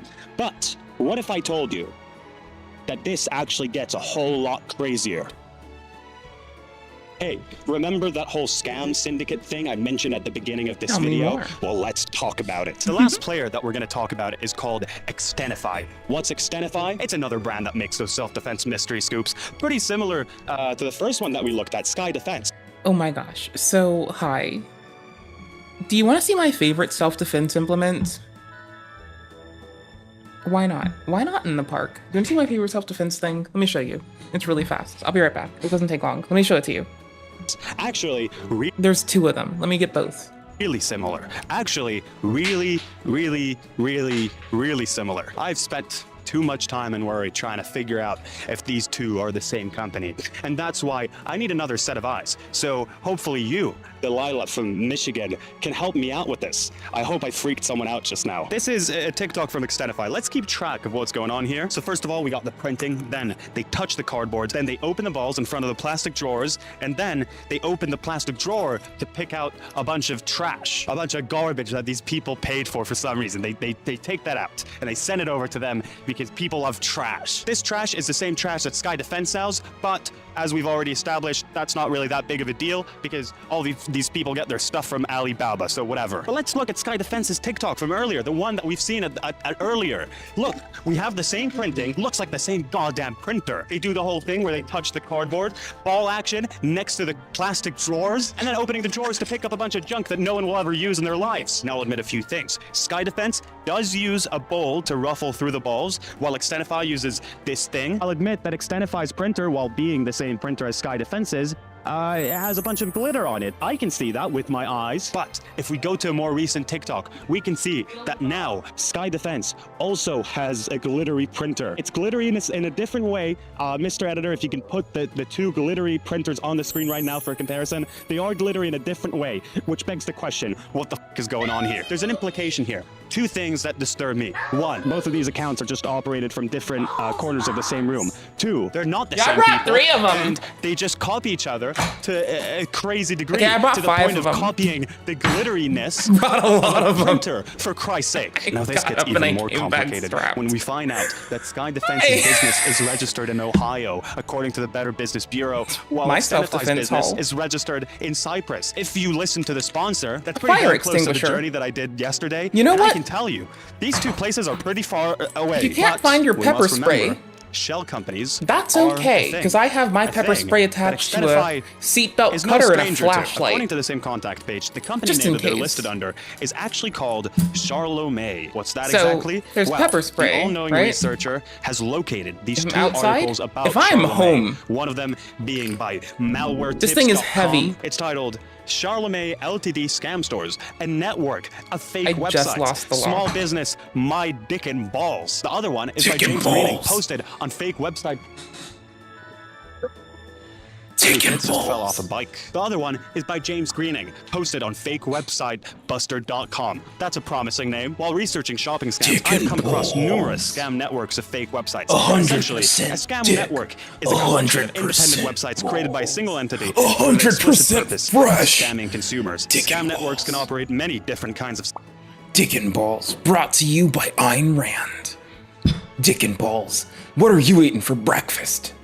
scams, shopping scams, investment scams, phishing, and more. They're scamming the fish, Straight out of the Oh my ocean. The gosh, malware tips yo. website states the company Charlo May For real Limited now, is named they on many are. fake shopping websites that appear legitimate but are actually We'll never know what fraudulent. They salmon also make it populations were extremely like difficult for customers to before. get refunds. Fake website buster states, You know? looking up the company information in the Cyprus Business Registered revealed that Charlo May Limited was registered in April 2021. The company directory and secretary are both listed under this name. Right here next to my head, Agathy, who's also the director and secretary of at least 7 other companies, which means that this person is probably a figurehead. It is reasonable to believe that Charlo May Limited may be a shell incorporation created from China, being misused by Chinese organization cyber criminals to launder the proceeds of scams. Here are some of the websites registered under the name Charlo May. This fake Bed Bath & Beyond website. Look at this. Clearly a scam. This makeup company, this plush website, this place that sells luggage, and a company that sells goddamn electric bikes. Hashtag live refreshed. Okay, I might do that. All with that Charlo May tagline right in the bottom. The article states that in total, I redid there my are lock 100 with a safety pin. I'm not even websites kidding. listed under I the put a Charlo safety May pin name. in my lock so I Small can still business, my keep this. And it takes, it can balls. still I said remove it again, easy. I don't give a shit. I looked up that But Cyprus address it's on Google not Maps. gonna Look at this fatigue place. Am I led to because of believe temperature that changes like the this is plastic. where 177 businesses operate Anyways, from? It's as clearly we a were, shell company sort of situation. It's just y'all were like, bitch, why are you running around showing me your self-defense hole? It didn't come from the internet. There's no knife in there. Isn't there? No, there is. It is, again, a very uselessly small knife. It's clearly for boxes. So it's actually not self-defense, but it looks pretty, and you'd think it, but it's really, it can barely be used for a box, honey. Like, yeah, yes, okay. Yes, I can use it for other stuff, but we don't, you know? But this is what I mean with the other one. There's a way to hold it where it's not that problem, because then, like, when you jab, you've got clearance. Not that you should do that ever. just a bullshit address that they gave. Apparently they have a shell Just company saying. in the UK as well. So it's not that crazy that they might have Oh, cool. an It's address like the also beads in I count. Ohio, a fake address. I don't know. All the other Can websites help did me state stay Charlo May alive. in their thing. This one didn't. I don't know. My point being, I don't everyday really know how to, things how to end this video. About a week ago, and this is a very real story. you keep in my your grandma life sat next to me and was like, "Oh wow, should be you're able really to not impact hitting your life 500K." She was like, "Oh wow, Jesus Christ, this thing in a is it's meaningful really enough moving way." slow, isn't it?" Oh my god. So that really hurt. Please subscribe right now to prove my grandmother wrong. Let's hit 500K so she can finally be proud of me. And after that, I'm gonna go even further. Let's go to 1 million. Let's go to 5 billion so we can all show my lovely grandma what the fuck is up. Pinely out. I can just keep reaching around my body and grabbing stuff. That's the wild thing. I don't know why y'all would use a self-defense fucking scam. Now calling civil case 23-5523, unknown party versus Google LLC et al. Will counsel please state your appearances for the record, starting with the plaintiff? Good afternoon, Your Honor. Lisa Haba for the plaintiff. Good afternoon, Your Honor. Margaret Navy for the plaintiff as well. Hi.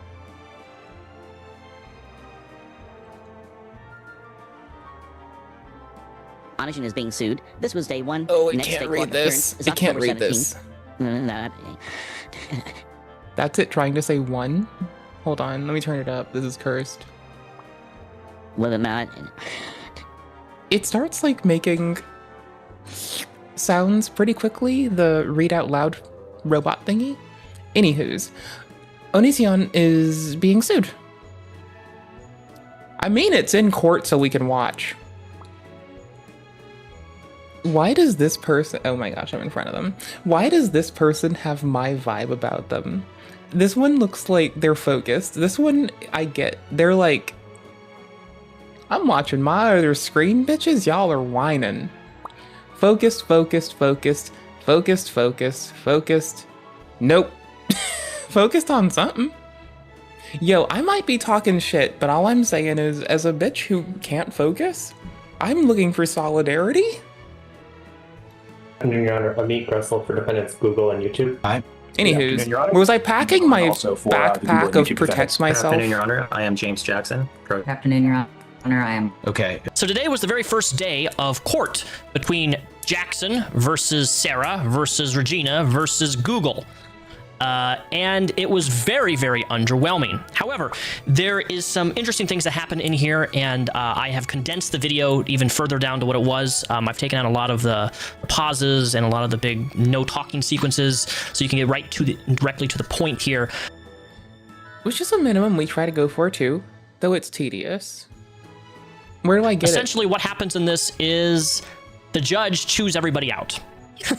Where do I That's get the simplest this? way I can. I mean, that's usually what I love about judges. They be on some like, fuck you, you're all in the wrong, and fuck you bullshit, and I love it. That's why when people are like, arg, I hope this No, whenever you see someone wish harm on someone because of a law thing, tell that person to hold their shit and park their caboose. Tell them what they want is a person to go to court. That's the right thing to tell them. By the right thing, I'm being reductive, but it is the don't piss me off thing, you know? It does do that, though. It does do that. It does not piss me off. I can express this. Legally, everybody kind of screwed themselves up in a way, even Onision. The judge goes at everybody here for a procedural issue because things were not done properly in the court system with two separate cases in two different states. And there was an issue of consolidation of where cases that are both related need to be combined into one and then sent over to, I guess there was two different judges in two different states dealing with two different cases. But this overall, the judge does explain this pretty clear cut on what everybody kind of did wrong in this situation. It is kind of frustrating to see Onision kind of smirk and try to bite his lip, try not to laugh because all the lawyers kind of screwed themselves in this. Not in a major way, like it's not going to be like life-changing, like the case isn't just going to just go away because they messed up in these minor things, but it is, things weren't done properly. And in the legal system, you have to do things in this very, very delicately, and you have to do things in a specific pathway in order to achieve things legally by the book. And this judge that we have here is a by the book judge, and that's not necessarily a bad thing. So here it is in its entirety. I requested this. Okay, I'm learning how to be a useful streamer on the YouTube, yeah? I've got one scheduled for tomorrow. I was at work all day, so I didn't get to see this live. I've blurred all the names just for prosperity's sake, for privacy, even though this is a publicly available court case that is ongoing. So this is all public record, so if you want to file a privacy complaint on me, Onision, for posting this, by all means, go ahead. It shouldn't go through. But yeah, so... yeah. Mr. I'll call you Lucas Jackson to distinguish you from James Jackson. You were cutting in and out, so we didn't hear you. You want to try to make your appearance again? Yeah. Good afternoon, Your Honor. I am Lucas Jackson, also pro se. Afternoon. Okay, so as you all know from the order I issued, I'm in sort of a state of confusion about the procedural status of this case, and that's what I want to limit our discussion to today. So let me make sure I understand the timeline here, the procedural timeline. So Gina filed a case in Florida, is that right? That's correct, Your Honor. Okay, so that's the first thing that happened in federal court, at least? Yes. Okay, Regina files a federal case in Florida against the Jacksons? It was against the Jacksons and against the YouTube defendants. So it's Regina versus Jacksons, and I'll just call them Google, in Florida. And then Yes, Your Honor. Sarah files a lawsuit in federal court in Michigan? Correct, the Western District. Okay. Against the same Jacksons and YouTube, Jacksons and Google, all right, in Michigan. And then the Florida case gets transferred to the Northern District of California, right? That's correct, yes. And then sometime after that, the Sarah's case from Michigan gets transferred to the Northern District of California, right? Yes, correct. And the Regina's case that came from Florida got assigned to Judge Donato. Yes. And Sarah's case that came from Michigan got assigned to me. Correct. Okay. And then did anybody file a notice of related probably gonna case head out in either of these after cases? This. We have prepared one. It has not been filed yet. We're having a lot of trouble getting in touch with counsel representing the Jacksons. We've attempted. Oh, wait, hold on a second. You don't need. I cannot do raids on YouTube until I a monetized channel, I think, or meet a qualification of 1,000 subs. Was it? I think it's something. It's like one of the two. We'll get to it. We'll do it, but I can't raid on YouTube now, which buttholes. You don't need to be in touch with counsel representing the Jacksons to file a notice of related case. And the point of filing a notice of related case is to notify the court that there are two judges with similar or identical cases, right? To allow them to consider whether the cases should be adjudicated by the same judge. So when did the Regina case arrive from Florida to the Northern District of California? One moment. It was transferred in October of 2023. Okay, so and when did the Sarah case arrive from Michigan and end up in my court? It would have been around the same time, but I'll confirm for you. October of 2023, Your Honor. And so these two cases have been sitting in our court for a year, and nobody has notified us of the two related cases that are here in our court. Well, it's not that simple, Your Honor. In relation to the Jacksons, they filed a suggestion of bankruptcy almost immediately upon it arriving in California. Their cases have been in automatic stay until around May of this year. I believe there was a notice in June when that stay was lifted. Meanwhile, in January of 2024, YouTube, the Google defendants and plaintiffs got together. We agreed to dismiss the claims in the Donato case and file all of those claims before Your Honor. So we filed an amended complaint, which is what has been fully briefed before this court and was initially set for today's motion to dismiss. So as it pertains to the YouTube defendants, we collectively did that together. When the stay was lifted after May in the Donato courtroom, the Jackson defendants have counsel in that case. They don't have counsel in this case. Counsel for that case emailed myself and Miss Baby and asked us if we would intended to consolidate the cases, to which we evaluated that, agreed that that was something that we should do. And it appeared based on the communications with opposing counsel that was an agreed position. We sent him a motion to accomplish that. Hold We've on. gone back and forth. I have to interrupt you for a second because when you have, and I'm going to especially want to hear from Google's counsel in a second, when you have two cases against all the same defendants, asserting basically the same claims in two different courtrooms, you let the judges know. You file a notice of related case, you notify the judges that this is going on so that the judges can figure out how best to utilize judicial resources in the adjudication of these cases. And if you had done that, the very moment you had done that, I'm sure that the cases would have been related, right? And by the way, let me ask you one other question. The case that's in front of me, right, that came from Michigan. Okay, you all have to help me stick to this because I trust you all to be wiser than me. So, do we want to read the 1950s traditional roles Reddit tomorrow too? Also, I gotta make myself get up and head out when this is over, you know? That's all. Was it just Sarah who filed the lawsuit in that case, or was it Sarah and Regina who filed the lawsuit in the Michigan case? It was just Sarah. But Regina is a plaintiff now, right? She is now pertaining to the YouTube defendant. In this case? Yes. Okay, so that happened when you reached the agreement with the YouTube defendants to drop them from the Donato case and pursue the claims in this case? Yes, Your Honor. Okay.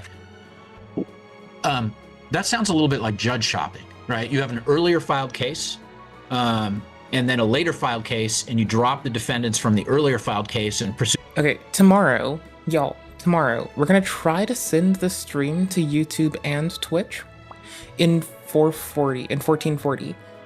We're gonna try. Twitch people, you should be able to transcode it down to whatever you want. YouTube people, that should be shoring up the artifacting better. I apologize. The claims in the later filed case. Why did you drop the YouTube defendants from the earlier filed case and just pursue the claims in the later filed case? I don't think any of the, I don't want to speak for Google, but just based on our communications, I don't think any of us were intending to judge shop. We felt that was how we would best proceed. Part of it was based on the fact that the Jacksons, we knew they would be eventually arriving as part of the cases when the bankruptcy situation was concluded. They didn't have representation in the case before Your Honor. They did have representation before the case involving Judge Donato, but we also understood that attorney may or may not be withdrawing, and we weren't really entirely clear on what the status of that was. It seemed what does that have to do with anything? As mentioned, we've had trouble communicating with him. What does that have to do with the choice of whether to proceed in the earlier filed case before Donato versus the later filed case before me? I don't understand. I mean, if it wasn't judge shopping, like what was the reason to proceed in the later filed case against Google? I'm sorry, Judge. My I internet think is we're cutting ready. out. We're in the middle of a Sorry, hurricane right now. I'm still located in tuning Florida, stuff. so I'm so sorry. My thing is cutting out. I didn't hear the Your last. Honor, I'm going to speak to answer on behalf of my co-counsel while she's able to get back on through the hurricane. And I will note that Your Honor had put a case management conference together, and we had moved this case forward. And I believe the goal by all of the parties involved was for efficiency of judicial resources, because this case had been moving forward, for us to go where the case had actually been. Are you noticing that, like, one of these things aren't like the other? The magnitude of blur in this one camera is, like, a lot.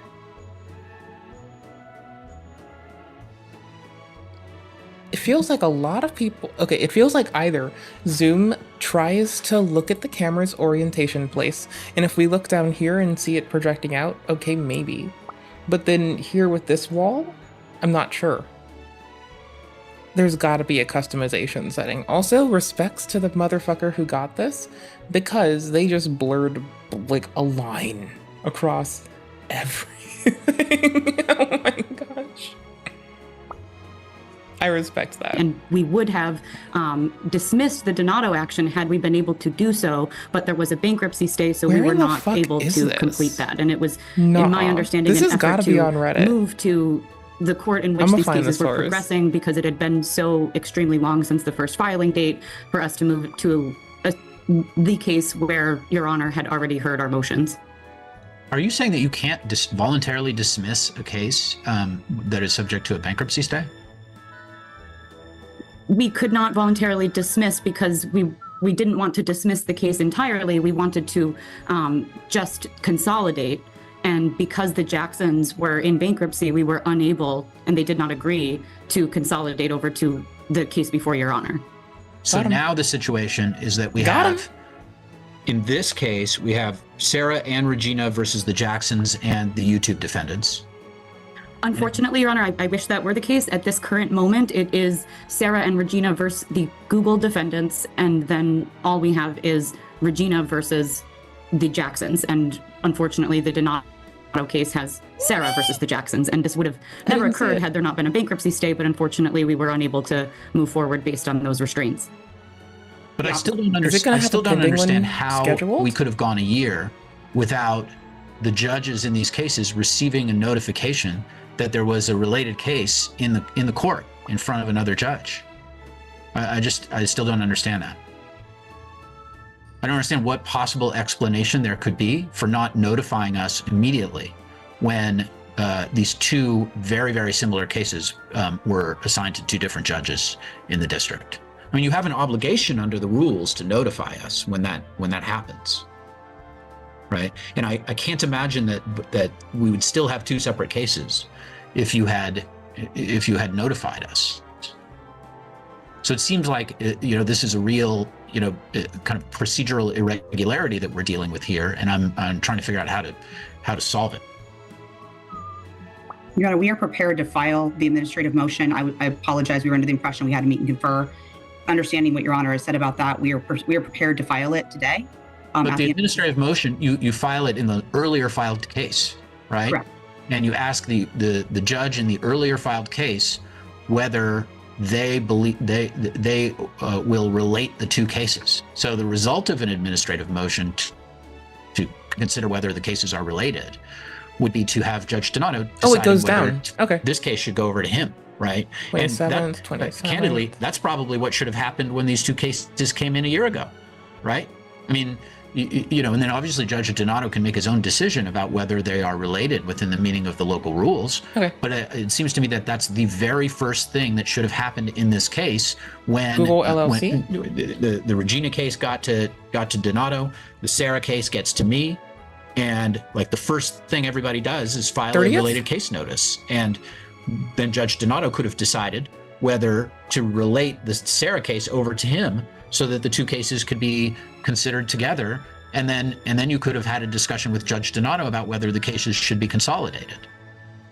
I apologize, Your Honor, and we did file a notice of related action in the original Florida matter in Regina, and I believe this may be an error on our end, having previously filed the notice of related action, believing that we had done so and unsuccessfully not doing that.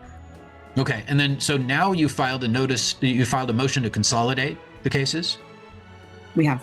Okay, and you filed that with Judge Donato? Yes. And you're asking Judge Donato to consolidate his case with this case. And so that would mean that this case would be folded into Judge Donato's case and transferred to Judge Donato's docket and folded into his case? I don't want to be unclear. Just to be clear on the court record, in the motion, we asked that Donato's case be transferred into Your Honor's case because we felt there was more parties here and whatnot, and there was more that had moved forward in this case. We know what the thing said. We know what they said they did. Judge Donato? You're asking Judge Donato to send me a case? To consolidate it into your case, Your Honor, yes. That also is not the right way to go about it. This is our tomorrow as well. The right thing to do is to to get the cases related in front of the same judge, and then you can discuss with that judge whether the cases should be consolidated.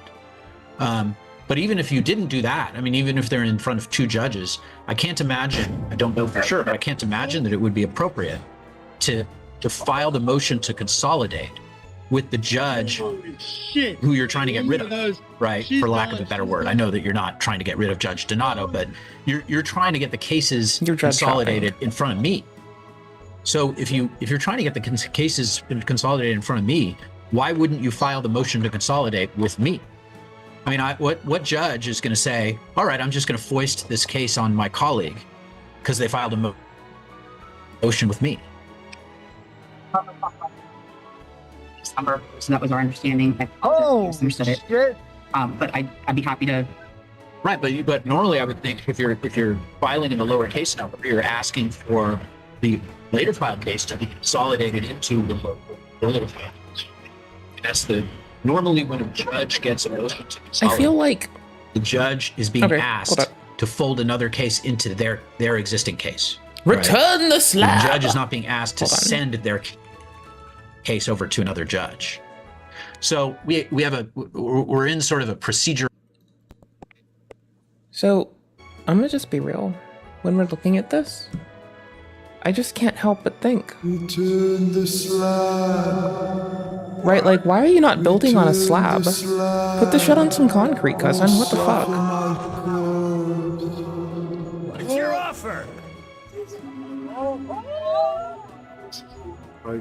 Oh, shit. All right, one more of those. She's done.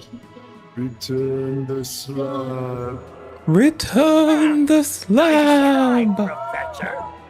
Return the slab. Do I need to give this to you again? I forgot if I did already. I don't remember shit. You know I don't remember shit. Build it on slabs. What the fuck? Morass, it seems to me right now. And I don't know, I don't know what the best way to deal with it is. I mean, one solution is I haven't had a chance to talk to Judge Donato yet. I mean, I could talk to him about it and see what he thinks is appropriate. I mean, my initial sense is that the very first thing that should have happened is a notice of related case should have been filed with Judge Donato, and then he could decide whether the later filed case is related to his. If he says yes, then the later filed case goes to him. He's got both cases. Y'all can have a discussion about whether they can be consolidated. That's what should have happened at the outset. And Can we just take a moment to say that everyone here has a better streaming setup than me? The judge, killing it. Attorney representing Onision, I believe. Their streaming setups are legit. This person, dope. We got no idea. Dope. Look at the placement of the fucking clock. Look at the clock. Look at the fucking clock. The clock is here to fuck with you. You know when you're on their time because you see the fucking clock, right? You know that they're cozy. You're on their time. You're fucking up. You gotta see the art that you're in the way of right here. You gotta know that you're the problem. You know? This office is so pretty. Everyone's shit is so together. I'm blown. I'm gonna sit over the judge. Is what should happen now. And then Judge Donato can decide, and of course Respectfully. he's perfectly free to make his own decision about that, but he can decide if he wants to relate the cases. Yeah, Anna, it's because everyone else emotes funky and you got your shit together. He can, and then he can entertain the motion to consolidate. See what I mean? I would have done that too. Cases, he can. I do and that. I do this. Then he can entertain the motion to. You know, when people say some shit and I'm like, bro, I do that. I'm not talking shit. I do it. I do this thing too. Sometimes I'll be like, fuck. Consolidate that's been filed. In his court in the I get this. in the Regina. I'll be talking and I'm like, I think that's the. Sometimes I do that one too. I got this move. Issue. I'm not. I'm happy to hear other suggestions, but that I can't seems to talk me. shit. I'm just looking. The appropriate way to deal with this procedural irregularity that we have here. I mean, did Google even know that you were filing a motion to consolidate the cases? As it pertained to Google, we had talked to them, of course, when we had agreed to consolidate their claims. As it pertained to the Jackson defendants' claims, no, we did not discuss it with Google because it didn't pertain to their claims ahead of time. We did attempt to speak to... Well, but wait a minute. I mean, you filed a motion in front of Judge Donato to consolidate the two cases, and Google is currently involved in one of the two cases. So you have to... Google has to be put on notice of such a motion, right?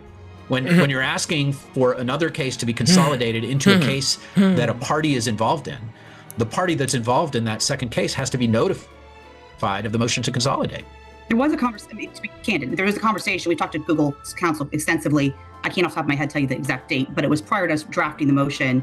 We had mentioned to Google's counsel that we intended to potentially file this motion. Their position at the time was this doesn't really pertain to us because Google's position at the time was that they felt that this was going to be handled at the motion to dismiss level. They believe that their case will be dismissed, of course, and of course we disagree, but that will be dealt with when we get to that substantive motion.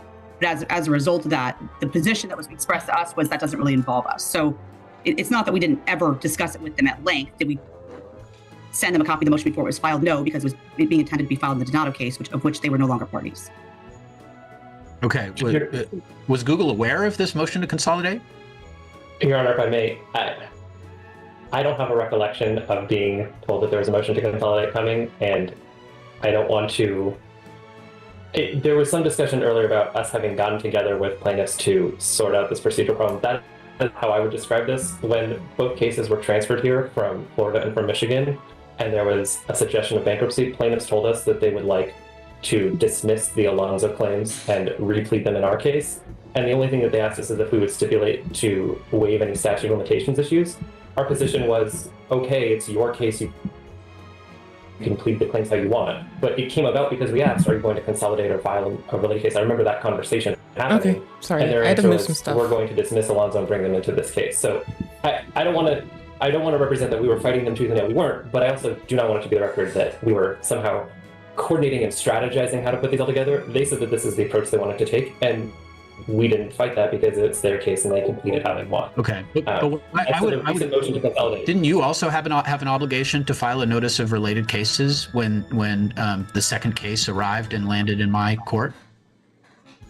Exactly, Your Honor. And notice in talking about that, that's when they said that they were going to dismiss the Alonzo claims against and bring them in. And so then the question for us was, is it still a related case if it's just the claims against the Jacksons from Alonzo against the Jacksons pending in Judge Donato's case? And I don't know that still meets the related. Why wouldn't it be? I mean, we have claims by Alonzo. I was using first names, and I don't have to use.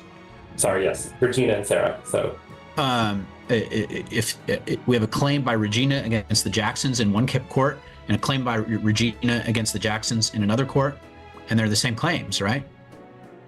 Where Regina's not yet in my case. Her claims against YouTube are in this case, not against Jackson. Got it. So everything against YouTube is here in this case. So there's nothing against YouTube pending in the Regina case. I mean, which is why we would. It seemed if you just take a step back for a moment and use common sense, right? The point of this rule is to alert judges when there are cases with a substantial overlap pending in front of two different judges of the same court, right? That is obviously the case here. Yeah, I agree, Your Honor. And Your Honor, just to speak to Mr. Grizel's comments there, it is not that plaintiffs did ever intended on not Don't get me wrong, dismissing any I love of the judges. claims against the Jacksons. In that case, we didn't intend to consolidate them into one case. You know, judges have been kind enough to tell people to fuck themselves and to not find the key. I like them, you know? Just sitting there with their little logic bullshit on their little logic tip. But the bankruptcy would prevent nerds. that because we were not allowed to file anything in the action given the stay. Okay. Little logic nerds. Little math wizards. I don't think that I should have been adjudicating any motions in this case Little bath before salt bureaucrats. the determination was made until about whether the cases are related and should be in front of the same judge.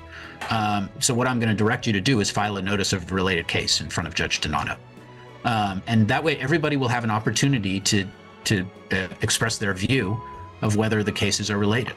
And if you want to file a notice and say that you don't believe they're related, you can do that. I'm not sure how strong that argument would be, but you can take whatever position you want. But it's your job to put in front of him this issue of whether the two cases are related. And it should have been done a long time ago. And Google can take a position, and obviously the Jacksons can take a position. Now, this motion to consolidate that you filed, has anybody opposed that? I mean, Google, of course, didn't receive notice of it. Have the Jacksons opposed the motion? Their attorney did indicate that they opposed it after he'd indicated he was asking us to do it, and then he indicated later that the Jacksons opposed it. They have not filed a responsive pleading or a responsive motion, or response to the motion, rather. Okay. And when is the motion to consolidate scheduled to be heard?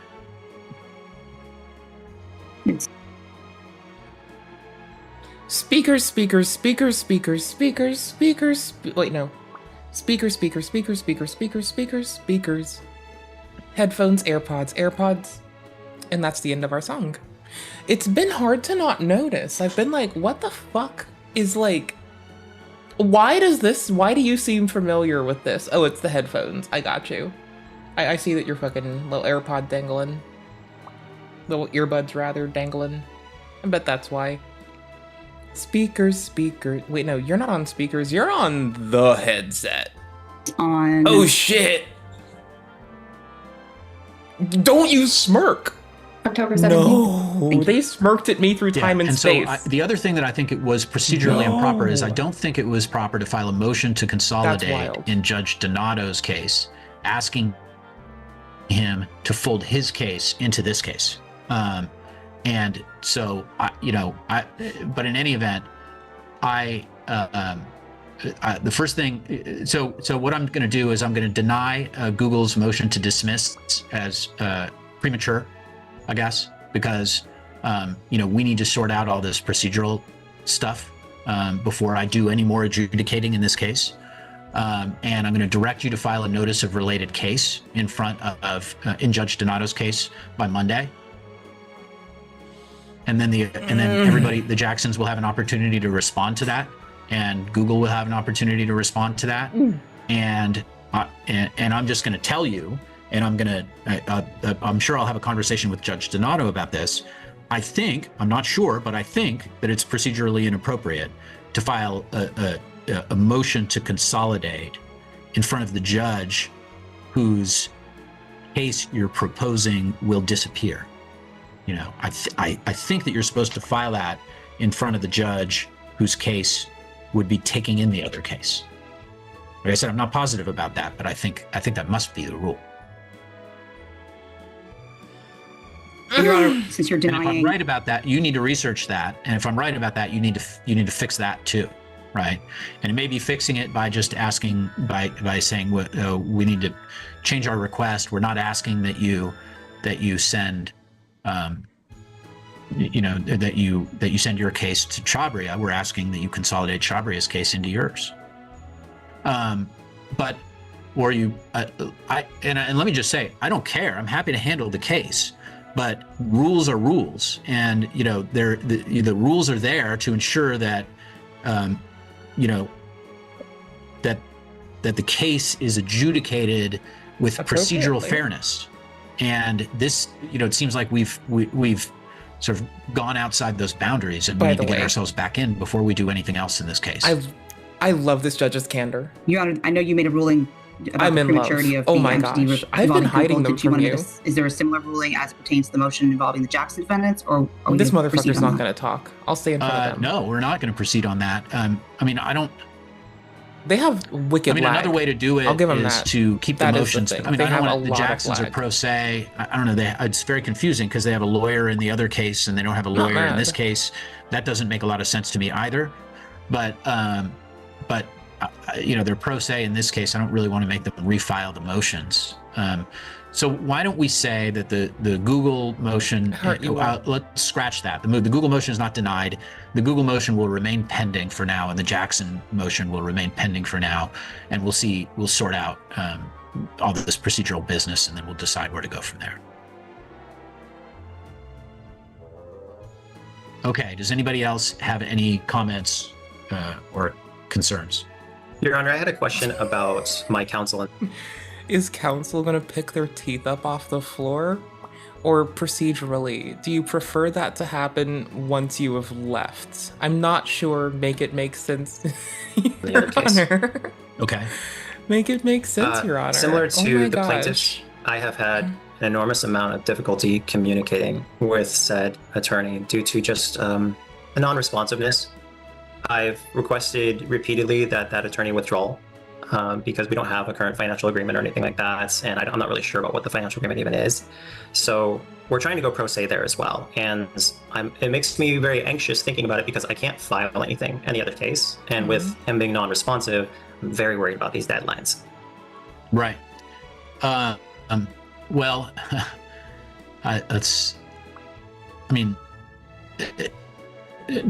so first of all, I can't give you legal advice, right? Because I'm not your lawyer.